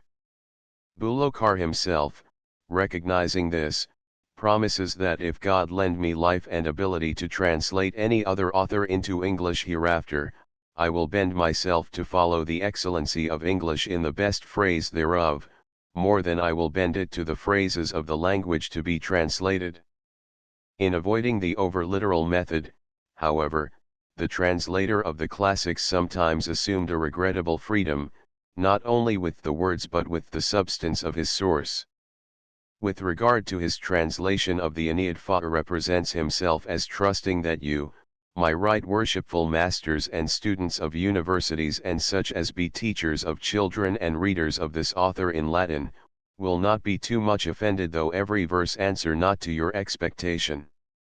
For, besides the diversity between a construction and a translation, you know there be many mystical secrets in this writer, which uttered in English would show little pleasure and in my opinion are better to be untouched than to diminish the grace of the rest with tediousness and darkness. I have therefore followed the counsel of Horace, touching the duty of a good interpreter, qui desperat nit sir posse, relinquit, by which occasion somewhat I have in places omitted, somewhat altered, and some things I have expounded, and all to the ease of inferior readers, for you that are learned need not to be instructed. 324 Though Jasper Heywood's version of Hercules Furens is an example of the literal translation for the use of students, most of the other members of the group of young men who in 1581 published their translations of Seneca protest that they have reproduced the meaning, not the words of their author. Alexander Neville, a precocious youth who translated the fifth tragedy in this 16th year of mine age, determined not to be precise in following the author word for word, but sometimes by addition, sometimes by subtraction, to use the aptest phrases in giving the sense that I could invent. 325 Neville's translation is oftentimes rudely increased with mine own simple invention. 326 John Studley has changed the first chorus of the Medea, because in it I saw nothing but an heap of profane stories and names of profane idols. 327 Heywood himself, since the existing text of the Troas is imperfect, admits having with addition of mine own pen supplied the want of some things. 328 and says that he has also replaced the third chorus, because much of it is heaped number of far and strange countries. Most radical of all is the theory according to which Thomas Drant translated the satires of Horace. That Drant could be faithful even to excess is evident from his preface to the Wailings of Jeremiah included in the same volume with his version of Horace. That thou mightest have this rueful parcel of Scripture pure and sincere, not swerved or altered, I laid it to the touchstone, the native tongue. I weighed it with the Chaldee Targum and the Septuaginta. I desired to jump so nigh with the Hebrew, that it doth erewhile deform the vein of the English, the proprieties of that language and ours being in some speeches so much dissemblable. But with Horace Drant pursues a different course. As a moralist it is justifiable for him to translate Horace because the Latin poet satirizes that wickedness which Jeremiah mourned over. Horace's satire, however, is not entirely applicable to conditions in England. He never saw that with the view of his eye which his pensive translator cannot but overview with the languish of his soul. Moreover, Horace's style is capable of improvement, an improvement which Drant is quite ready to provide. His eloquence is sometimes too sharp, and therefore I have blunted it, and sometimes too dull, and therefore I have whetted it, helping him to ebb and helping him to rise. With his reader Drant is equally high-handed. I dare not warrant the reader to understand him in all places, he writes, no more than he did me. Howbeit I have made him more lightsome well nigh by one half, a small accomplishment for one of my continuance, and if thou canst not now in all points perceive him, thou must bear with me, in sooth the default is thine own. After this one is somewhat prepared for Drant's remarkable summary of his methods. First, I have now done as the people of God were commanded to do with their captive women that were handsome and beautiful, I have shaved off his hair and pared off his nails, that is, I have wiped away all his vanity and superfluity of matter. Further, I have for the most part drawn his private carpings of this or that man to a general moral. I have Englished things not according to the vein of the Latin propriety, but of his own vulgar tongue. I have interfered, to remove his obscurity and sometimes to better his matter, much of mine own devising. I have pieced his reason, eked and mended his similitudes, mollified his hardness, prolonged his chordal kind of speeches, changed and much altered his words, but not his sentence, or at least, I dare say, not his purpose. 329 Even the novella does not afford examples of such deliberate justification of undue liberty with source. Why such a situation existed may be partially explained. The Elizabethan writer was almost as slow as his medieval predecessor to make distinctions between different kinds of literature. Both the novella and the epic might be classed as histories, and histories were valuable because they aided the reader in the actual conduct of life. Arthur Golding tells in the preface to his translation of Justin the story of how Alexander the Great, coming into a school and finding not Homer's works there, gave the master a buffet with his fist, meaning that the knowledge of histories was a thing necessary to all estates and degrees. 330 It was the content of a work that was most important, and comment like that of Drant makes us realize how persistent was the conception that such content was common property which might be adjusted to the needs of different readers. The lesser freedoms of the translator were probably largely due to the difficulties inherent in a metrical rendering. It is Riem that partially accounts for some of Douglas's digressions. Seneca's Hercules Furens, literal as the translation purports to be, is reproduced verse for verse, as far as the English tongue permits. Thomas Twine, who completed the work which Flora began, calls attention to the difficulty in this kind of translation to enforce their rhyme to another man's meaning. 331 Edward Hake, it is not unlikely, expresses a common idea when he gives as one of his reasons for employing verse rather than prose that prose requireth a more exact labor than meter doth. 332 If one is to believe Abraham Fleming, one of the adherents of Gabriel Harvey, matters may be improved by the adoption of classical meters. Fleming has translated Virgil's bucolics and Georgics not in foolish rhyme, the nice observance whereof many times darkeneth, corrupteth, perverteth, and falsifieth both the sense and the signification, but with due proportion and measure. 333 Seemingly, however, the translators who advocated the employment of the hexameter made little use of the argument that to do so made it possible to reproduce the original more faithfully.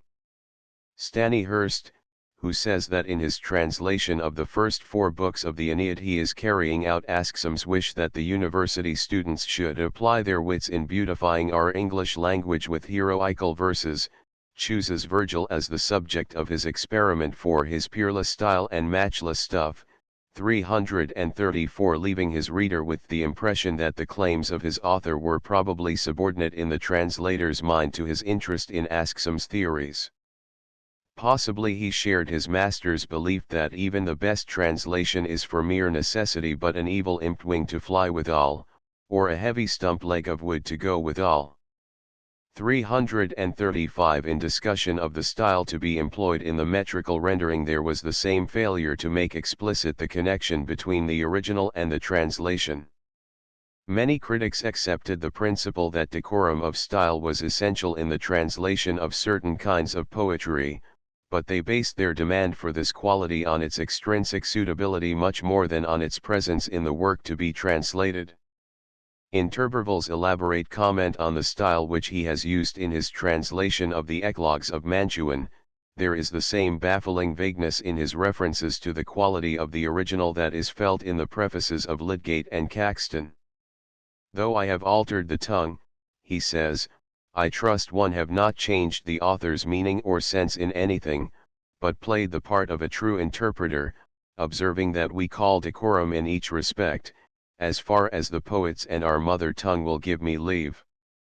For as the conference between shepherds is familiar stuff and homely, so have I shaped my style and tempered it with such common and ordinary phrase of speech as countrymen do use in their affairs, alway minding the saying of Horace, whose sentence I have thus Englished, to set a manly head upon a horse's neck and all the limbs with divers plumes of divers hue to deck, or paint a woman's face aloft to open show, and make the picture end in fish with scaly skin below, I think, my friends, would cause you laugh and smile to see how ill these ill-compacted things and numbers would agree.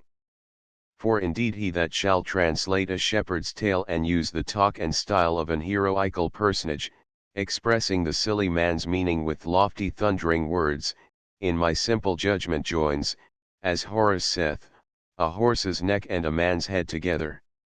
For as the one were monstrous to see, so were the other too fond and foolish to read. Wherefore I have, I say, used the common country phrase according to the person of the speakers in every eclogue, as though indeed the man himself should tell his tale. If there be anything herein that thou shalt happen to mistake, neither blame the learned poet, nor control the clownish shepherd, good reader, but me that presumed rashly to offer so unworthy matter to thy survey. 336 Another phase of decorum, the necessity for employing a lofty style in dealing with the affairs of great persons, comes in for discussion in connection with translations of Seneca and Virgil. Jasper Heywood makes his excuses in case his translation of the Troas has not kept the royalty of speech meet for a tragedy. 337 Stanihurst praises Flora for his picked and lofty words. 338 But he himself is blamed by Puttenham because his own words lack dignity. In speaking or writing of a prince's affairs and fortunes, writes Puttenham, there is a certain decorum, that we may not use the same terms in their business as we might very well do in a meaner person's, the case being all one, such reverence is due to their estates.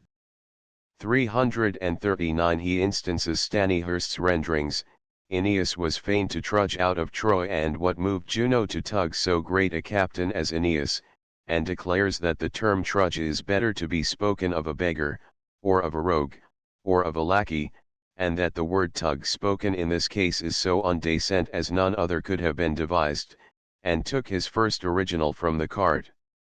A similar objection to the employment of a plain style in telling the Troy story was made, it will be remembered, in the early 15th century by Winetown. The matter of decorum was to receive further attention in the 17th and 18th centuries. In general, however, the comment associated with verse translations does not anticipate that of later times and is scarcely more significant than that which accompanies the novella. So long, indeed, as the theory of translation was so largely concerned with the claims of the reader, there was little room for initiative. It was no mark of originality to say that the translation must be profitable or entertaining, clear, and easily understood. These rules had already been laid down by generations of translators. The real opportunity for a fresh, individual approach to the problems of translation lay in consideration of the claims of the original author. Renaissance scholarship was bringing a new knowledge of texts and authors and encouraging a new alertness of mind in approaching texts written in foreign languages. It was now possible, while making faithfulness to source obligatory instead of optional, to put the matter on a reasonable basis. The most vigorous and suggestive comment came from a small number of men of scholarly tastes and of active minds, who brought to the subject both learning and enthusiasm, and who were not content with vague, conventional forms of words. It was prose rather than verse renderings that occupied the attention of these theorists, and in the works which they chose for translation the intellectual was generally stronger than the artistic appeal. Their translations, however, showed a variety peculiarly characteristic of the English Renaissance.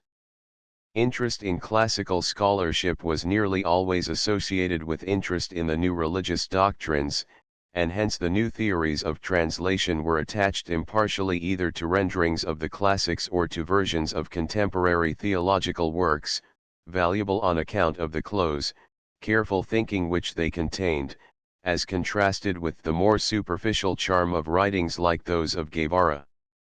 An Elizabethan scholar, indeed, might have hesitated if asked which was the more important, the Greek or Latin classic or the theological treatise. Nash praises Golding indiscriminately for his industrious toil in Englishing Ovid's Metamorphoses, besides many other exquisite editions of divinity turned by him out of the French tongue into our own. 340 Golding himself, translating one of these exquisite editions of divinity, Calvin's Sermons on the Book of Job, insists so strongly on the substance, importance, and travail 341 which belong to the work that one is ready to believe that he ranked it higher than any of his other translations. Nor was the contribution from this field to be despised. Though the translation of the Bible was an isolated task which had few relations with other forms of translation, what few affiliations it developed were almost entirely with theological works like those of Erasmus, Melanchthon, Calvin, and to the translation of such writings biblical standards of accuracy were transferred. On the other hand, the translator of Erasmus or Calvin was likely to have other and very different interests, which did much to save him from a narrow pedantry. Nicholas Udall, for example, who had a large share in the translation of Erasmus's paraphrase on the New Testament, also translated parts of Terence and is best known as the author of Ralph Roister Doister. Thomas Norton, who translated Calvin's Institution of the Christian Religion, has been credited with a share in Gorboduc. It was towards the middle of the century that these translators began to formulate their views, and probably the decades immediately before and after the accession of Elizabeth were more fruitful in theory than any other part of the period. Certain centers of influence may be rather clearly distinguished. In contemporary references to the early part of the century, Sir Thomas Elio and Sir Thomas More are generally coupled together as authorities on translation. Slightly later, St. John's College, Cambridge, that most famous and fortunate nurse of all learning, 342 exerted through its masters and students a powerful influence.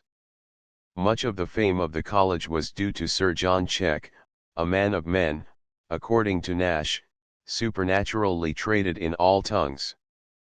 Czech is associated, in one way and another, with an odd variety of translations. Nichols' translation of a French version of Thucydides 343, Hobe's Courtier 344, Wilson's Demos thence 345, suggesting something of the range of his sympathies. Though little of his own comment survives, the echoes of his opinions in Ask Some Schoolmaster and the preface to Wilson's Demos thence make one suspect that his teaching was possibly the strongest force at work at the time to produce higher standards for translation. As the century progressed, Sir William Cecil, in his early days a distinguished student at St. John's and an intimate associate of Czech's, maintained, in spite of the cares of state, the tradition of his college as the patron of various translators and the recipient of numerous dedications prefixed to their productions. It is from the mid-century translators, however, that the most distinctive comment emanates. United in various combinations, now by religious sympathies, now by a common enthusiasm for learning, now by the influence of an individual, they form a group fairly homogeneous so far as their theories of translation are concerned, appreciative of academic correctness, but ready to consider also the claims of the reader and the nature of the vernacular. The earlier translators, Elio and Moore, have left small but significant comment on methods. Moore's expression of theory was elicited by Tyndall's translation of the Bible. Of the technical difficulties involved in his own translation of the life of Pico della Mirandola he says nothing. Elio is one of the first translators to approach his task from a new angle. Translating from Greek to English, he observed, like Tyndall, the differences and correspondences between the two languages. His Doctrinal of Princes was translated to the intent only that I would essay if our English tongue might receive the quick and proper sentences pronounced by the Greeks. 346 The experiment had interesting results. And in this experience, he continues, I have found, if I be not much deceived, that the form of speaking, called in Greek and also in English phrases, much nearer approach it to that which at this day we use, than the order of the Latin tongue. I mean in the sentences and not in the words. A peculiarly good exponent of the new vitality which was taking possession of the theory of translation is Nicholas Udall, whose opinions have been already cited in this chapter. The versatility of intellect evinced by the list of his varied interests, dramatic, academic, religious, showed itself also in his views regarding translation. In the various prefaces and dedications which he contributed to the translation of Erasmus's paraphrase, he touches on problems of all sorts: stipends for translators, the augmentation of the English vocabulary, sentence structure in translation, the style of Erasmus, the individual quality in the style of every writer. But all these questions he treats lightly and undogmatically. Translation, according to Udall, should not conform to iron rules. He is not disturbed by the diversity of methods exhibited in the paraphrase. Though every translator, he writes, follow his own vein in turning the Latin into English, yet doth none willingly swerve or dissent from the mind and sense of his author, albeit some go more near to the words of the author, and some use the liberty of translating at large, not so precisely binding themselves to the straight interpretation of every word and syllable. 347 In his own share of the translation, Udall inclines rather to the free than to the literal method. He has not been able fully to discharge the office of a good translator, 348, partly because of the ornate quality of Erasmus's style, partly because he wishes to be understood by the unlearned. He does not feel so scrupulous as he would if he were translating the text of Scripture, though even in the latter connection he is guilty of the heretical opinion that if the translators were not altogether so precise as they are, but had some more regard to expressing of the sense, I think in my judgment they should do better.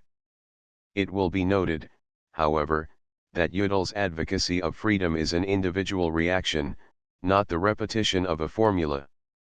The preface to his translation of the Apophthegms of Erasmus helps to redress the balance in favor of accuracy.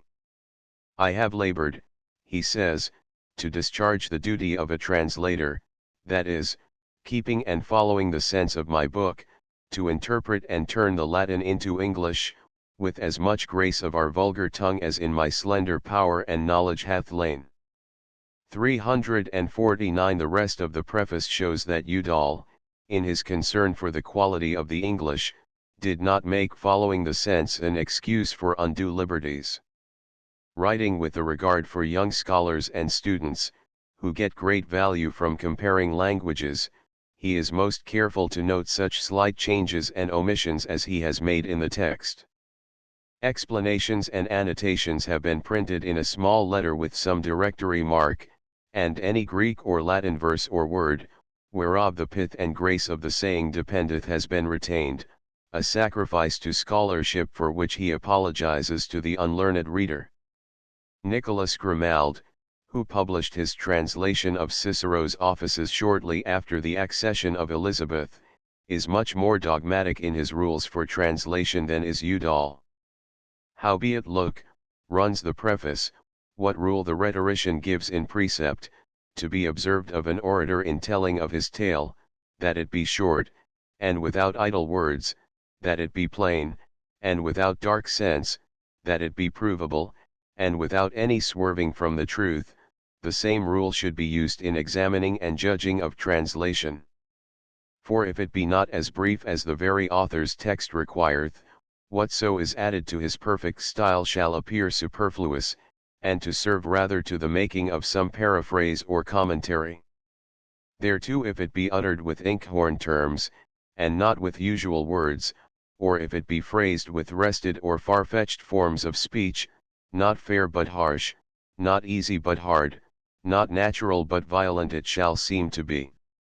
Then also, in case it yield not the meaning of the author, but either following fancy or misled by error forsakes the true pattern, it cannot be approved for a faithful and sure interpretation, which ought to be taken for the greatest praise of all. 350. In Grimald's insistence on a brevity equal to that of the original and in his unmodified opposition to innovations in vocabulary, there is something of pedantic narrowness. His criticism of Cicero is not illuminating, and his estimate, in this connection, of his own accomplishment is amusingly complacent. In Cicero's work marvelous is the matter, flowing the eloquence, rich the store of stuff, and full artificial the editing, but how I, he continues, have expressed the same, the more the book be perused, the better it may chance to appear.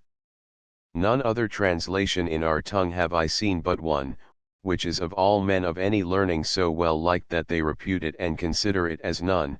Yet if ye list to compare this somewhat with that nothing, peradventure this somewhat will serve somewhat the more. Yet in spite of his limitations Grimald has some breadth of outlook. A work like his own, he believes, can help the reader to a greater command of the vernacular. Here is for him occasion both to whet his wit and also to file his tongue. For although an Englishman hath his mother tongue and can talk apace as he learned of his dame, yet is it one thing to tittle-tattle, I wot not how, or to chatter like a jay, and another to bestow his words wisely, orderly, pleasantly, and pithily. The writer knows men who could speak Latin readily and well favoredly, who to have done as much in our language and to have handled the same matter, would have been half black.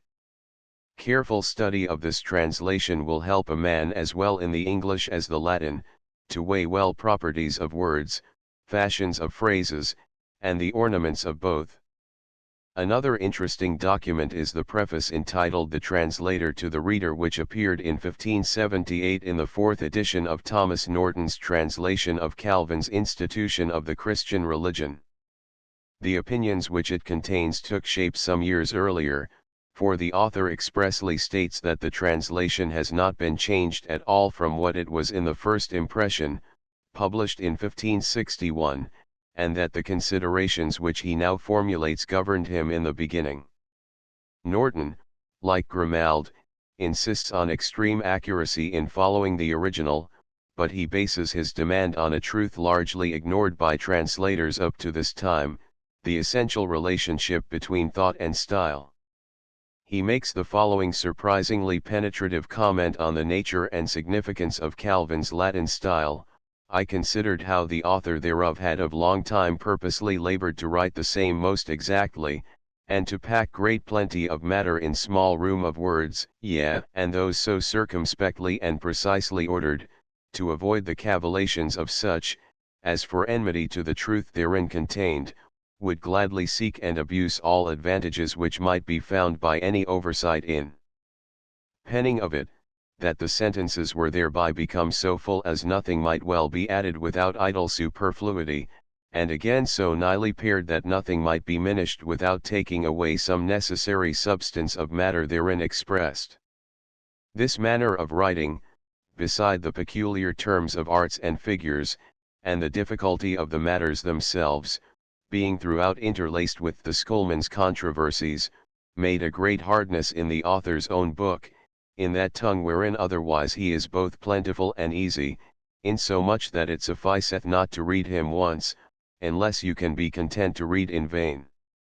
Then follows Norton's estimate of the translator's duty in such a case: "I durst not presume to warrant myself to have his meaning without his words. And they that wot well what it is to translate well and faithfully, specially in matters of religion, do know that not only the grammatical construction of words sufficeth, but the very building and order to observe all advantages of vehemence or grace, by placing or accent of words, maketh much to the true setting forth of a writer's mind." Norton, however, did not entirely forget his readers. He approached his task with great doubtfulness, fully conscious of the dilemma involved. "If I should follow the words, I saw that of necessity the hardness of the translation must needs be greater than was in the tongue wherein it was originally written. If I should leave the course of words, and grant myself liberty after the natural manner of my own tongue, to say that in English which I conceived to be his meaning in Latin, I plainly perceived how hardly I might escape error.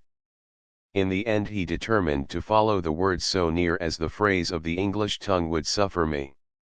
Unhappily Norton, like Grimald, and like some of the translators of the Bible, has an exaggerated regard for brevity. He claims that if the English book were printed in such paper and letter as the Latin is, it should not exceed the Latin in quantity, and that students shall not find any more English than shall suffice to construe the Latin withal, except in such few places where the great difference of the phrases of the languages enforced me. Yet he believes that his version is not unnecessarily hard to understand, and he urges readers who have found it difficult to read it oftener, in which doing you shall find, as many have confessed to me that they have found by experience, that those things which at first reading shall displease you for hardness shall be found so easy as so hard matter would suffer, and for the most part more easy than some other phrase which should with greater looseness and smoother sliding away deceive your understanding." Thomas Wilson, who dedicated his translation of Demos thence to Sir William Cecil in 1570, links himself with the earlier group of translators by his detailed references to Czech. Like Norton, he is very conscious of the difficulty of translation. "I never found in my life," he writes of this piece of work, "anything so hard for me to do. Such a hard thing it is," he adds later, "to bring matter out of any one language into another." A vigorous advocate of translation, however, he does not despise his own tongue.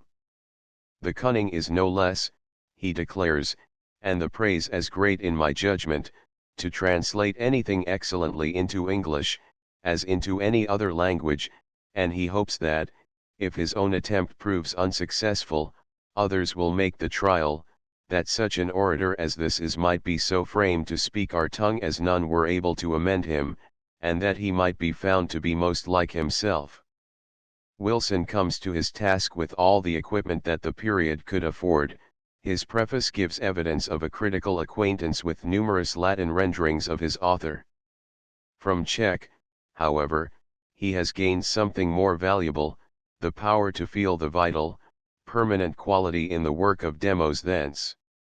Czech, he says, was moved greatly to like Demosthenes above all others, for that he saw him so familiarly applying himself to the sense and understanding of the common people, that he sticked not to say that none ever was more fit to make an Englishman tell his tale praiseworthily in any open hearing either in Parliament or in pulpit or otherwise, than this only orator was. Wilson shares this opinion and, representative of the changing standards of Elizabethan scholarship, prefers Demosthenes to Cicero. Demosthenes used a plain, familiar manner of writing and speaking in all his actions, he says in his preface to the reader, applying himself to the people's nature and to their understanding without using of proheme to win credit or devising conclusion to move affections and to purchase favor after he had done his matters. And were it not better and more wisdom to speak plainly and nakedly after the common sort of men in few words, than to overflow with unnecessary and superfluous eloquence as Cicero is thought sometimes to do?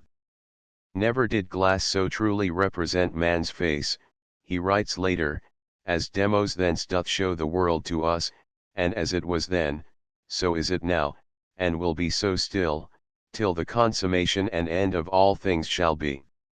From Czech, Wilson has received also training in methods of translation and especially in the handling of the vernacular.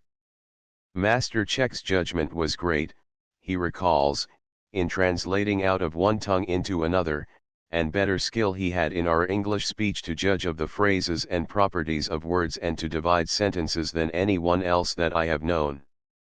And often he would English his matters out of the Latin or Greek upon the sudden, by looking of the book only, without reading or construing anything at all, an usage right worthy and very profitable for all men, as well for the understanding of the book, as also for the aptness of framing the author's meaning, and bettering thereby their judgment, and therewithal perfecting their tongue and utterance of speech.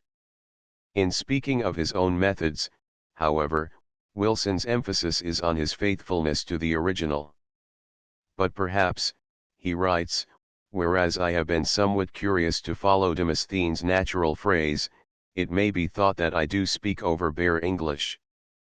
Well, I had rather follow his vein, the which was to speak simply and plainly to the common people's understanding, than to overflourish with superfluous speech, although I might thereby be counted equal with the best that ever wrote English. Though now and then the comment of these men is slightly vague or inconsistent, in general they describe their methods clearly and fully. Other translators, expressing themselves with less sureness and adequacy, leave the impression that they have adopted similar standards. Translations, for example, of Calvin's commentary on Acts 351 and Luther's commentary on Galatians 352 are described on their title pages as faithfully translated from the Latin. Br's preface to his translation of Herodotus, though its meaning is somewhat obscured by rhetoric, suggests a suitable regard for the original. Neither of these, he writes of the two books which he has completed, are braved out in their colors as the use is nowadays, and yet so seemly as either you will love them because they are modest, or not mislike them because they are not impudent, since in refusing idle pearls to make them seem gaudy, they reject not modest apparel to cause them to go comely. The truth is, gentlemen, in making the new attire, I was fain to go by their old array, cutting out my cloth by another man's measure, being great difference whether we invent a fashion of our own, or imitate a pattern set down by another. Which I speak not to this end, for that myself could have done more eloquently than our author hath in Greek, but that the course of his writing being most sweet in Greek, converted into English loseth a great part of his grace. 353 Outside of the field of theology or of classical prose there were translators who strove for accuracy. Hobby, profiting doubtless by his association with Czech, endeavored in translating the courtier to follow the very meaning and words of the author, without being misled by fantasy, or leaving out any parcel one or other. 354 Robert Peterson claims that his version of Delicaus's Galatio is not cunningly but faithfully translated. 355 The printer of Carew's translation of Tasso explains, in that which is done, I have caused the Italian to be printed together with the English, for the delight and benefit of those gentlemen that love that most lively language. And thereby the learned reader shall see how strict a course the translator hath tied himself in the whole work, usurping as little liberty as any whatsoever as ever wrote with any commendations. 356 Even translators who do not profess to be overfaithful display a consciousness of the existence of definite standards of accuracy. Thomas Chaloner, another of the friends of Czech, translating Erasmus's praise of folly for mean men of baser wits and condition, chooses to be counted a scant true interpreter. I have not pained myself, he says, to render word for word, nor proverb for proverb, which may be thought by some cunning translators a deadly sin. 357 To the author of the Manichmai the word translation has a distinct connotation. The printer of the work has found him very loath and unwilling to hazard this to the curious view of envious detraction, being, as he tells me, neither so exactly written as it may carry any name of translation, nor such liberty therein used as that he would notoriously differ from the poet's own order. 358 Richard Knowles, whose translation of Bodin's 6 books of a Commonweal was published in 1606, employed both the French and the Latin versions of the treatise, and describes himself as on this account seeking therein the true sense and meaning of the author, rather than precisely following the strict rules of a nice translator, in observing the very words of the author. 359 The translators of this later time, however, seldom put into words theories so scholarly as those formulated earlier in the period, when, even though the demand for accuracy might sometimes be exaggerated, it was nevertheless the result of thoughtful discrimination.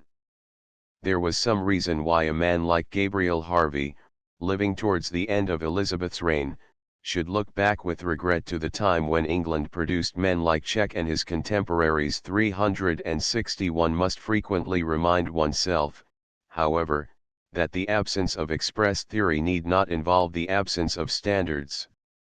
Among translators as among original writers a fondness for analyzing and describing processes did not necessarily accompany literary skill. Much more activity of mind and respect for originals may have existed among verse translators than is evident from their scanty comment. The most famous prose translators have little to say about their methods. Golding, who produced so much both in verse and prose, and who usually wrote prefaces to his translations, scarcely ever discusses technicalities. Now and then, however, he lets fall an incidental remark which suggests very definite ideals. In translating Caesar, for example, though at first he planned merely to complete Bren's translation, he ended by taking the whole work into his own hands, because, as he says, I was desirous to have the body of the whole story compacted uniform and of one style throughout. 361 A comment worthy of a much more modern critic. Philemon Holland, again, contributes almost nothing to theory, though his vigorous defense of his art and his appreciation of the stylistic qualities of his originals bear witness to true scholarly enthusiasm. On the whole, however, though the distinctive contribution of the period is the plea of the Renaissance scholars that a reasonable faithfulness should be displayed, the comment of the mass of translators shows little grasp of the new principles. When one considers, in addition to their very inadequate expression of theory, the prevailing characteristics of their practice, the balance turns unmistakably in favor of a careless freedom in translation. Some of the deficiencies in 16th century theory are supplied by Chapman, who applies himself with considerable zest to laying down the principles which in his opinion should govern poetical translations. Producing his versions of Homer in the last years of the 16th and early years of the 17th century, he forms a link between the two periods. In some respects he anticipates later critics. He attacks both the over-strict and the over-loose methods of translation, the break that those translators stick in, that affect their word-for-word traductions, where they lose the free grace of their natural dialect, and shame their authors with a forced gloss. I laugh to see, and yet as much abhor more license from the words than may express their full compression, and make clear the author. 362 It is literalism, however, which bears the brunt of his attack. He is always conscious, how pedantical and absurd an affectation it is in the interpretation of any author, much more of Homer, to turn him word for word, when, according to Horace and other best lawgivers to translators, it is the part of every knowing and judicial interpreter, not to follow the number and order of words, but the material things themselves, and sentences to weigh diligently, and to clothe and adorn them with words, and such a style and form of oration, as are most apt for the language in which they are converted. 363 Strangely enough, he thinks this literalism the prevailing fault of translators. He hardly dares present his work to reading judgments, since so generally, custom hath made ablest agents err in these translations, all so much apply their pains and cunnings word for word to render their patient authors, when they may as well make fish with fowl, camels with whales, engender, or their tongues speech in other mouths compel. 364 Chapman, however, believes that it is possible to overcome the difficulties of translation. Although the sense and elegancy of Greek and English are of distinguished natures, he holds that it requires only a judgment to make both consent in sense and elocution, and aspire, as well to reach the spirit that was spent in his example, as with art to pierce his grammar, and etymology of words. This same theory was taken up by numerous 17th and 18th century translators. Avoiding as it does the two extremes, it easily commended itself to the reason. Unfortunately, it was frequently appropriated by critics who were not inclined to labor strenuously with the problems of translation. One misses in much of the later comment the vigorous thinking of the early Renaissance translators. The theory of translation was not yet regarded as a common work of building to which each might contribute, and much that was valuable in 16th century comment was lost by forgetfulness and neglect. Footnotes: 250 Gregory Smith, Elizabethan Critical Essays, Volume I, p. 313. 251 Introduction, in Foster Watson, Vives and the Renaissance Education of Women, 1912. 252 Letter prefixed to John, in Paraphrase of Erasmus on the New Testament, London, 1548.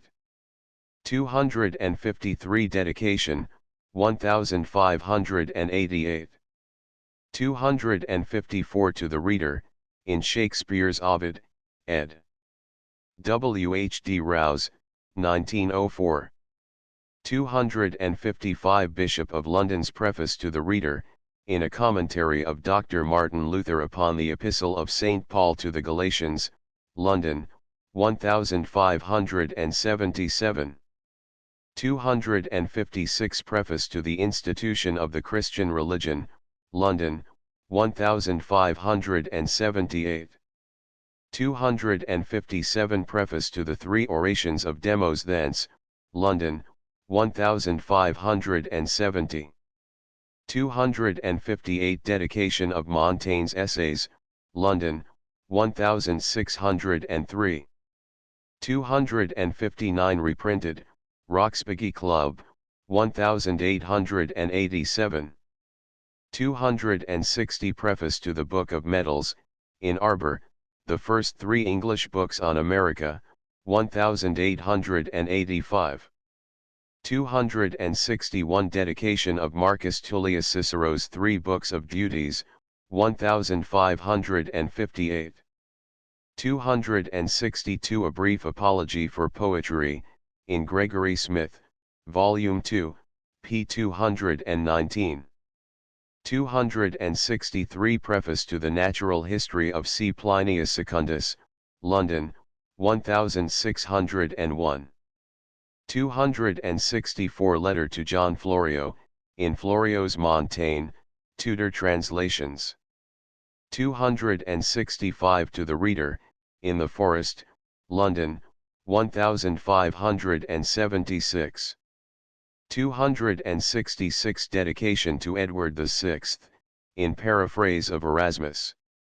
267 Prologue to Proverbs or Adages with new additions gathered out of the Chiliades of Erasmus by Richard Taverner, London, 1539. 268 Epistle prefixed to translation, 1568. 269 Published, total, 1561. 270 Reprinted, London, 1915. 271 Dedication, in edition of 1588. 272 OPCIT 273 Dedication, OPCIT 274 Dedication, dated 1596, of the History of Philip de Cummins, London, 1601. 275 Dedication of Achilles' Shield in Gregory Smith, Volume 2, p. 300. 276 Preface in Arbor, OPCIT 277 Preface, dated 1584, to translation published 1590. 278 Title page, 1574. 279 To the Reader, OPCIT 280 London, 1570. 281 Preface to 7 Books of the Iliad of Homer, in Gregory Smith, Volume 2, p. 293. 282 OPCIT 283 Gregory Smith, Volume 1, p. 262. 284 Preface to Civil Conversation of Stephen Guazzo, 1586. 285 Dedication of the End of Nero and Beginning of Galba, 1598. 286 OPCIT 287 Address to Queen Catherine, prefixed to Luke. 288 Preface. 289 Translated in Strupy, Life of Grindal, Oxford, 1821, p. 22. 290 Preface to the Governor, ed. Croft. 291 Ad Mecenatum Prologus to Order of the Garter, in Works, ed. Dice, p. 584. 292 Quoted in J. L. Moore, Tudor Stuart Views on the Growth, Status, and Destiny of the English Language. 293 in Gregory Smith, Elizabethan Critical Essays, Volume 2, p. 171. 294 Quoted in Moore, OPCIT 295 To the Reader, in 1603 edition of Montaigne's Essays. 296 Address to Queen Catherine, prefixed to Luke. 297 To the Reader in Civil Conversation of Stephen Guazzo, 1586. 298 Preface, 1587. 299 Master Farr's Conclusion to his interpretation of the Ennidos of Virgil, in edition of 1573. 300 A Brief Apology for Poetry, in Gregory Smith, Volume 1, pages 217 to 18. 301 Ed. T. H. Jameson, Edinburgh, 1874. 302 Reprinted, Spencer Society, 1885. 303 The Argument. 304 Reprinted, London, 1814, Prologue. 305 Ed. E. V. Utterson, London, 1812, Preface. 306 The Golden Book, London, 1538, Conclusion. 307 Title page, in Turberville, Tragical Tales, Edinburgh, 1837. 308 To the Reader, in Pomeran d'Oliva, London, 1637. 309 C. Painter, Palace of Pleasure, ed. Jacobs, 1890. 310 The Petit Palace of Petty His Pleasure, ed. Gollanch, 1908. 311 Dedication. 312 Pomeran of England, ed. Southey, London, 1807. 313 Preface to Divers Learned Gentlemen, in Diana of George of Montemayor, London, 1598. 314 To the Reader, in Honours Academy, London, 1610. 315 The Familiar Epistles of Sir Anthony of Guevara, London, 1574, to the Reader. 316 Prologue and Argument of Guevara, translated in North, Dial of Princes, 1619. 317 in North, The Lives of the Noble Grecians and Romans, 1579. 318 Dedication in edition of 1568. 319 Prologue to Book I, Aeneid, reprinted Bannatyne Club. 320 Foster Watson, The English Grammar Schools to 1660, Cambridge, 1908, pages 405 to 6. 321 Dedication, in Spearing, The Elizabethan Translations of Seneca's Tragedies, Cambridge, 1912. 322 To the Reader, in the Georgics translated by A.F., London, 1589. 323 Preface, reprinted in Plesso, Verbeeldichtetung in England, Berlin, 1906. 324 Conclusion, edition of 1573. 325 Seneca His 10 Tragedies, 1581, dedication of 5th. 326 To the Reader. 327 Agamemnon and Medea from edition of 1556, ed. Spearing, 1913, Preface of Medea. 328 To the Readers, prefixed to Troas, in Spearing, The Elizabethan Translations of Seneca's Tragedies. 329 A Medicinable Moral, that is, the two books of Horace his satires Englished according to the prescription of Saint Hierome, London, 1566, to the Reader. 330 Preface to the Earl of Oxford, in the abridgment of the histories of Trogus Pompeius collected and written in the Latin tongue by Justin, London, 1563. 331 To the Gentle Reader, in Faure's Virgil, 1583. 332 Epistle dedicatory to a compendious form of living, quoted in Introduction to News out of Powell's Churchyard, reprinted London, 1872, ppx. 333 The Bucolics of Virgil together with his Georgics, London, 1589, The Argument.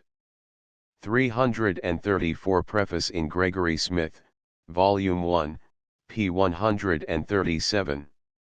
335 The Schoolmaster, in Works, London, 1864, Volume 3, p. 226. 336 To the Reader, Prefix to Translation of Eclogues of Mantuan, 1567. 337 To the Reader, in the Elizabethan translations of Seneca's Tragedies. 338 Stanihurst's Aeneid, in Arbor's Scholars' Library, p. 5. 339 Ibid, Introduction, p. 19, quoted from The Art of English Poesy. 340 Preface to Green's Menaphon, in Gregory Smith, Volume 1, p. 315. 341 Dedication, dated 1573, in edition of 1584. 342 Gregory Smith, Volume 1, p. 313. 343 Dedicated to Czech. 344 See Czech's Letter in the Courtier, Tudor Translations, London, 1900. 345 See Epistle Prefix to Translation. 346 Quoted in Life Prefix to the Governor, ed. Croft. 347 Address to Queen Catherine Prefix to Paraphrase. 348 Address to Catherine Prefix to Luke. 349 To the Reader, in edition of 1564, literally reprinted Boston, Lincolnshire, 1877. 350 To the Reader, in Marcus Tullius Cicero's Three Books of Duties, 1558. 351 Translated by Christopher Featherstone, reprinted, Edinburgh, 1844.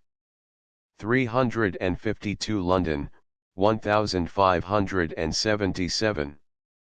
353 To the Gentlemen Readers, in Herodotus, translated by B.R., London, 1584. 354 OPCIT 355 Dedication, in edition of 1576, reprinted, ed. Spingarn, Boston, 1914. 356 Preface, in Godfrey of Boulogne, London, 1594, reprinted in Gros Art, Occasional Issues, 1881.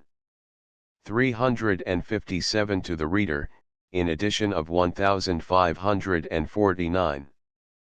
358 The Printer to the Reader, reprinted in Shakespeare's Library, 1875. 359 To the Reader. 360 See Works, ed. Gros Art, 2, 50. 361 Dedication, London, 1590. 362 To the Reader, in the Iliads of Homer, Charles Scribner's Sons, p. 16. 363 PXXV. 364 p. 15. 4 From Cowley to Pope 4 From Cowley to Pope Although the ardor of the Elizabethan translator as he approached the vast, almost unbroken field of foreign literature may well awaken the envy of his modern successor, in many respects the period of Dryden and Pope has more claim to be regarded as the golden age of the English translator.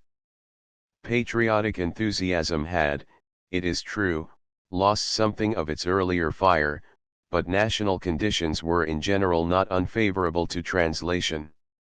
Though the 17th century, torn by civil discords, was very unlike the period which Holland had lovingly described as this long time of peace and tranquillity, wherein, all good literature hath had free course and flourished, 365 yet, despite the rise and fall of governments, the stream of translation flowed on almost uninterruptedly.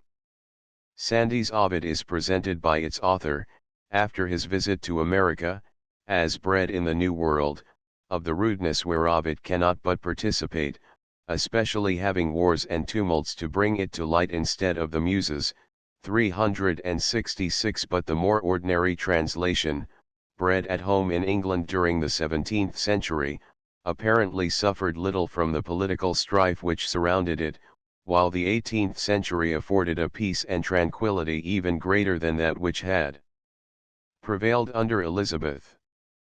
Throughout the period, translation was regarded as an important labor, deserving of every encouragement. As in the 16th century, friends and patrons united to offer advice and aid to the author who engaged in this work. Henry Brougham, dedicating a translation of Horace to Sir William Backhouse, writes of his own share of the volume, to the translation whereof my pleasant retirement and conveniencies at your delightsome habitation have liberally contributed. 367. Dr. Barton Holiday includes in his preface to a version of Juvenal and Persius an interesting list of worthy friends who have assisted him. My honored friend, Mr. John Selden, of such eminency in the studies of antiquities and languages, and Mr. Farnaby, procured me a fair copy from the famous library of St. James's, and a manuscript copy from our Herald of Learning, Mr. Camden. My dear friend, the patriarch of our poets, Ben Jonson, sent in an ancient manuscript partly written in the Saxon character. Then follow names of less note: Casaubon, Agnon, price 368. Dryden tells the same story. He has been permitted to consult the Earl of Lauderdale's manuscript translation of Virgil. Besides this help, which was not inconsiderable, he writes, Mr. Congreve has done me the favor to review the Ennies, and compare my version with the original. 369. Later comes his recognition of indebtedness of a more material character. Being invited by that worthy gentleman, Sir William Bowyer, to Denham Court, I translated the first Georgic at his house, and the greatest part of the last Aeneid. A more friendly entertainment no man ever found. The seventh Aeneid was made English at Burleigh, the magnificent abode of the Earl of Exeter. 370. While private individuals thus rallied to the help of the translator, the world in general regarded his work with increasing respect. The great Dryden thought it not unworthy of his powers to engage in putting classical verse into English garb. His successor Pope early turned to the same pleasant and profitable task. Johnson, the literary dictator of the next age, described Rowe's version of Lucan as one of the greatest productions of English poetry. 371. The comprehensive editions of the works of British poets which began to appear towards the end of the 18th century regularly included English renderings, generally contemporaneous, of the great poetry of other countries. The growing dignity of this department of literature and the Augustan fondness for literary criticism combined to produce a large body of comment on methods of translation. The more ambitious translations of the 18th century, for example, were accompanied by long prefaces, containing, in addition to the elaborate paraphernalia of contemporary scholarship, detailed discussion of the best rules for putting a foreign classic into English. Almost every possible phase of the art had been broached in one place and another before the century ended. In its last decade there appeared the first attempt in English at a complete and detailed treatment of the theory of translation as such, Tytler's Essay on the Principles of Translation. From the 16th century theory of translation, so much of which is incidental and uncertain in expression, it is a pleasure to come to the deliberate, reasoned statements, unmistakable in their purpose and meaning, of the earlier critics of our period, men like Denham, Cowley, and Dryden. In contrast to the mass of unrelated individual opinions attached to the translations of Elizabeth's time, the criticism of the 17th century emanates, for the most part, from a small group of men, who supply standards for lesser commentators and who, if they do not invariably agree with one another, are yet thoroughly familiar with one another's views. The field of discussion also has narrowed considerably, and theory has gained by becoming less scattering. Translation in the 17th and 18th centuries showed certain new developments, the most marked of which was the tendency among translators who aspired to the highest rank to confine their efforts to verse renderings of the Greek and Latin classics. A favorite remark was that it is the greatest poet who suffers most in being turned from one language into another. In spite of this, or perhaps for this reason, the common ambition was to undertake Virgil, who was generally regarded as the greatest of epic poets, and attempts to translate at least a part of the Aeneid were astonishingly frequent. As early as 1658 the fourth book is described as translated, in our day at least 10 times into English. 372 Horace came next in popularity. By the beginning of the 18th century, according to one translator, he had been translated, paraphrased, or criticized on by persons of all conditions and both sexes. 373 As the century progressed, Homer usurped the place formerly occupied by Virgil as the object of the most ambitious effort and the center of discussion. But there were other translations of the classics. Cook, dedicating his translation of Hesiod to the Duke of Argyll, says to his patron, "You, my lord, know how the works of genius lift up the head of a nation above her neighbors, and give as much honor as success in arms. Among these we must reckon our translations of the classics, by which when we have naturalized all Greece and Rome, we shall be so much richer than they by so many original productions as we have of our own." 374 Seemingly there was an attempt to naturalize all Greece and Rome. Anacreon, Pindar, Apollonius Rhodius, Lucretius, Tibullus, Statius, Juvenal, Persius, Ovid, Lucan, are names taken almost at random from the list of 17th and 18th century translations. Criticism, however, was ready to concern itself with the translation of any classic, ancient or modern. Denham's two famous pronouncements are connected, the one with his own translation of the second book of the Aeneid, the other with Sir Richard Fanshaw's rendering of Il Pastor Fido. In the later 18th century voluminous comment accompanied Hoole's Ariosto and Mickle's Camo Ens.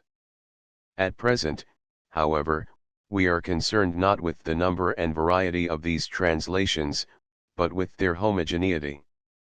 As translators showed themselves less inclined to wander over the whole field of literature, the theory of translation assumed much more manageable proportions.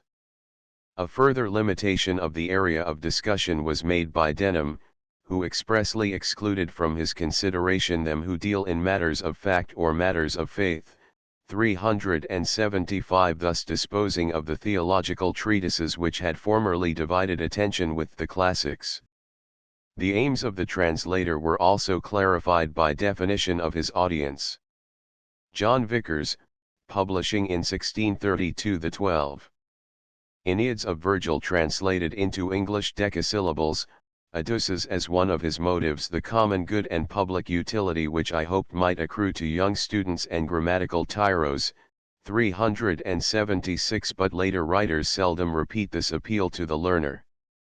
The next year John Brinsley issued Virgil's Eclogues, with his book De Pibus, translated grammatically, and also according to the propriety of our English tongue so far as grammar and the verse will permit. A significant comment in the directions runs, as for the fear of making truants by these translations, a conceit which arose merely upon the abuse of other translations, never intended for this end, I hope that happy experience of this kind will in time drive it and all like to it utterly out of schools and out of the minds of all. Apparently the schoolmaster's ban upon the unauthorized use of translations was establishing the distinction between the English version which might claim to be ranked as literature and that which Johnson later designated as the clandestine refuge of schoolboys. 377. Another limitation of the audience was, however, less admirable. For the widely democratic appeal of the Elizabethan translator was substituted an appeal to a class, distinguished, if one may believe the philosopher Hobbes, as much by social position as by intellect. In discussing the vocabulary to be employed by the translator, Hobbes professes opinions not unlike those of the 16th century critics. Like Puttenham, he makes a distinction between words as suited or unsuited for the epic style. The names of instruments and tools of artificers, and words of art, he says in the preface to his Homer, though of use in the schools, are far from being fit to be spoken by a hero. He may delight in the arts themselves, and have skill in some of them, but his glory lies not in that, but in courage, nobility, and other virtues of nature, or in the command he has over other men. In Hobbes' objection to the use of unfamiliar words, also, there is nothing new, but in the standards by which he tries such terms there is something amusingly characteristic of his time. In the choice of words, the first indiscretion is in the use of such words as to the readers of poesy, which are commonly persons of the best quality. It is only fair to reproduce Hobbes' capitalization are not sufficiently known.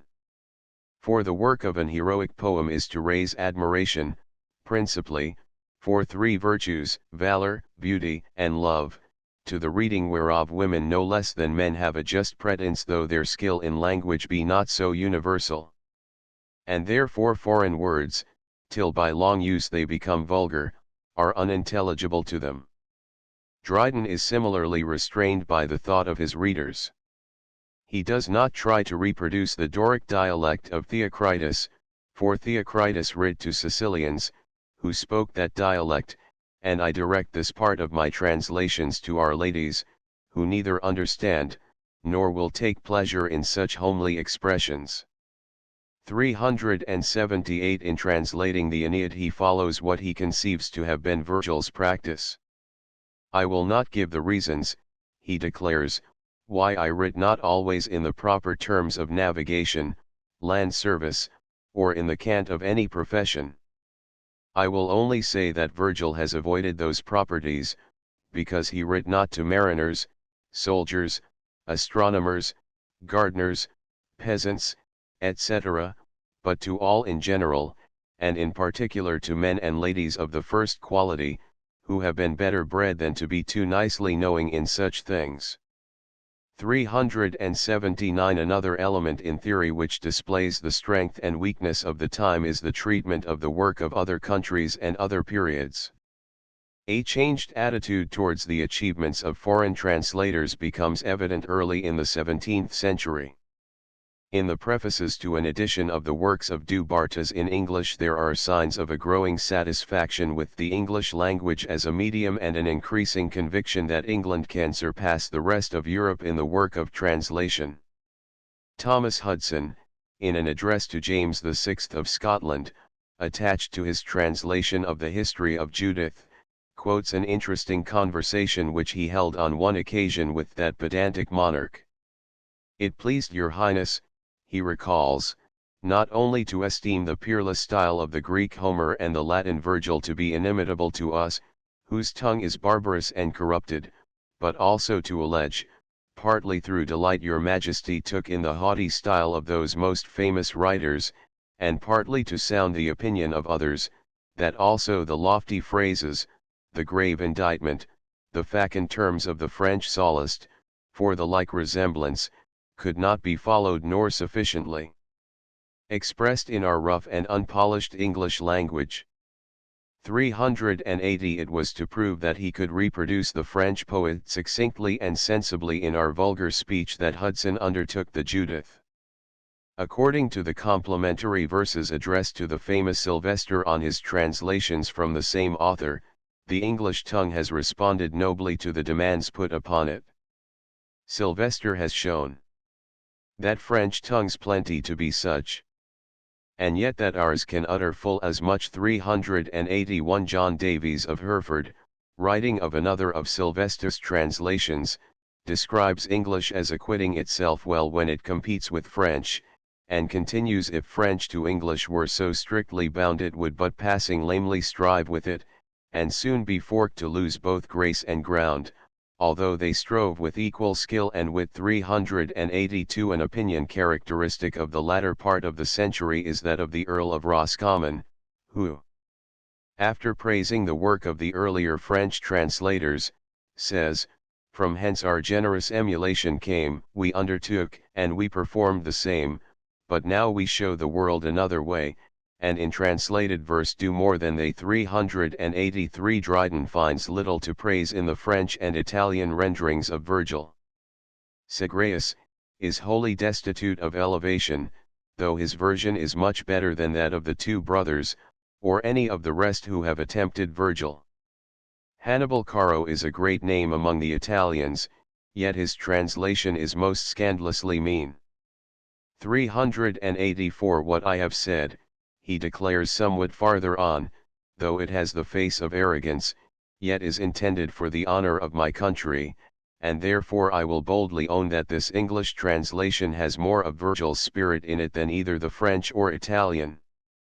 385 On translators outside their own period. 17th century critics bestowed even less consideration than on their French or Italian contemporaries. Earlier writers were forgotten, or remembered only to be condemned. W.L. Gent, who in 1628 published a translation of Virgil's Eclogues, expresses his surprise that a poet like Virgil should yet stand still as a noli me tangere, whom no man either durst or would undertake. Only Master Spenser long since translated the Nat, a little fragment of Virgil's excellence, giving the world peradventure to conceive that he would at one time or other have gone through with the rest of this poet's work. 386 Vickers' translation of the Aeneid is accompanied by a letter in which the author's cousin, Thomas Vickers, congratulates him on his great pains in transplanting this worthiest of Latin poets into a mellow and neat English soil, a thing not done before. 387 Denham announces, "There are so few translations which deserve praise, that I scarce ever saw any which deserved pardon, those who travail in that kind being for the most part so unhappy as to rob others without enriching themselves, pulling down the fame of good authors without raising their own." Brome 388 writing in 1666, rejoices in the good fortune of Horace's good friend Virgil, who being plundered of all his ornaments by the old translators, was restored to others with double lustre by those standard bearers of wit and judgment, Denham and Waller. 389 And in proof of his statements put side by side translations of the same passage by Flora and Denham. Later, in 1688, an anonymous writer recalls the work of Flora and Stanihurst only to disparage it. Introducing his translation of Virgil, who has so long unhappily continued a stranger to tolerable English, he says that he has observed how Player and Stanihurst of old had murdered the most absolute of poets. 391 Dissenting note is found in Robert Gould's lines prefixed to a 1687 edition of Fairfax's Godfrey of Boulogne. "See here, you dull translators, look with shame upon this stately monument of fame, and to amaze you more, reflect how long it is, since first 'twas taught the English tongue, in what a dark age it was brought to light. Dark? No, our age is dark, and that was bright. Of all these versions which now brightest shine, most, Fairfax, are but foils to set off thine. Ev and Horace can't of too much justice boast, his unaffected, easy style is lost, and Ogilby's the lumber of the stall, but thy translation does atone for all." 391 Dryden, too, approves of Fairfax, considered at least as a metrist. He includes him with Spenser among the great masters of our language, and adds, "Many besides myself have heard our famous Waller own that he derived the harmony of his numbers from Godfrey of Boulogne, which was turned into English by Mr. Fairfax." 392 But even Dryden, who sometimes saw beyond his own period, does not share the admiration which some of his friends entertain for Chapman. The Earl of Mulgrave and Mr. Waller, he writes in the Examen Poeticum, two of the best judges of our age, have assured me that they could never read over the translation of Chapman without incredible pleasure and extreme transport. This admiration of theirs must needs proceed from the author himself, for the translator has thrown him down as far as harsh numbers, improper English, and a monstrous length of verse could carry him. 393 In the satisfaction with their own country and their own era there lurk certain dangers for 17th-century writers.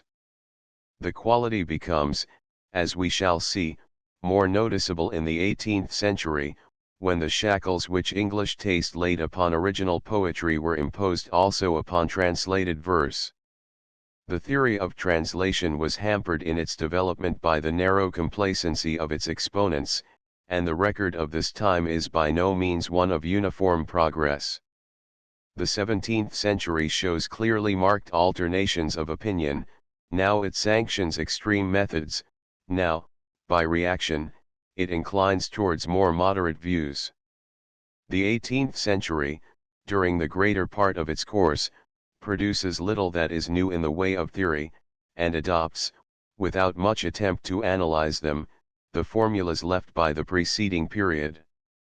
We may now resume the history of these developments at the point where it was dropped in Chapter 3, at the end of Elizabeth's reign.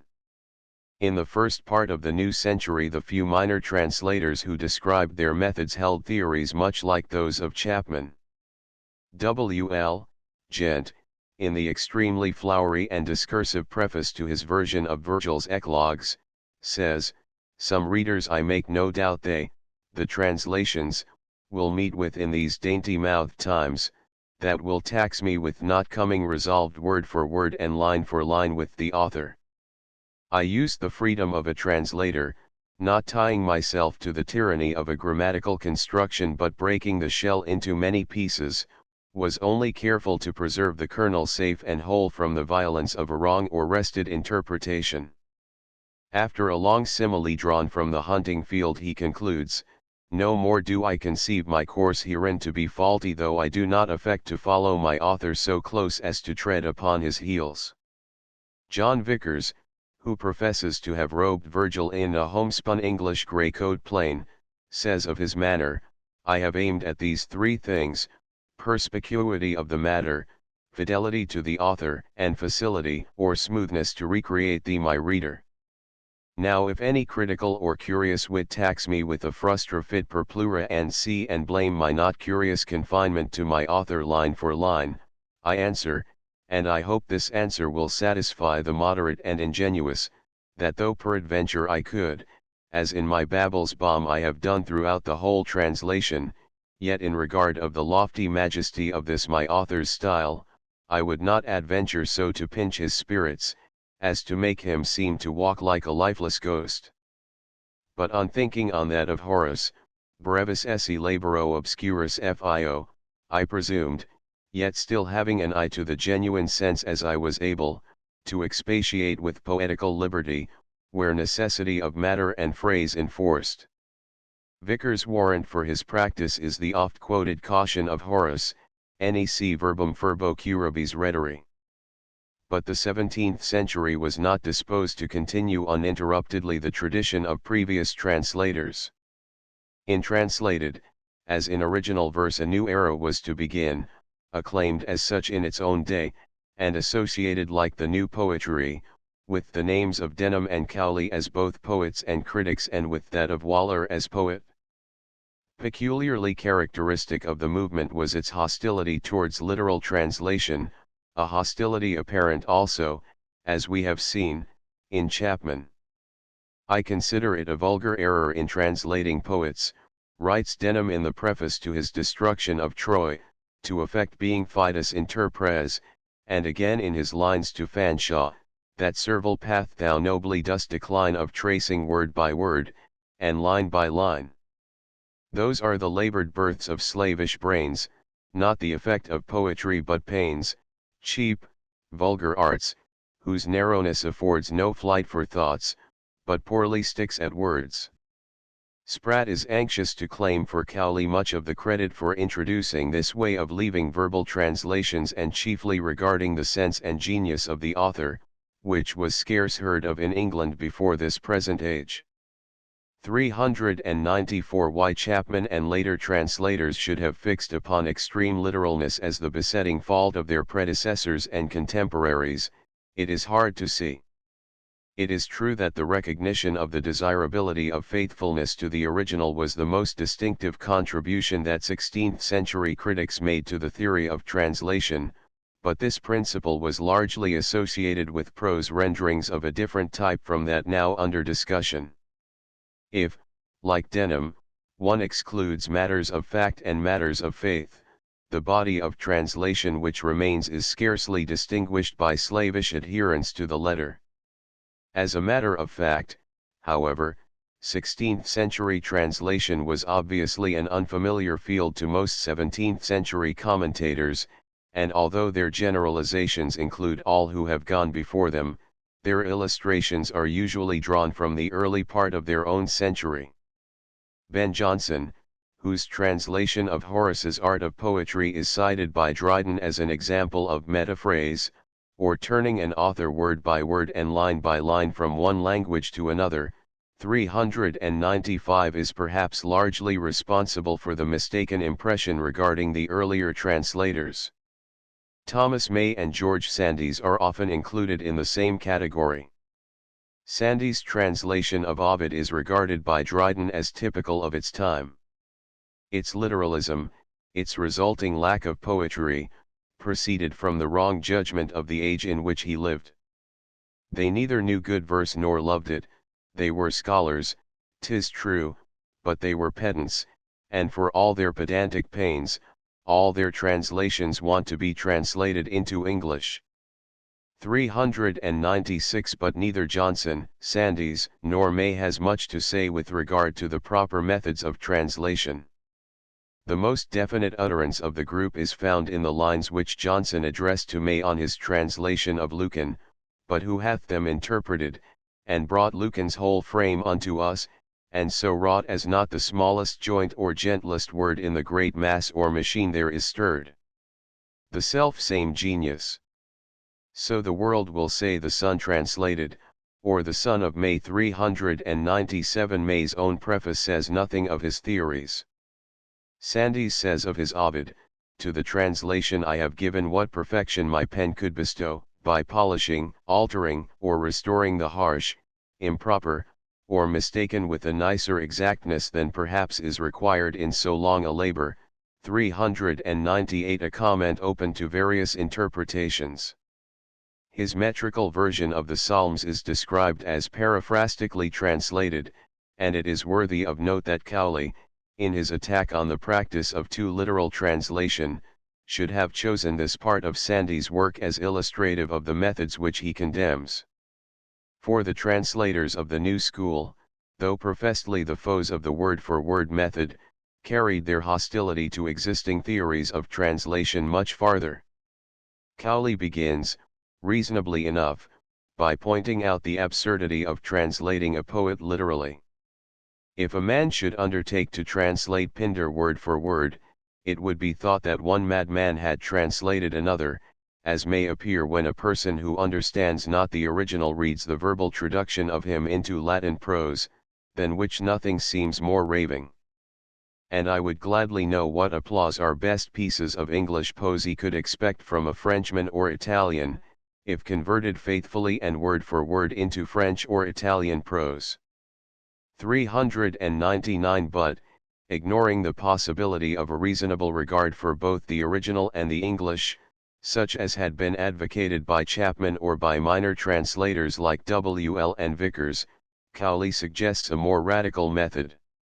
Since of necessity much of the beauty of a poem is lost in translation, the translator must supply new beauties. For men resolving in no case to shoot beyond the mark, he says, it is 1,000 to 1 if they shoot not short of it. We must needs confess that after all these losses sustained by Pindar, all we can add to him by our wit or invention, not deserting still his subject, is not likely to make him a richer man than he was in his own country. Finally comes a definite statement of Cowley's method. Upon this ground I have in these two odes of Pindar taken, left out and added what I please, nor make it so much my aim to let the reader know precisely what he spoke as what was his way and manner of speaking, which has not been yet, that I know of, introduced into English, though it be the noblest and highest kind of writing in verse. Denham, in his lines on Fanshaw's translation of Guarini, had already approved of a similar method. A new and nobler way thou dost pursue to make translations and translators too. They but preserve the ashes, thou the flame, true to his sense, but truer to his fame. Feeding his current, where thou find st it low let st in thine own to make it rise and flow, wisely restoring whatsoever grace is lost by change of times, or tongues, or place. Denham, however, justifies the procedure for reasons which must have had their appeal for the translator who was conscious of real creative power. Poesy, he says in the preface to his translation from the Aeneid, is of so subtle a spirit that in the pouring out of one language into another it will all evaporate, and if a new spirit be not added in transfusion, there will remain nothing but a caput mortuum. The new method, which Cowley is willing to designate as imitation if the critics refuse to it the name of translation, is described by Dryden with his usual clearness. I take imitation of an author in their sense, he says, to be an endeavor of a later poet to write like one who has written before him, on the same subject, that is, not to translate his words, or be confined to his sense, but only to set him as a pattern, and to write as he supposes that author would have done, had he lived in our age, and in our country. 400 Yet, after all, the new fashion was far from revolutionizing either the theory or the practice of translation. Dryden says of Denham that he advised more liberty than he took himself, and of both Denham and Cowley, I dare not say that either of them have carried this libertine way of rendering authors, as Mr. Cowley calls it, so far as my definition reaches, for in the Pindaric odes the customs and ceremonies of ancient Greece are still observed. 401 In the theory of the less distinguished translators of the second and third quarters of the century, the influence of Denham and Cowley shows itself, if at all, in the claim to have translated paraphrastically and the complacency with which translators describe their practice as new, a condition of things which might have prevailed without the intervention of the method of imitation. About the year 1680 there comes a definite reaction against too great liberty in the treatment of foreign authors. Thomas Creech, defining what may justly be expected of the translator of Horace, says, if the sense of the author is delivered, the variety of expression kept, which I must despair of after Quintilian hath assured us that he is most happily bold in his words, and his fancy not debauched, for I cannot think myself able to improve Horace, 'tis all that can be expected from a version. 402 After quoting with approval what Cowley has said of the inadequacy of any translation, he continues, 'tis true he, Cowley, improves this consideration, and urges it as concluding against all strict and faithful versions, in which I must beg leave to dissent, thinking it better to convey down the learning of the ancients than their empty sound suited to the present times, and show the age their whole substance, rather than their ghost embodied in some light air of my own. An anonymous writer presents a group of critics who are disgusted with contemporary fashions in translation and wish to go back to those which prevailed in the early part of the century 403. Acer, incensed, exclaimed against the age, said some of our new poets had of late set up a lazy fashion to translate, speak authors how they please, and if they call stuff they make paraphrase, that answers all. Pedantic verse, effeminately smooth, racked through all little rules of art to soothe, the soft net age industriously compile, main wit and cripple fancy all the while.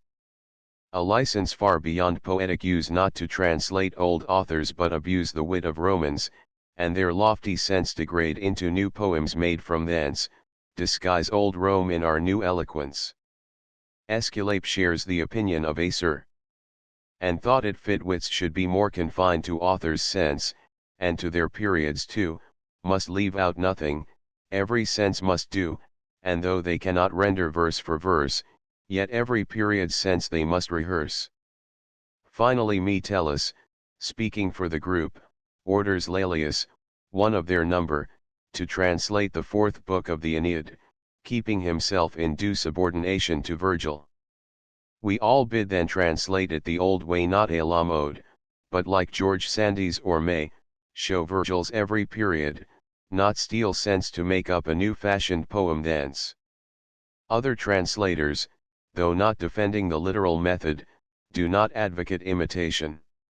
Roscommon, in the essay on translated verse, demands fidelity to the substance of the original when he says, the genuine sense, intelligibly told, shows a translator both discreet and bold.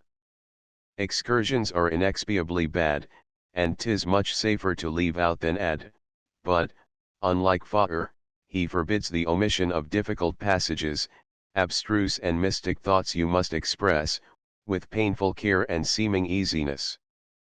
Dryden considers the whole situation in detail. 404 He admires Cowley's Pindaric odes and admits that both Pindar and his translator do not come under ordinary rules, but he fears the effect of Cowley's example when writers of unequal parts to him shall imitate so bold an undertaking, and believes that only a poet so wild and ungovernable as Pindar justifies the method of Cowley. If Virgil, or Ovid, or any regular intelligible authors be thus used, 'tis no longer to be called their work, when neither the thoughts nor words are drawn from the original, but instead of them there is something new produced, which is almost the creation of another hand. He who is inquisitive to know an author's thoughts will be disappointed in his expectation, and 'tis not always that a man will be contented to have a present made him, when he expects the payment of a debt. To state it fairly, imitation is the most advantageous way for a translator to show himself, but the greatest wrong which can be done to the memory and reputation of the dead. Though imitation was not generally accepted as a standard method of translation, certain elements in the theory of Denham and Cowley remained popular throughout the 17th and even the 18th century. A favorite comment in the complimentary verses attached to translations is the assertion that the translator has not only equaled but surpassed his original. An extreme example of this is Dryden's fatuous reference to the Earl of Mulgrave's translation of Ovid. How will sweet Ovid's ghost be pleased to hear his fame augmented by an English peer, how he embellishes his Helen's loves, outdoes his softness, and his sense improves. 405 His earlier lines to Sir Robert Howard on the latter's translation of the Accolades of Statius are somewhat less bald. To understand how much we owe to you, we must your numbers with your author's view, then shall we see. His work was lamely rough, each figure stiff as if designed in buff, his colors laid so thick on every place, as only showed the paint, but hid the face, but as in perspective we beauties see which in the glass, not in the picture be, so here our sight obligingly mistakes that wealth which is your bounty only makes. Thus vulgar dishes are by cooks disguised, more for their dressing than their substance prized. 406 It was especially in cases where the original lacked smoothness and perspicuity, the qualities which appealed most strongly to the century, that the claim to improvement was made. Often, however, it was associated with notably accurate versions. Cartwright calls upon the readers of Holiday's Perseus, who when they shall view how truly with thine author thou dost pace, how hand in hand ye go, what equal grace thou dost observe with him in every term, they cannot but, if justly affirm that did your times as do your lines agree, he might be thought to have translated thee, but that he's darker, not so strong, wherein thy greater art more clearly may be seen, which does thy Perseus cloudy storms display with lightning and with thunder, both which lay couched perchance in him, but wanted force to break, or light from darkness to divorce, till thine exhaled skill compressed it so, that forced the clouds to break, the light to show, the thunder to be heard. That now each child can prattle what was meant, whilst thou art styled of all, with titles of true dignity for lofty phrase and perspicuity. 407 Ja addresses Lucretius in lines prefixed to Creech's translation, but Lord, how much you're changed, how much improved. Your native roughness all is left behind, but still the same good man though more refined. 408 And Otway says to the translator, for when the rich original we peruse, and by it try the metal you produce, though there indeed the purest ore we find, yet still by you it something is refined. Thus when the great Lucretius gives a loose and lashes to her speed his fiery muse, still with him you maintain an equal pace, and bear full stretch upon him all the race, but when in rugged way we find him rein his verse, and not so smooth a stroke maintain, there the advantage he receives is found, by you taught temper, and to choose his ground. 409 So authoritative a critic as Roscommon, however, seems to oppose attempts at improvement when he writes, your author always will the best advise, fall when he falls, and when he rises, rise, a precept which Tytler, writing at the end of the next century, considers the one doubtful rule in the essay on translated verse. Far from adopting the former part of this maxim, he declares, I consider it to be the duty of a poetical translator, never to suffer his original to fall. He must maintain with him a perpetual contest of genius, he must attend him in his highest flights, and soar, if he can, beyond him, and when he perceives, at any time a diminution of his powers, when he sees a drooping wing, he must raise him on his own pinions. 410 The influence of Denham and Cowley is also seen in what is perhaps the most significant element in the 17th century theory of translation. These men advocated freedom in translation, not because such freedom would give the translator a greater opportunity to display his own powers, but because it would enable him to reproduce more truly the spirit of the original. A good translator must, first of all, know his author intimately. Where Denham's expressions are fuller than Virgil's, they are, he says, but the impressions which the often reading of him hath left upon my thoughts. Possessing this intimate acquaintance, the English writer must try to think and write as if he were identified with his author. Dryden, who, in spite of his general principles, sometimes practiced something uncommonly like imitation, says in the preface to Sylvae, I must acknowledge that I have many times exceeded my commission, for I have both added and omitted, and even sometimes very boldly made such expositions of my authors as no Dutch commentator will forgive me. Where I have enlarged them, I desire the false critics would not always think that those thoughts are wholly mine, but either that they are secretly in the poet, or may be fairly deduced from him, or at least, if both these considerations should fail, that my own is of a piece with his, and that if he were living, and an Englishman, they are such as he would probably have written. 411 By a sort of irony the more faithful translator came in time to recognize this as one of the precepts of his art, and sometimes to use it as an argument against too much liberty. The Earl of Roscommon says in the preface to his translation of Horace's Art of Poetry, I have kept as close as I could both to the meaning and the words of the author, and done nothing but what I believe he would forgive if he were alive, and I have often asked myself this question. Dryden follows his protest against imitation by saying, nor must we understand the language only of the poet, but his particular turn of thoughts and expression, which are the characters that distinguish, and, as it were, individuate him from all other writers. When we come thus far, 'tis time to look into ourselves, to conform our genius to his, to give his thought either the same turn, if our tongue will bear it, or if not, to vary but the dress, not to alter or destroy the substance. 412 Such faithfulness, according to Dryden, involves the appreciation and the reproduction of the qualities in an author which distinguish him from others, or, to use his own words, the maintaining the character of an author which distinguishes him from all others, and makes him appear that individual poet whom you would interpret. 413 Dryden thinks that English translators have not sufficiently recognized the necessity for this.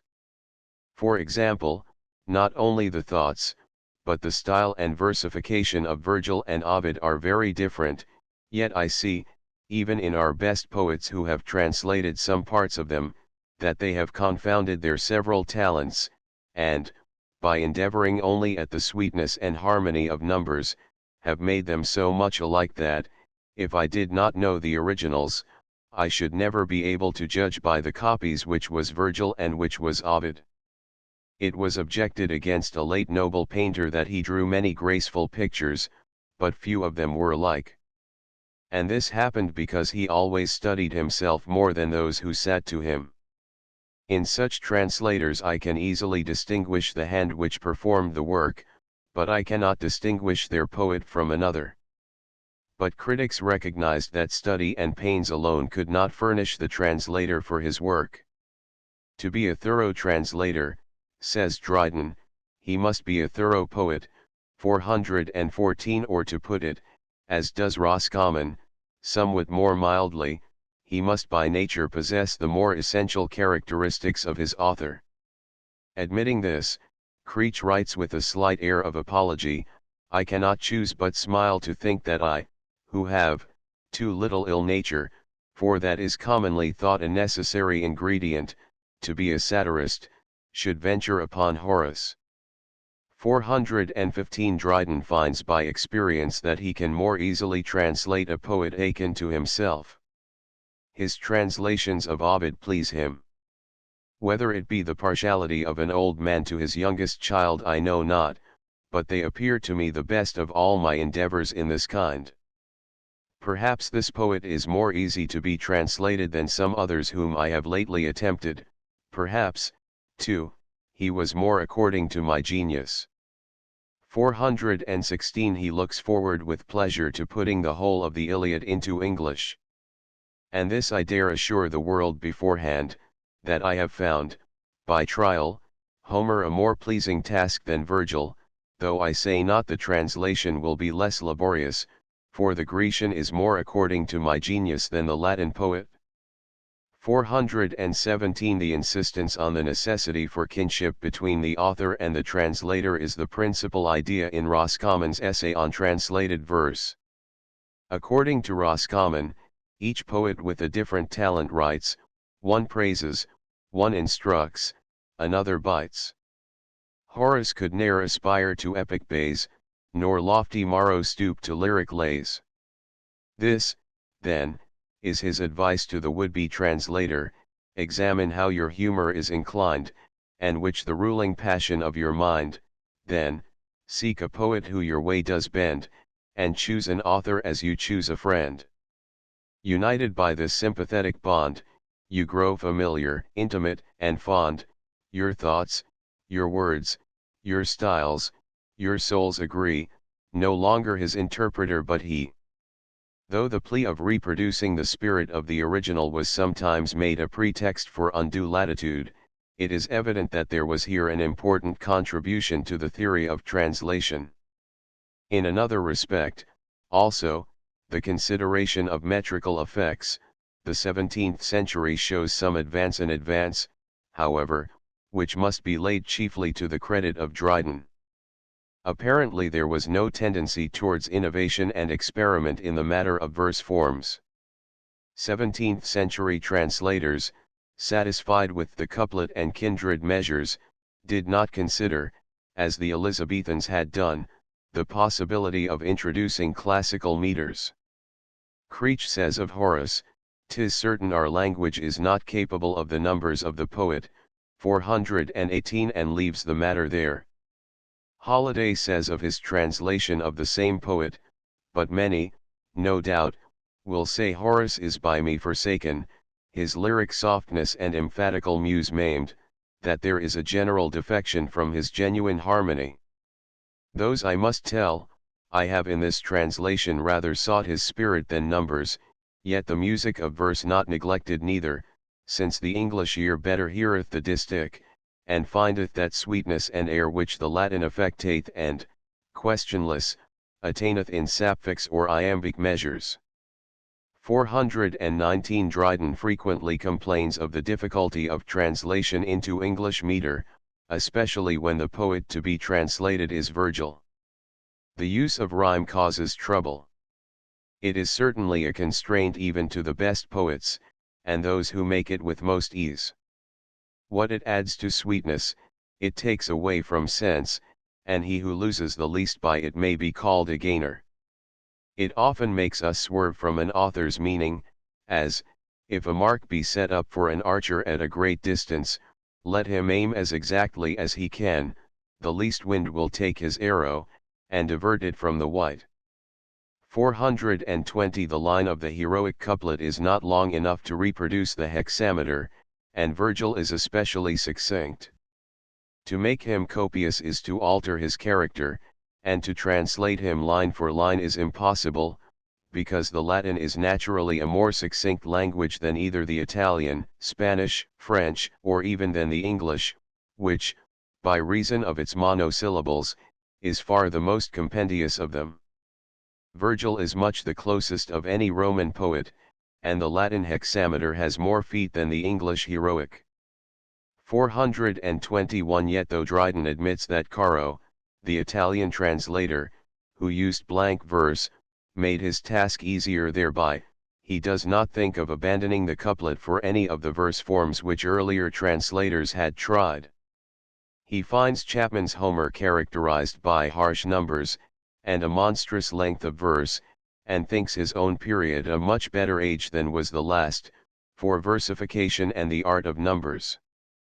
422 Roscommon, whose version of Horace's art of poetry is in blank verse, says that Johnson's translation lacks clearness as a result not only of his literalness but of the constraint of rhyme.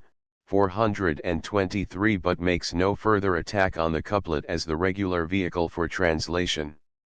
Dryden, however, is peculiarly interested in the general effect of his verse as compared with that of his originals.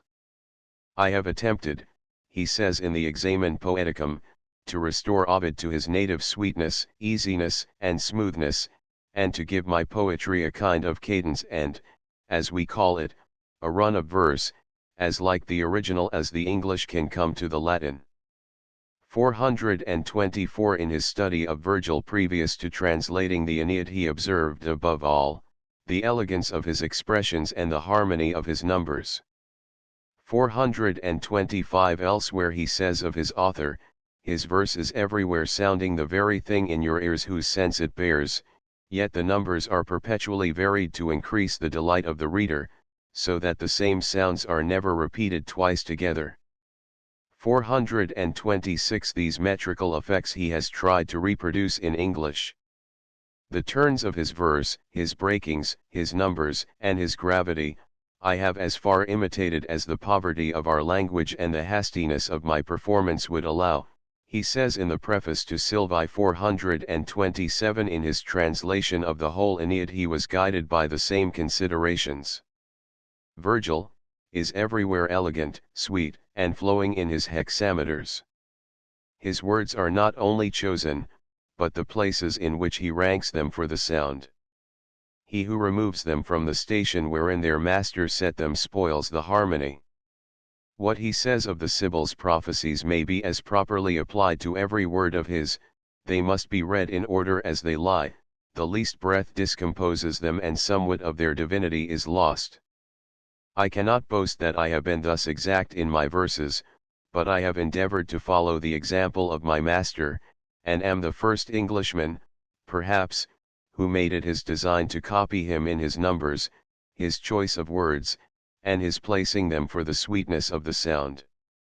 On this last consideration I have shunned the caesura as much as possibly I could, for, wherever that is used, it gives a roughness to the verse, of which we have little need in a language which is overstocked with consonants.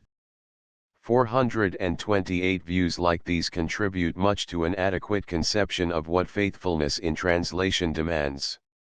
From the lucid, intelligent comment of Dryden, it is disappointing to turn to the body of doctrine produced by his successors.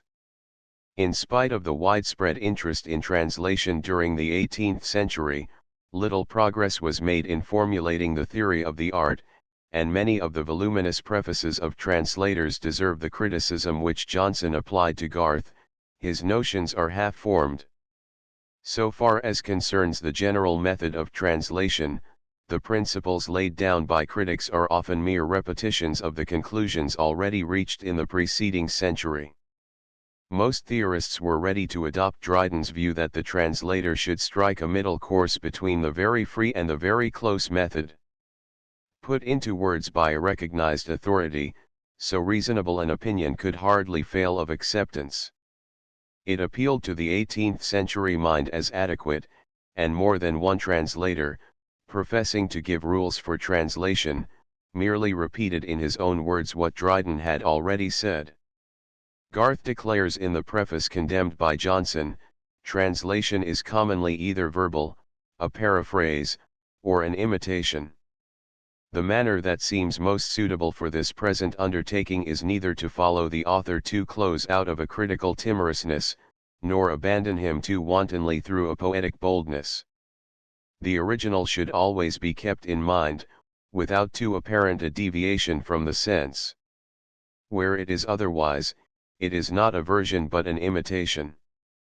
429 Granger says in the introduction to his Tibullus, verbal translations are always inelegant, because always destitute of beauty of idiom and language, for by their fidelity to an author's words, they become treacherous to his reputation. On the other hand, a too wanton departure from the letter often varies the sense and alters the manner. The translator chose the middle way, and meant neither to tread on the heels of Tibullus nor yet to lose sight of him. 430 The preface to Fox Theocritus harks back to Dryden, a too faithful translation, Mr. Dryden says, must be a pedantic one. And as I have not endeavored to give a verbal translation, so neither have I indulged myself in a rash paraphrase, which always loses the spirit of an ancient by degenerating into the modern manners of expression. 431 Yet behind these well-sounding phrases there lay, one suspects, little vigorous thought. Both the clarity and the honesty which belong to Dryden's utterances are absent from much of the comment of the 18th century. The apparent judicial impartiality of Garth, Fox, Granger, and their contemporaries disappears on closer examination. In reality, the balance of opinion in the time of Pope and Johnson inclines very perceptibly in favor of freedom.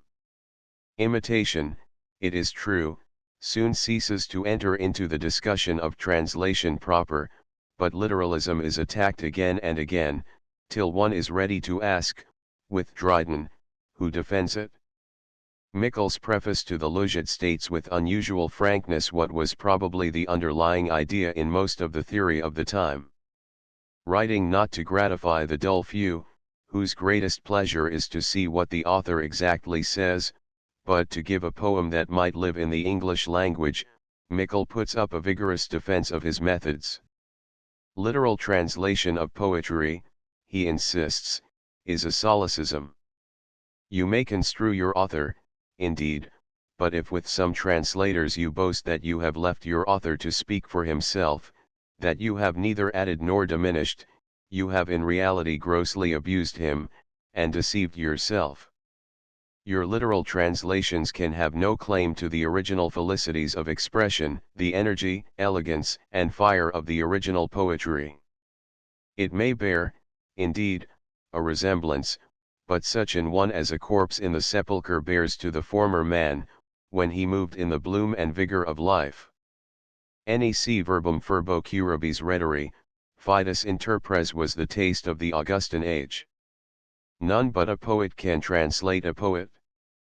The freedom which this precept gives will, therefore, in a poet's hands, not only infuse the energy, elegance, and fire of the author's poetry into his own version, but will give it also the spirit of an original. 432 A similarly clear statement of the real facts of the situation appears in Johnson's remarks on translators. His test for a translation is its readability, and to attain this quality he thinks it permissible for the translator to improve on his author. To 1,000 cavils, he writes in the course of his comments on Pope's Homer, one answer is necessary, the purpose of a writer is to be read, and the criticism which would destroy the power of pleasing must be blown aside. 433 The same view comes forward in his estimate of Cowley's work. The Anacreon of Cowley, like the Homer of Pope, has admitted the decoration of some modern graces, by which he is undoubtedly more amiable to common readers, and perhaps, if they would honestly declare their own perceptions, to far the greater part of those whom courtesy and ignorance are content to style the learned. 434 In certain matters, however, the translator claimed a special freedom. A work of this nature, says Trapp of his translation of the Aeneid, is to be regarded in two different views, both as a poem and as a translated poem. This gives the translator some latitude. The thought and contrivance are his author's, but his language and the turn of his versification are his own. 435 Pope holds the same opinion. A translator must give his author entire and unmaimed, but for the rest the diction and versification are his own province. 436 Such a dictum was sure to meet with approval, for dignity of language and smoothness of verse were the very qualities on which the period prided itself. It was in these respects that translators hoped to improve on the work of the preceding age. Fox, the translator of Theocritus, believes that many lines in Dryden's Miscellany will sound very harshly in the polished ears of the present age, and that Creech's translation of his author can be popular only with those who, having no ear for poetical numbers, are better pleased with the rough music of the last age than the refined harmony of this. Johnson, who strongly approved of Dryden's performance, accepts it as natural that there should be other attempts at the translation of Virgil, since the English ear has been accustomed to the mellifluence of Pope's numbers, and the diction of poetry has become more splendid. 437 There was something of poetic justice in this attitude towards the 17th century, itself so unappreciative of the achievements of earlier translators, but exemplified in practice, it showed the peculiar limitations of the age of Pope. As in the 17th century, the heroic couplet was the predominant form in translations. Blank verse, when employed, was generally associated with a protest against the prevailing methods of translators. Trapp and Brady, both of whom early in the century attempted blank verse renderings of the Aeneid, justify their use of this form on the ground that it permits greater faithfulness to the original. Brady intends to avoid the rock upon which other translators have split, and that seems to me to be their translating this noble and elegant poet into rhyme, by which they were sometimes forced to abandon the sense, and at other times to cramp it very much, which inconveniences may probably be avoided in blank verse. 438 Trapp makes a more violent onslaught upon earlier translations, which he finds commonly so very licentious that they can scarce be called so much as paraphrases, and presents the employment of blank verse as in some degree a remedy for this. The fetters of rhyme often cramp the expression and spoil the verse, and so you can both translate more closely and also more fully express the spirit of your author without it than with it. 439 Neither version however was kindly received, and though there continued to be occasional efforts to break away from what Warton calls the Gothic shackles of rhyme 440 or from the oversmoothness of Augustan verse, the more popular translators set the stamp of their approval on the couplet in its classical perfection. Granger, who translated Tibullus, discusses the possibility of using the alternate stanza, but ends by saying that he has generally preferred the heroic measure, which is not better suited to the lofty sound of the epic muse than to the complaining tone of the elegy.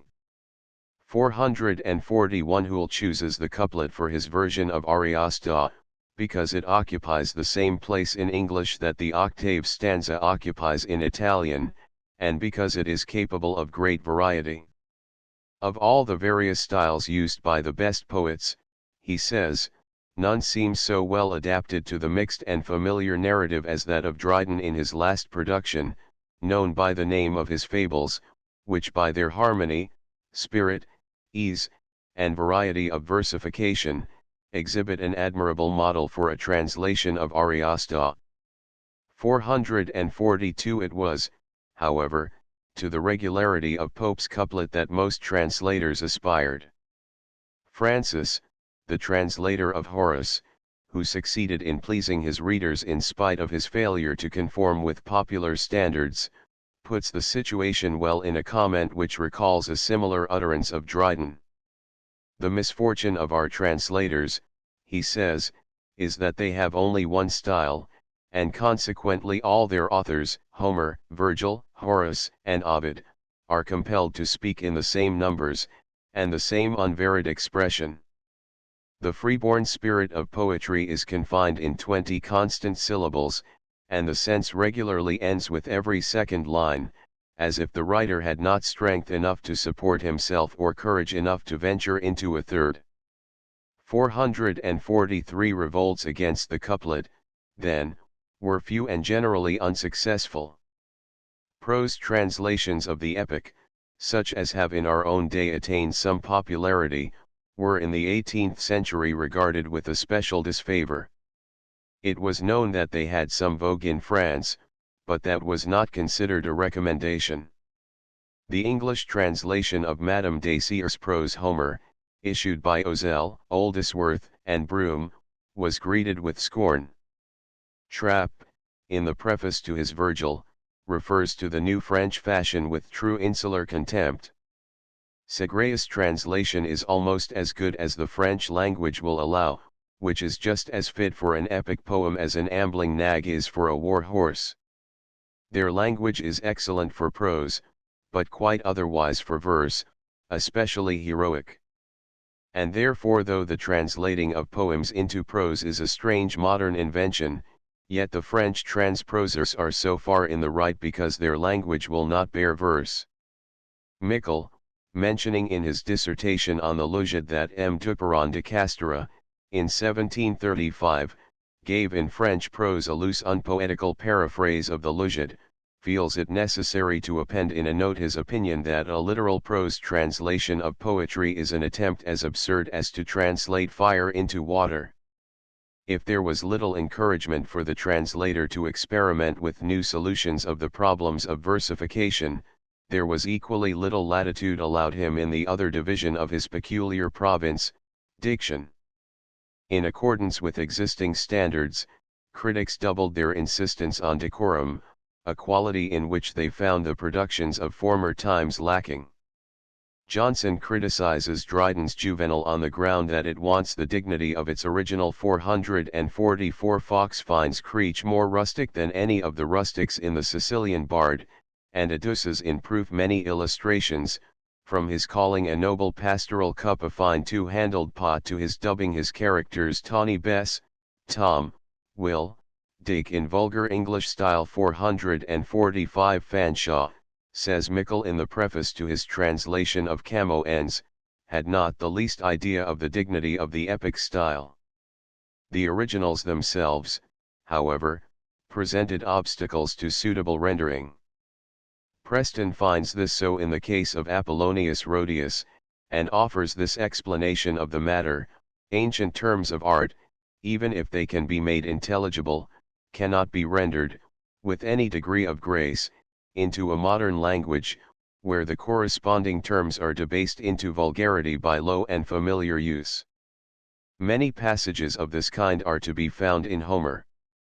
They are frequent also in Apollonius Rhodius, particularly so, from the exactness which he affects in describing everything.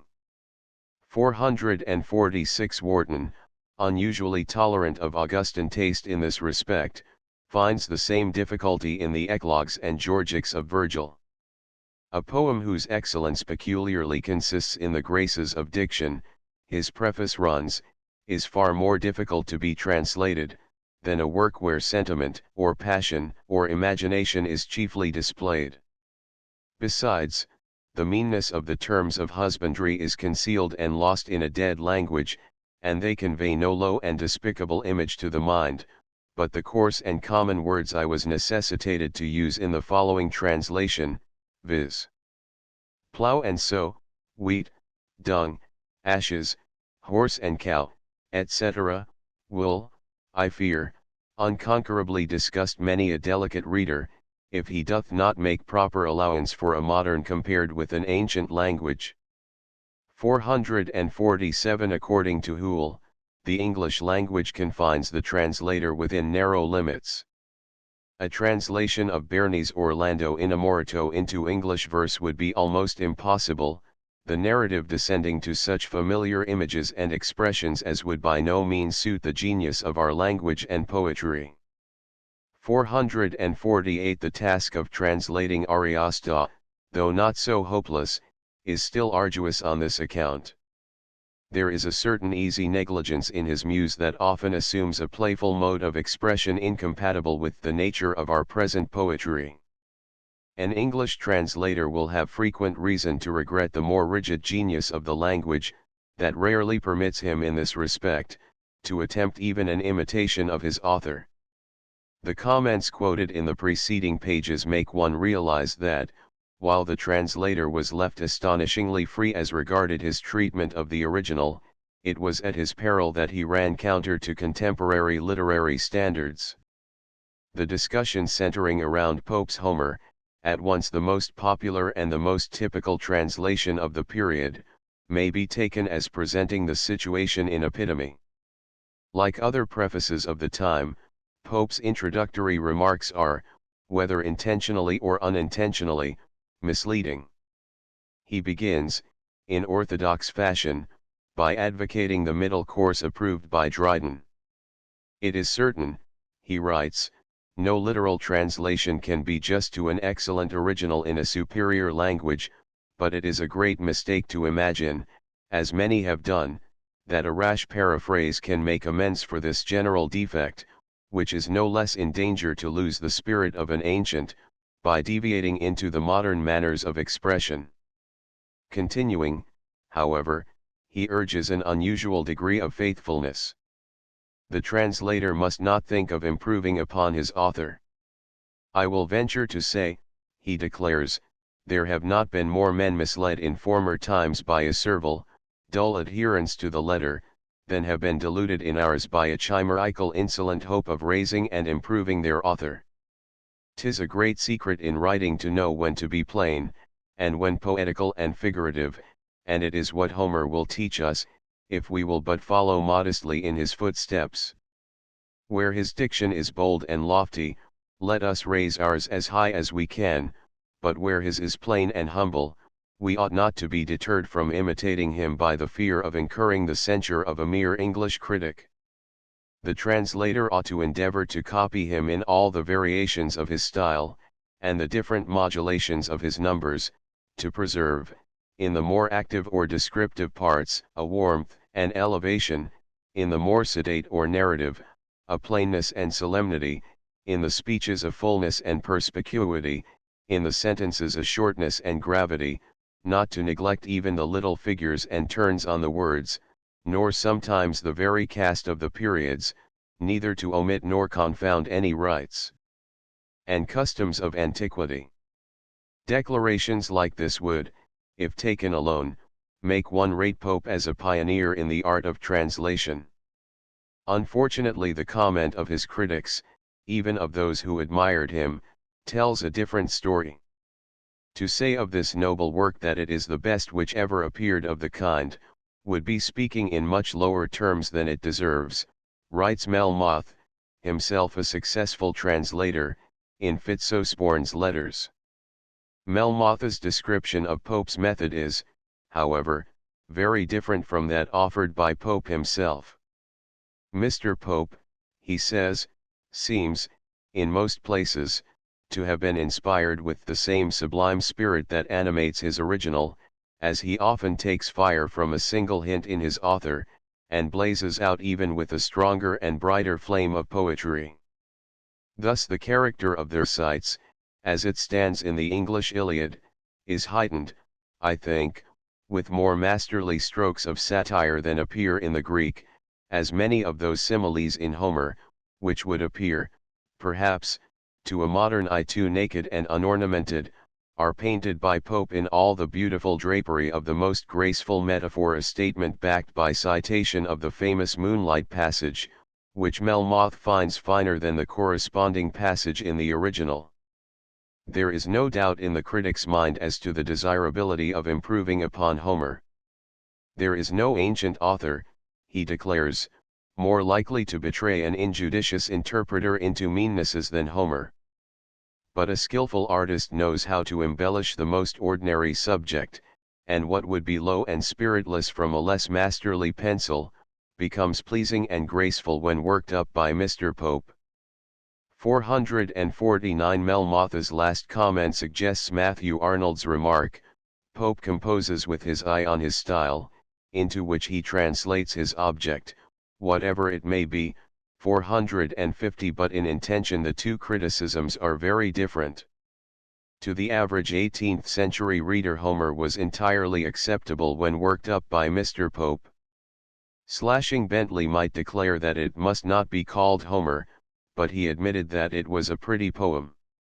Less competent critics, unhampered by Bentley's scholarly doubts, thought the work adequate both as a poem and as a translated poem.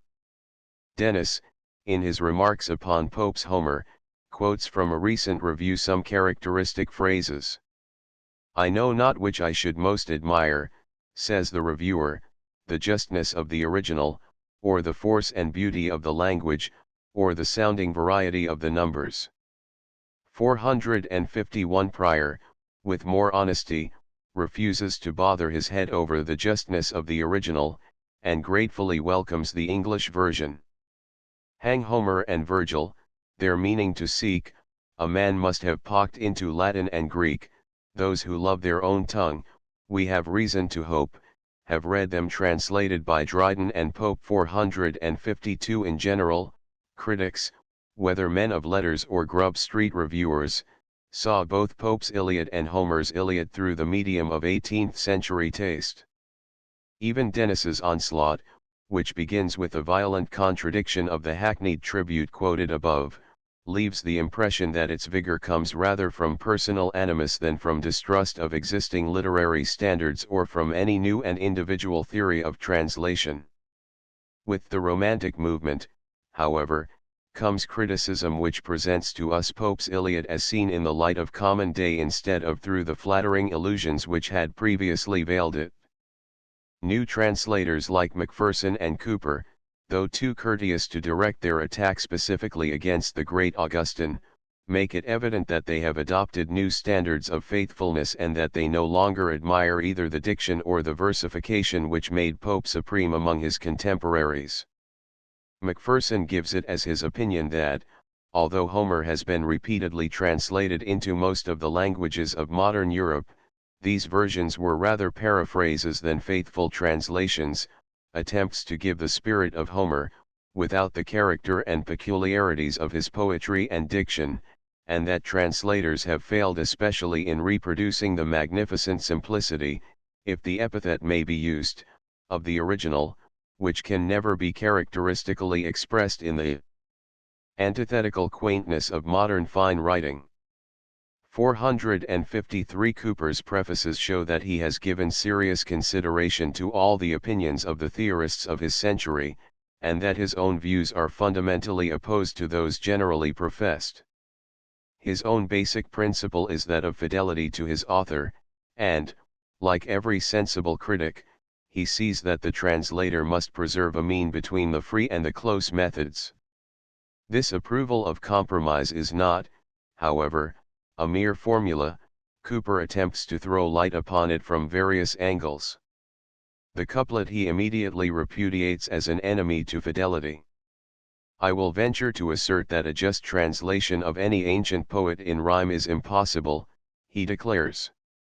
No human ingenuity can be equal to the task of closing every couplet with sounds homogeneous, expressing at the same time the full sense of his original. The translator's ingenuity, indeed, in this case becomes itself a snare, and the readier he is at invention and expedient, the more likely he is to be betrayed into the wildest departures from the guide whom he professes to follow. 454 The popular idea that the translator should try to imagine to himself the style which his author would have used had he been writing in English is to Cooper a direction which wants nothing but practicability to recommend it.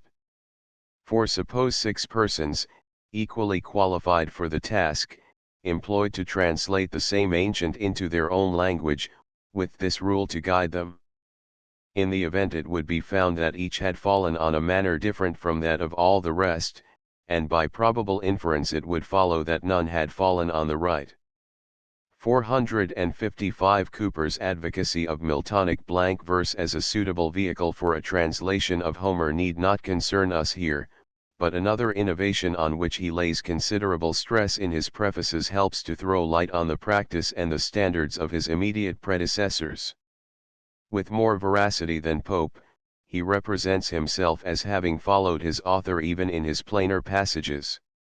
The passages which will be least noticed, and possibly not at all, except by those who shall wish to find me at a fault, he writes in the preface to the first edition, are those which have cost me abundantly the most labor. It is difficult to kill a sheep with dignity in a modern language, to slay and prepare it for the table, detailing every circumstance in the process. Difficult also, without sinking below the level of poetry, to harness mules to a wagon, particularizing every article of their furniture, straps, rings, staples, and even the tying of the knots that kept all together. Homer, who writes always to the eye with all his sublimity and grandeur, has the minuteness of a Flemish painter. In the preface to his second edition he recurs to this problem and makes a significant comment on Pope's method of solving it. There is no end of passages in Homer, he repeats, which must creep unless they be lifted, yet in all such, all embellishment is out of the question. The hero puts on his clothes, or refreshes himself with food and wine, or he yokes his steeds, takes a journey, and in the evening preparation is made for his repose. To give relief to subjects prosaic as these without seeming unseasonably tumid is extremely difficult. Mr. Pope abridges some of them, and others he omits, but neither of these liberties was compatible with the nature of my undertaking. 456 That Cooper's reaction against Pope's ideals was not a thing of sudden growth is evident from a letter more outspoken than the prefaces. Not much less than 30 years since, he writes in 1788, Alston and I read Homer through together. The result was a discovery that there is hardly a thing in the world of which Pope is so entirely destitute as a taste for Homer.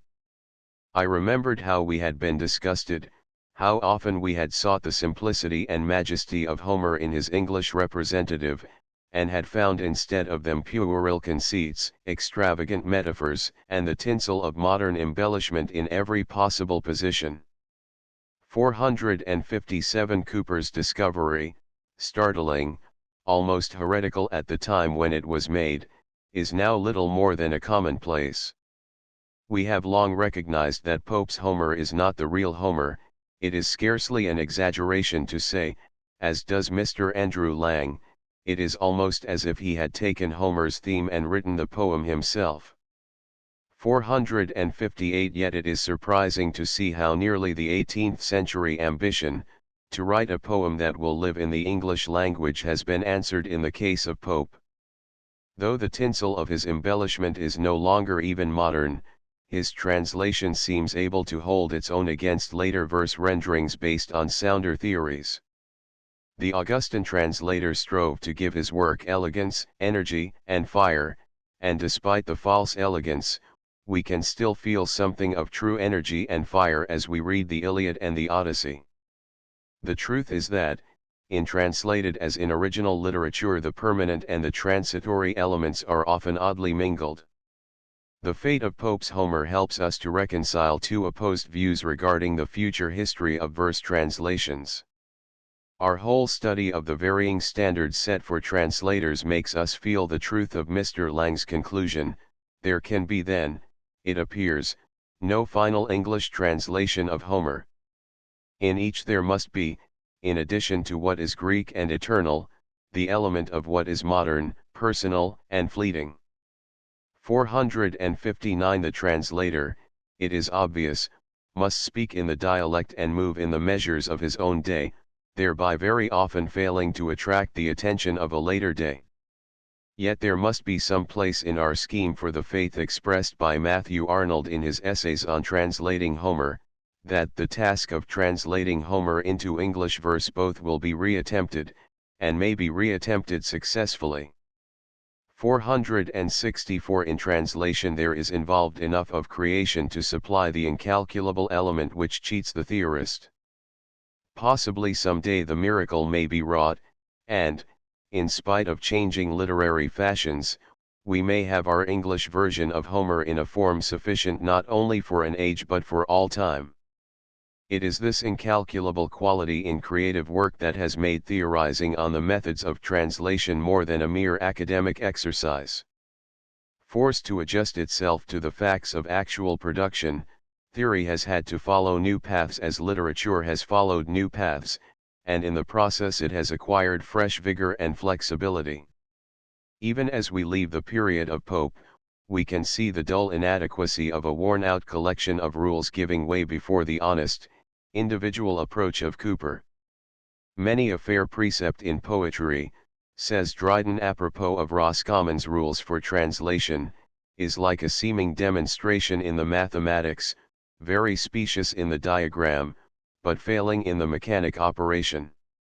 461 Confronted by such discrepancies, the theorist has again and again had to modify his specious rules, with the result that the theory of translation, though a small, is yet a living and growing element in human thought. Footnotes: 365 Preface to the Reader, in the Natural History of C. Plinius Secundus, London, 1601. 366 Dedication, in Ovid's Metamorphoses, Englished by G.S., London, 1640. 367 Dedication, in the Poems of Horace rendered into verse by several persons, London, 1666. 368 Juvenal and Persius, translated by Barton Holyday, Oxford, 1673, published posthumously. 369 Dedication of the Ennies, in Essays of John Dryden, ed. W. P. Kerr, V2, p. 235. 370 Postscript to the Reader, Essays, V2, p. 243. 371 Rowe, in Lives of the Poets, Dublin, 1804, p. 284. 372 The Argument, in The Passion of Dido for Aeneas, translated by Edmund Waller and Sidney Godolphin, London, 1658. 373 Dedication, in translations of Horace. John Hanway, 1730. 374 Dedication, dated 1728, reprinted in the English Poets, London, 1810, v. 20. 375 Preface to the Destruction of Troy in Denham, Poems and Translations, London, 1709. 376 To the Courteous Not Curious Reader. 377 Comment on Trapp's blank version of Virgil, in Life of Dryden. 378 Preface to Sylvae, Essays, v1, p. 266. 379 Dedication of the Nis, Essays, v2, p. 236. 380 in Du Bartas, His Divine Words and Works, translated by Sylvester, London, 1641. 381 Lines by E.G., same edition. 382 Same edition, p. 322. 383 An Essay on Translated Verse. 384 Dedication of the Nis, Essays, v2, p. 220. 385 p. 222. 386 To the Worthy Reader. 387 To the Courteous Not Curious Reader, in the 12 Aeneads of Virgil, 1632. 388 Preface to the Destruction of Troy. 389 Dedication of the Poems of Horace. 390 To the Reader, in the First Book of Virgil's Aeneis, London, 1688. 391 Reprinted in Godfrey of Boulogne, translated by Fairfax, New York, 1849. 392 Essays, v2, p. 249. 393 Essays, v2, p. 14. 394 Spratt, Life of Cowley, in Prose Works of Abraham Cowley, London, 1826. 395 Preface to the Translation of Ovid's Epistles, Essays, v1, p. 237. 396 Dedication of Examen Poeticum, Essays, v2, p. 10. Johnson, writing of the latter part of the 17th century, says, "The authority of Johnson, Sandys, and Holiday had fixed the judgment of the nation." The Idler, 69, and Tytler, in his Essay on the Principles of Translation, 1791, says, "In poetical translation the English writers of the 16th, and the greatest part of the 17th century, seem to have had no other care than, in Denham's phrase, to translate language into language, and to have placed their whole merit in presenting a literal and servile transcript of their original." 397 in Lucan's Pharsalia, translated May, 1659. 398 To the Reader, in Ovid's Metamorphosis, translated Sandys, London, 1640. 399 Preface to Pindaric Odes, reprinted in Essays and Other Prose Writings, Oxford, 1915. 400 Preface to Ovid's Epistles, Essays, v1, p. 239. 401 pp. 239-40. 402 Dedication to Dryden, 1684, in the Odes, Satires, and Epistles of Horace done into English, London, 1688. 403 Metellus His Dialogues, Relation of a Journey to Tunbridge Wells, with the Fourth Book of Virgil's Aeneid in English, London, 1693. 404 Preface to the Translation of Ovid's Epistles, Essays, Volume 1, p. 240. 405 To the Earl of Roscommon on his excellent Essay on Translated Verse. 406 in Sir Robert Howard's Poems, London, 1660.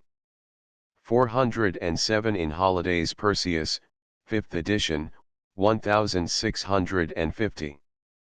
408 in Creech's Lucretius, 3rd edition, Oxford, 1683.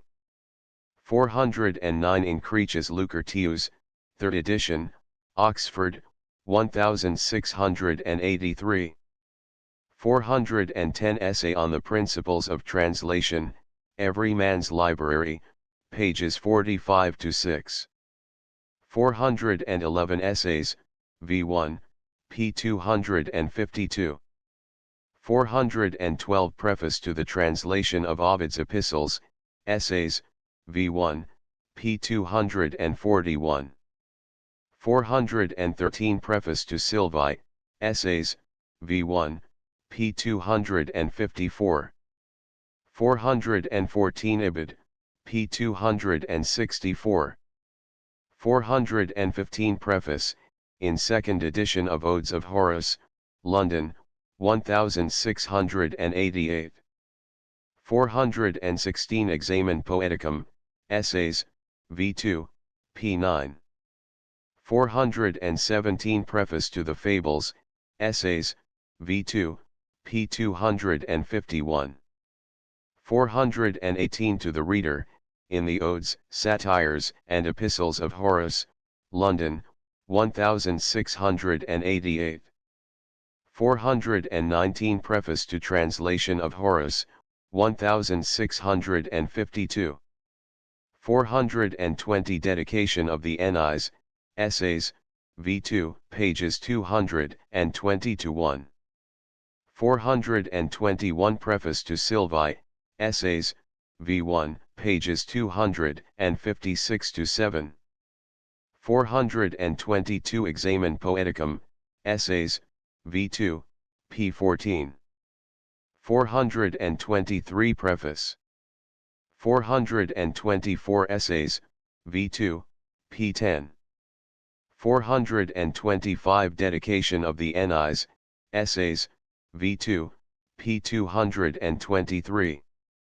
426 Preface to Sylvae, Essays, V1, p. 255. 427 Essays, V1, p. 258. 428 Dedication of the Ennies, Essays, V2, p. 215. 429 In Ovid's Metamorphoses translated by Dryden, Addison, Garth, etc., reprinted in the English Poets, v. 20. 430 Advertisement to Elegies of Tibullus, reprinted in same volume. 431 Preface to Idylliums of Theocritus, reprinted in same volume. 432 Dissertation on the Lusiad, reprinted in the English Poets, v. 21. 433 Pope, in Lives of the Poets, p. 568. 434 Cowley, in Lives, p. 25. 435 Preface of 1718, reprinted in the Works of Virgil translated into English blank verse by Joseph Trapp, London, 1735. 436 Preface to Homer's Iliad. 437 Dryden in Lives of the Poets, p. 226. 438 Proposals for a Translation of Virgil's Ennies in blank verse, London, 1713. 439 Preface, OPCIT 440 Prefatory Dedication, in the Works of Virgil in English verse, London, 1763. 441 Advertisement, OPCIT 442 Preface to Ariosta, reprinted in the English Poets, v. 21. 443 Preface, reprinted in the English Poets, v. 19. 444 Dryden, in Lives, p. 226. 445 OPCIT 446 Preface, reprinted in the British Poets, Chiswick, 1822, v. 90. 447 Prefatory Dedication, in the Works of Virgil in English verse, London, 1763. 448 Preface to Ariosta, reprinted in the English Poets, v. 21. 449 pp 53-4. 450 Essays, Oxford edition, p. 258. 451 Mr. Dennis's Remarks upon Pope's Homer, London, 1717, p. 9. 452 In Down Hall, a Ballad. 453 Preface to the Iliad of Homer, translated by James Macpherson, London, 1773. 454 Preface to First Edition, taken from the Iliad of Homer, translated by the late William Cooper, London, 1802. 455 Preface to First Edition, taken from the Iliad of Homer, translated by the late William Cooper, London, 1802. 456 Preface prepared by Mr. Cooper for a second edition, in edition of 1802. 457 Letters, ed. Wright, London, 1904, v3, p. 233. 458 History of English Literature, p. 384. 459 Preface to the Odyssey of Homer done into English prose. 460 Lecture, 3, in Essays, p. 311. 461 Preface to Sylvae, in Essays, v1, p. 252. Index Adlington, William, 89, 94. Eelfrick, 4-5, 15, 55, 56, 58. Alfred, 3-4, 15, 17. Alexander, 10, 34.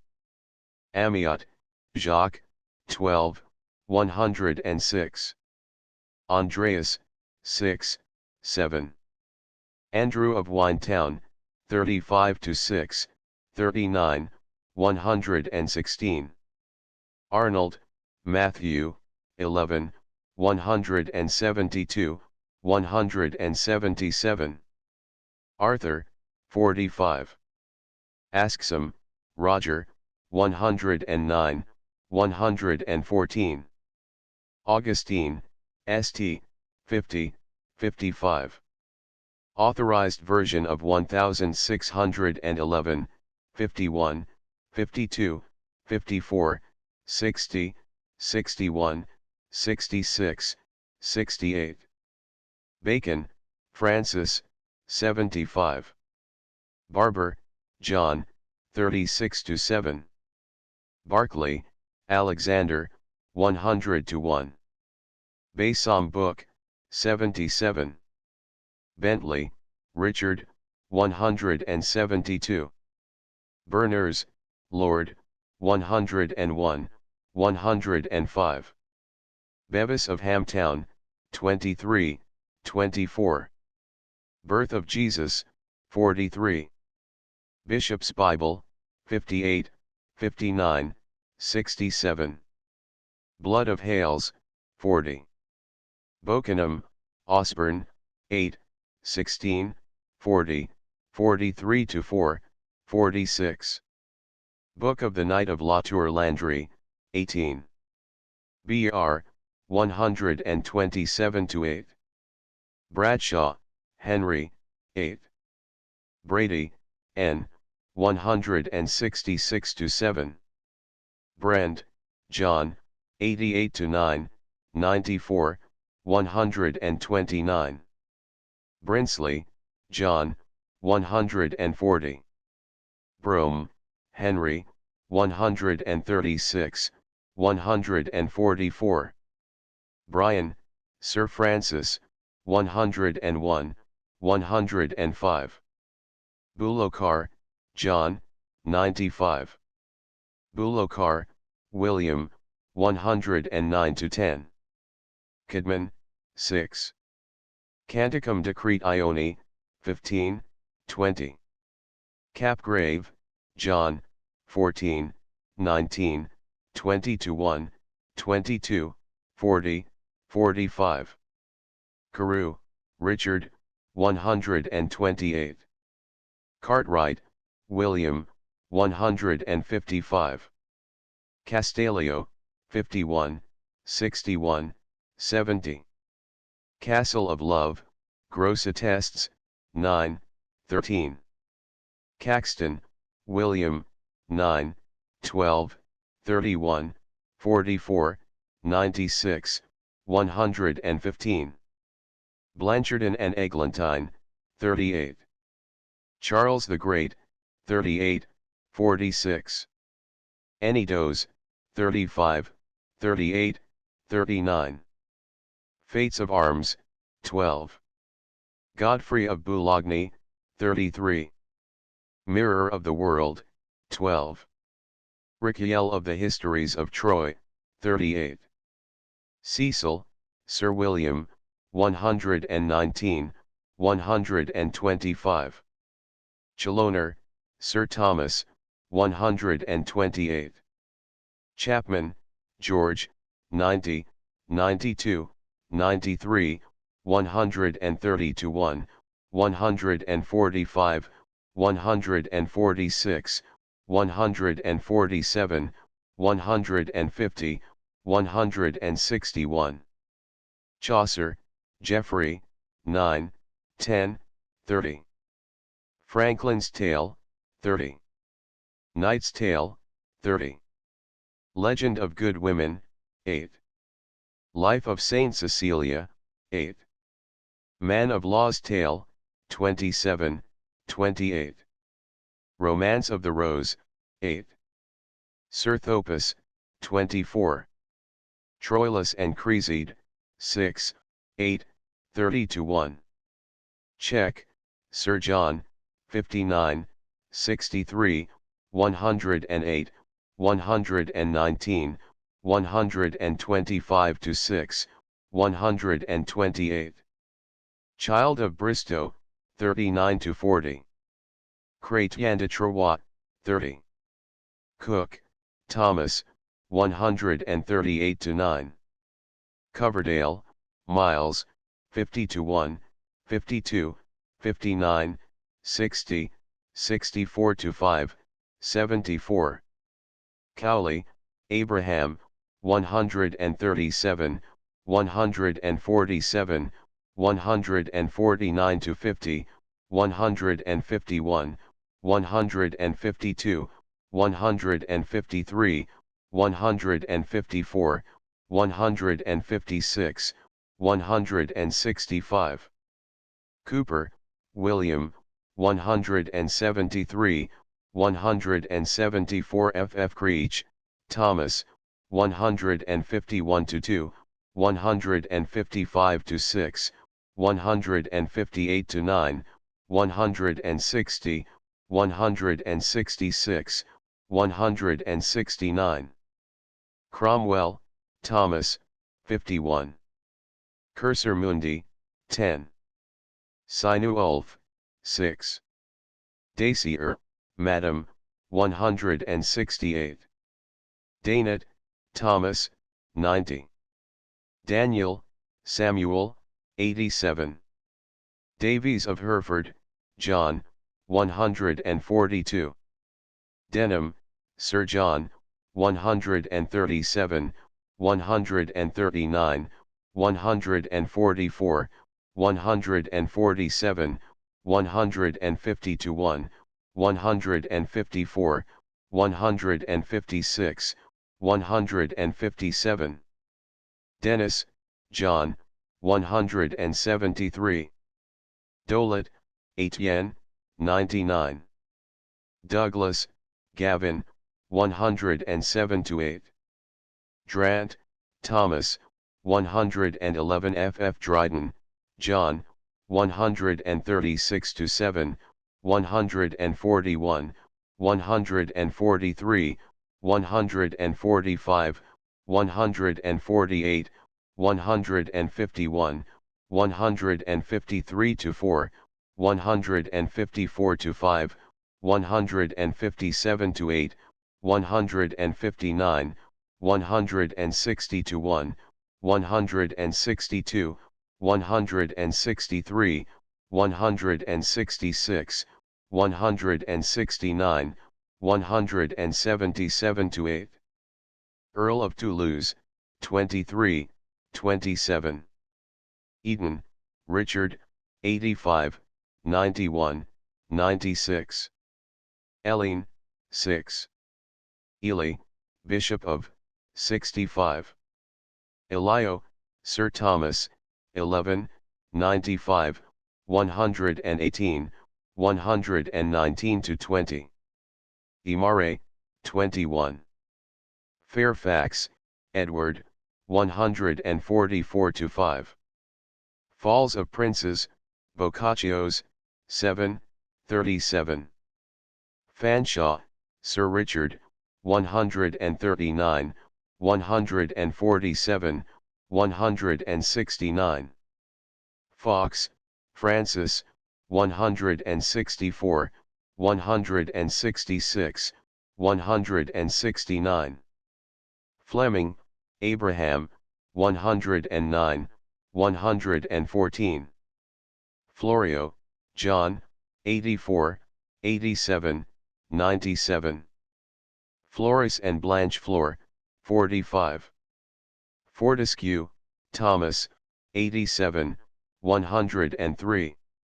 Fox, John, 54, 67, 68, 94 to 5. Francis, Philip, 168. Franz, Abraham, 77. Fouque, William, 54, 60, 65, 70. F. Garth, Sir Samuel, 163. Geneva Bible, 53, 60, 61. Geneva New Testament, 59, 61. Gestaroman Aurum, 28. Golagro and Gawain, 21. Golden Legend, 41. Golding, Arthur, 75 to 6, 82, 91, 97 to 8, 113, 117 to 8, 129 to 30. Gudge, Barnaby, 77. Gould, Robert, 144. Granger, James, 163 to 4, 167. Greenway, Richard, 93. Grimald, Nicholas, 85, 89, 96, 121 to 3. Grindal, Archbishop, 68. Guevara, 106. Guido del Colone, 34. Hake, Edward, 113 to 4. Handlingson, 42. Harrington, Sir John, 85 to 6, 95, 100. Harvey, Gabriel, 114, 129. Hellos, Edward, 82, 91, 105 to 6. Haywood, Jasper, 111, 116. Hobbes, Thomas, 140 to 1. Hobie, Sir Thomas, 82, 89, 90, 119, 128. Holiday, Barton, 136, 155, 160. Holy Grail, 31. Holland, Philemon, 86, 91 to 2, 98, 130, 135. Hoole, John, 139, 167, 170. Howard, Sir Robert, 154. Hudson, Thomas, 142. Hugh de Rotland, 21. Hired, Richard, 81. Incestuous daughter, 13. Ipomaton, 21. James VI of Scotland, 75, 142. Jerome, St. 5, 15, 55-6, 76. Johnson, Samuel, 137, 140, 148, note, 163, 165, 166, 169. Johnson, Ben, 136, 148, 149, 161. Joy, George, 50. King Alexander, 34. Kinghorn, 26. Knowles, Richard, 129. Lang, Andrew, 176, 177. Lawnful, 7. La Ronde Premier Fate, 7. Layman, 34. Le Bon Florence of Rome, 27, 28. Life of Saint Augustine, 41-2. Lyle, William, 63, note. Lonelich, Harry, 31. Love, Nicholas, 41, 43, 45. Lydgate, John, 7, 8, 16, 31, 37-8, 44, 115. Macpherson, James, 173-4. Mallory, Sir Thomas, 26. Mancinus, 108. Marot, Clement, 75. Martin, Gregory, 65, 70-1. May, Thomas, 148, 149. Melmoth, William, 171, 172. Manichmai, trans. Of, 128. Metellus his dialogues, 152-3. Mickle, William Julius, 139, 164-5, 168-9. Milton, John, 75. Merck, John, 10. Moore, Sir Thomas, 52, 53, 63, 67, 69, 118, 119. Morley, Lord, 84-5, 89. Mort Arthur, 33. Mulgrave, Earl of, 154. Monday, Anthony, 102, 103.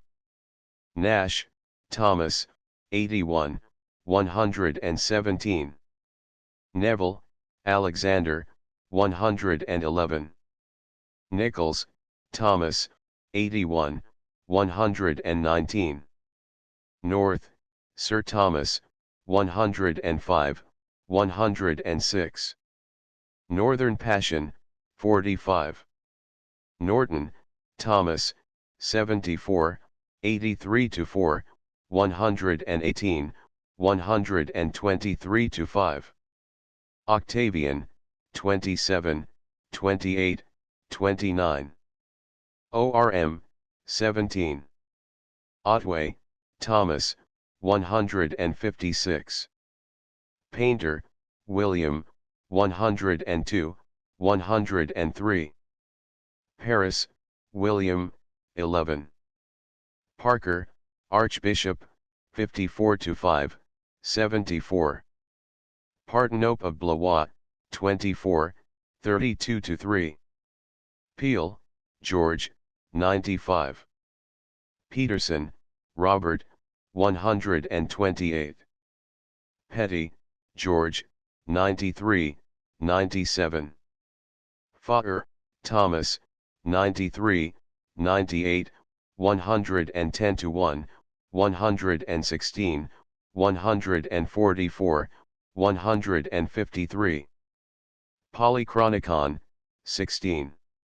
Pope, Alexander, 137, 165, 166, 170. F. Preston, W., 169.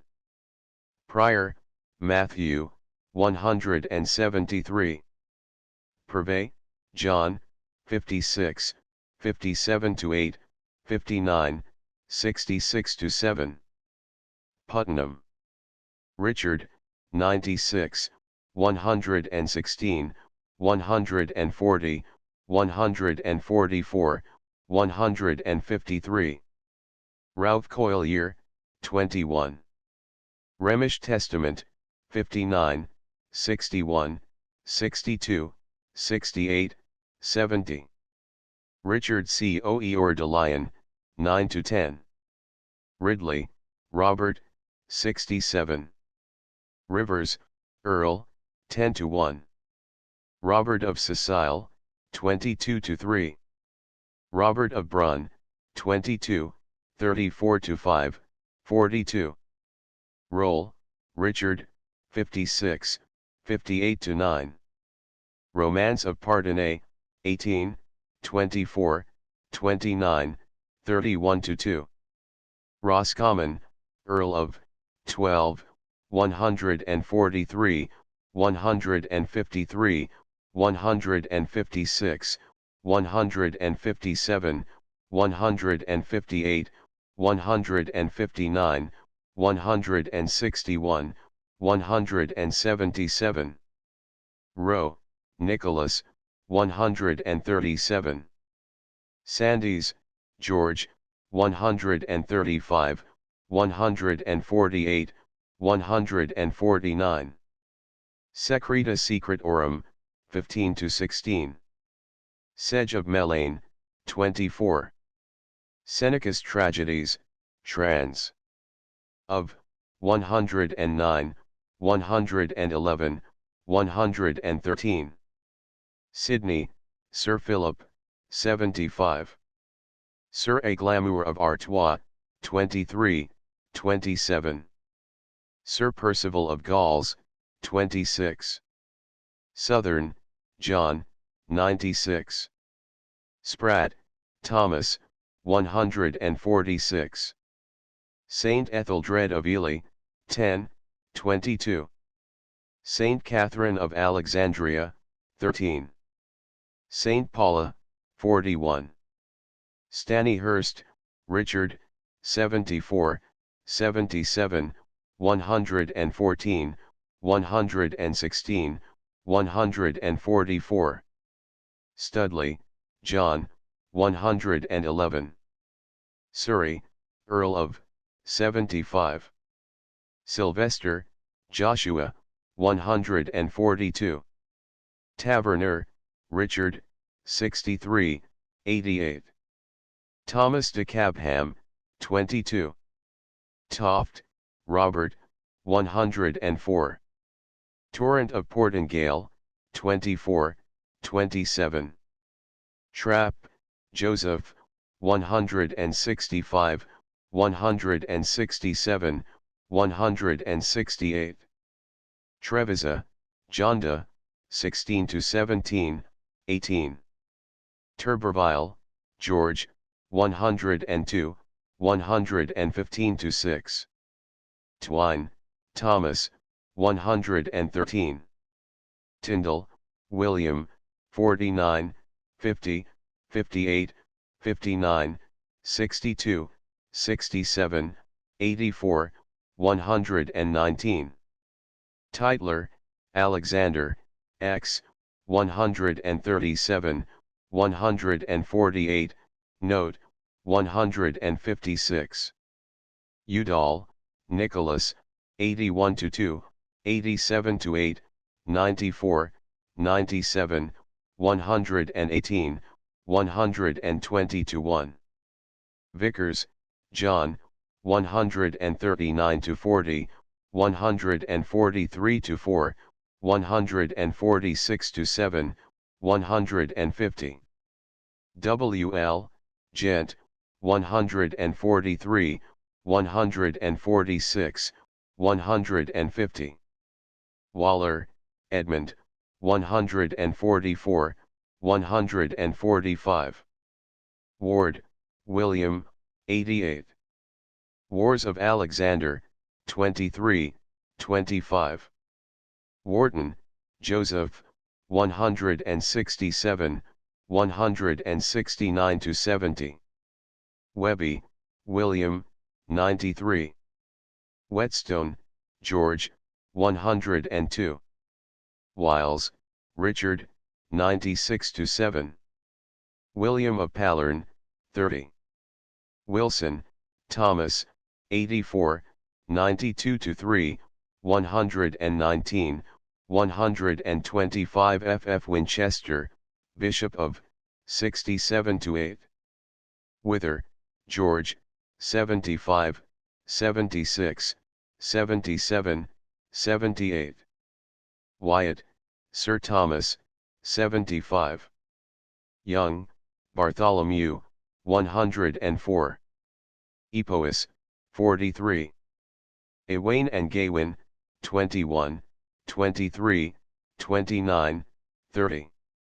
Transcriber's notes, page 14, double quotes inside double quotes amended to single quotes. Page 26, Beween amended to between. Page 43, Saints Legends Sick. Page 56, Insistence amended to insistence. Page 82, double quotes at the end of the Golding quote removed. Page 87, double quotes at the end of the Daniel quote removed. Page 97, comma added after amusing. Page 109, Aesop Sick. Page 142, Facken Sick. Page 144, closing quotes added to the Denham quote. Page 184, Bartholomew corrected to Bartholomew. Note 41, comma at the end of the footnote removed. The comma might indicate that additional information is missing from the footnote. Note 329, according Sick. The variant spellings of Boulogne, Boulogne, and Boulogne have been retained. References in the notes to Ovid's Metamorphosis are as per the original. End of the Project Gutenberg ebook. Early theories of translation. Updated editions will replace the previous one. The old editions will be renamed.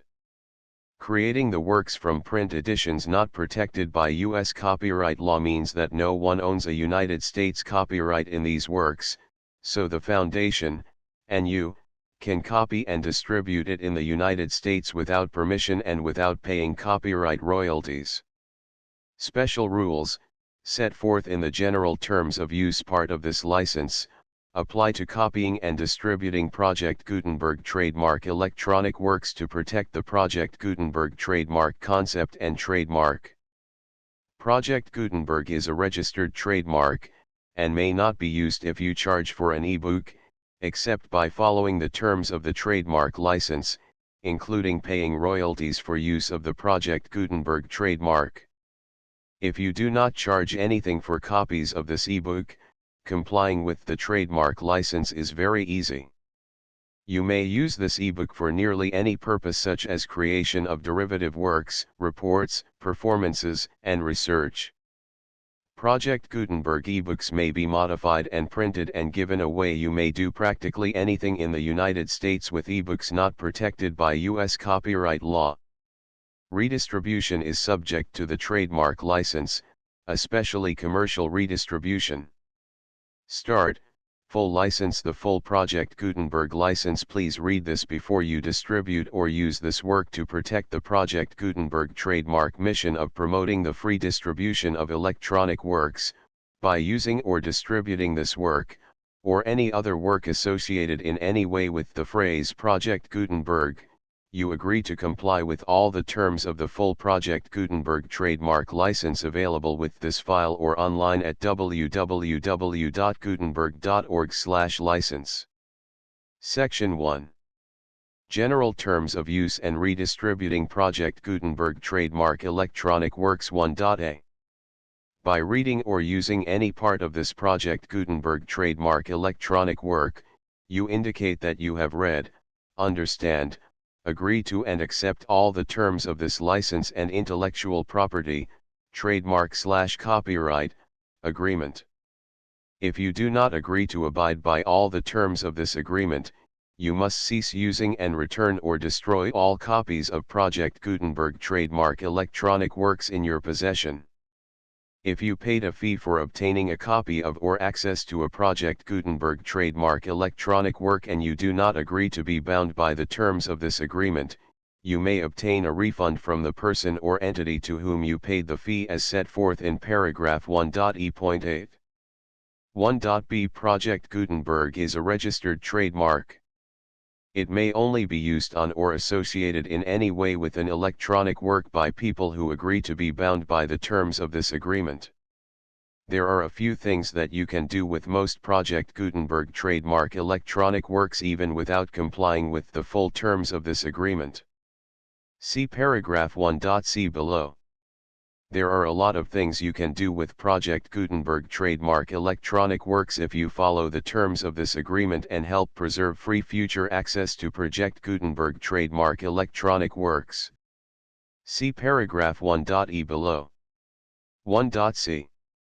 The Project Gutenberg Literary Archive Foundation, the foundation or PGLOF, owns a compilation copyright in the collection of Project Gutenberg trademark electronic works. Nearly all the individual works in the collection are in the public domain in the United States. If an individual work is unprotected by copyright law in the United States and you are located in the United States, we do not claim a right to prevent you from copying, distributing, performing, displaying, or creating derivative works based on the work as long as all references to Project Gutenberg are removed. Of course, we hope that you will support the Project Gutenberg trademark mission of promoting free access to electronic works by freely sharing Project Gutenberg trademark works in compliance with the terms of this agreement for keeping the Project Gutenberg trademark name associated with the work. You can easily comply with the terms of this agreement by keeping this work in the same format with its attached full Project Gutenberg trademark license when you share it without charge with others. 1.d. The copyright laws of the place where you are located also govern what you can do with this work. Copyright laws in most countries are in a constant state of change. If you are outside the United States, check the laws of your country in addition to the terms of this agreement before downloading, copying, displaying, performing, distributing or creating derivative works based on this work or any other Project Gutenberg trademark work. The Foundation makes no representations concerning the copyright status of any work in any country other than the United States. 1.e. Unless you have removed all references to Project Gutenberg, 1.e.1. The following sentence, with active links to, or other immediate access to, the full Project Gutenberg trademark license must appear prominently whenever any copy of a Project Gutenberg trademark work, any work on which the phrase Project Gutenberg appears, or with which the phrase Project Gutenberg is associated, is accessed, displayed, performed, viewed, copied or distributed. This ebook is for the use of anyone anywhere in the United States and most other parts of the world at no cost and with almost no restrictions whatsoever. You may copy it, give it away or reuse it under the terms of the Project Gutenberg license included with this ebook or online at www.gutenberg.org. If you are not located in the United States, you will have to check the laws of the country where you are located before using this ebook. 1.e.2. If an individual Project Gutenberg trademark electronic work is derived from texts not protected by U.S. copyright law, does not contain a notice indicating that it is posted with permission of the copyright holder, the work can be copied and distributed to anyone in the United States without paying any fees or charges. If you are redistributing or providing access to a work with the phrase Project Gutenberg associated with or appearing on the work, you must comply either with the requirements of paragraphs 1.e.1 through 1.e.7 or obtain permission for the use of the work and the Project Gutenberg trademark as set forth in paragraphs 1.e.8 or 1.e.9. 1.e.3. If an individual Project Gutenberg trademark electronic work is posted with the permission of the copyright holder, your use and distribution must comply with both paragraphs 1.e.1 through 1.e.7 and any additional terms imposed by the copyright holder. Additional terms will be linked to the Project Gutenberg trademark license for all works posted with the permission of the copyright holder found at the beginning of this work. 1.e.4. Do not unlink or detach or remove the full Project Gutenberg trademark license terms from this work, or any files containing a part of this work or any other work associated with Project Gutenberg trademark. 1.e.5. Do not copy, display, perform, distribute or redistribute this electronic work, or any part of this electronic work, without prominently displaying the sentence set forth in paragraph 1.e.1 with active links or immediate access to the full terms of the Project Gutenberg trademark license. 1.e.6. You may convert to and distribute this work in any binary, compressed, marked up, non-proprietary or proprietary form, including any word processing or hypertext form. However, if you provide access to or distribute copies of a Project Gutenberg trademark work in a format other than plain vanilla ASCII or other format used in the official version posted on the official Project Gutenberg trademark website, www.gutenberg.org, you must, at no additional cost, fee, or expense to the user, provide a copy, a means of exporting a copy, or a means of obtaining a copy upon request, of the work in its original plain vanilla ASCII or other form. Any alternate format must include the full Project Gutenberg trademark license as specified in paragraph 1.e.1. 1.e.7. Do not charge a fee for access to, viewing, displaying, performing, copying or distributing any Project Gutenberg trademark works unless you comply with paragraph 1.e.8 or 1.e.9. 1.e.8. You may charge a reasonable fee for copies of or providing access to or distributing Project Gutenberg trademark electronic works provided that, you pay a royalty fee of 20% of the gross profits you derive from the use of Project Gutenberg trademark works calculated using the method you already use to calculate your applicable taxes. The fee is owed to the owner of the Project Gutenberg trademark, but he has agreed to donate royalties under this paragraph to the Project Gutenberg Literary Archive Foundation. Royalty payments must be paid within 60 days following each date on which you prepare, or are legally required to prepare, your periodic tax returns. Royalty payments should be clearly marked as such and sent to the Project Gutenberg Literary Archive Foundation at the address specified in Section 4, Information about donations to the Project Gutenberg Literary Archive Foundation. You provide a full refund of any money paid by a user who notifies you in writing, or by email, within 30 days of receipt that he does not agree to the terms of the full Project Gutenberg trademark license. You must require such a user to return or destroy all copies of the works possessed in a physical medium and discontinue all use of and all access to other copies of Project Gutenberg trademark works. You provide, in accordance with paragraph 1.f.3, a full refund of any money paid for a work or a replacement copy, if a defect in the electronic work is discovered and reported to you within 90 days of receipt of the work. You comply with all other terms of this agreement for free distribution of Project Gutenberg trademark works. 1.e.9.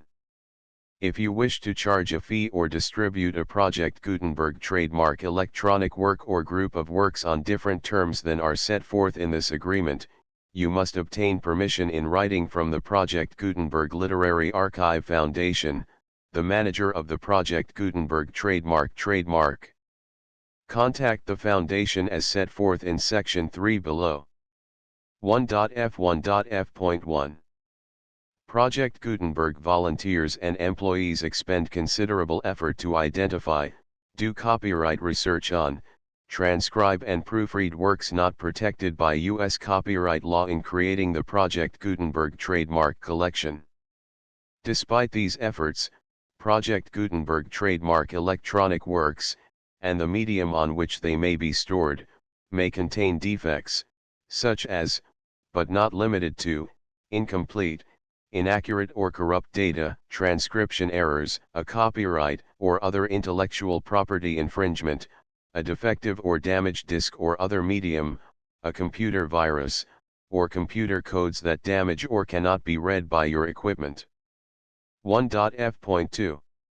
Limited warranty, disclaimer of damages, except for the right of replacement or refund described in paragraph 1.f.3, the Project Gutenberg Literary Archive Foundation, the owner of the Project Gutenberg trademark, and any other party distributing a Project Gutenberg trademark electronic work under this agreement, disclaim all liability to you for damages, costs, and expenses, including legal fees.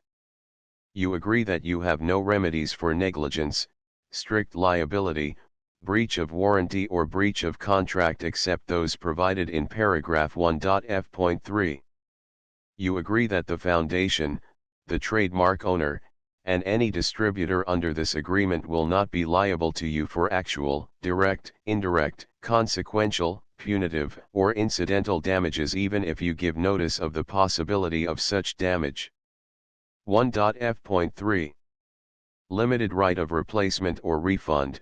If you discover a defect in this electronic work within 90 days of receiving it, you can receive a refund of the money, if any, you paid for it by sending a written explanation to the person you received the work from. If you received the work on a physical medium, you must return the medium with your written explanation. The person or entity that provided you with the defective work may elect to provide a replacement copy in lieu of a refund. If you received the work electronically, the person or entity providing it to you may choose to give you a second opportunity to receive the work electronically in lieu of a refund. If the second copy is also defective, you may demand a refund in writing without further opportunities to fix the problem. 1.f.4. Except for the limited right of replacement or refund set forth in paragraph 1.f.3, this work is provided to you as is, with no other warranties of any kind, express or implied, including but not limited to warranties of merchantability or fitness for any purpose. 1.f.5. Some states do not allow disclaimers of certain implied warranties or the exclusion or limitation of certain types of damages. If any disclaimer or limitation set forth in this agreement violates the law of the state applicable to this agreement, the agreement shall be interpreted to make the maximum disclaimer or limitation permitted by the applicable state law. The invalidity or unenforceability of any provision of this agreement shall not void the remaining provisions. 1.f.6. Indemnity. You agree to indemnify and hold the Foundation, the trademark owner, any agent or employee of the Foundation, anyone providing copies of Project Gutenberg trademark electronic works in accordance with this agreement, and any volunteers associated with the production, promotion, and distribution of Project Gutenberg trademark electronic works, harmless from all liability, costs, and expenses, including legal fees, that arise directly or indirectly from any of the following which you do or cause to occur. A.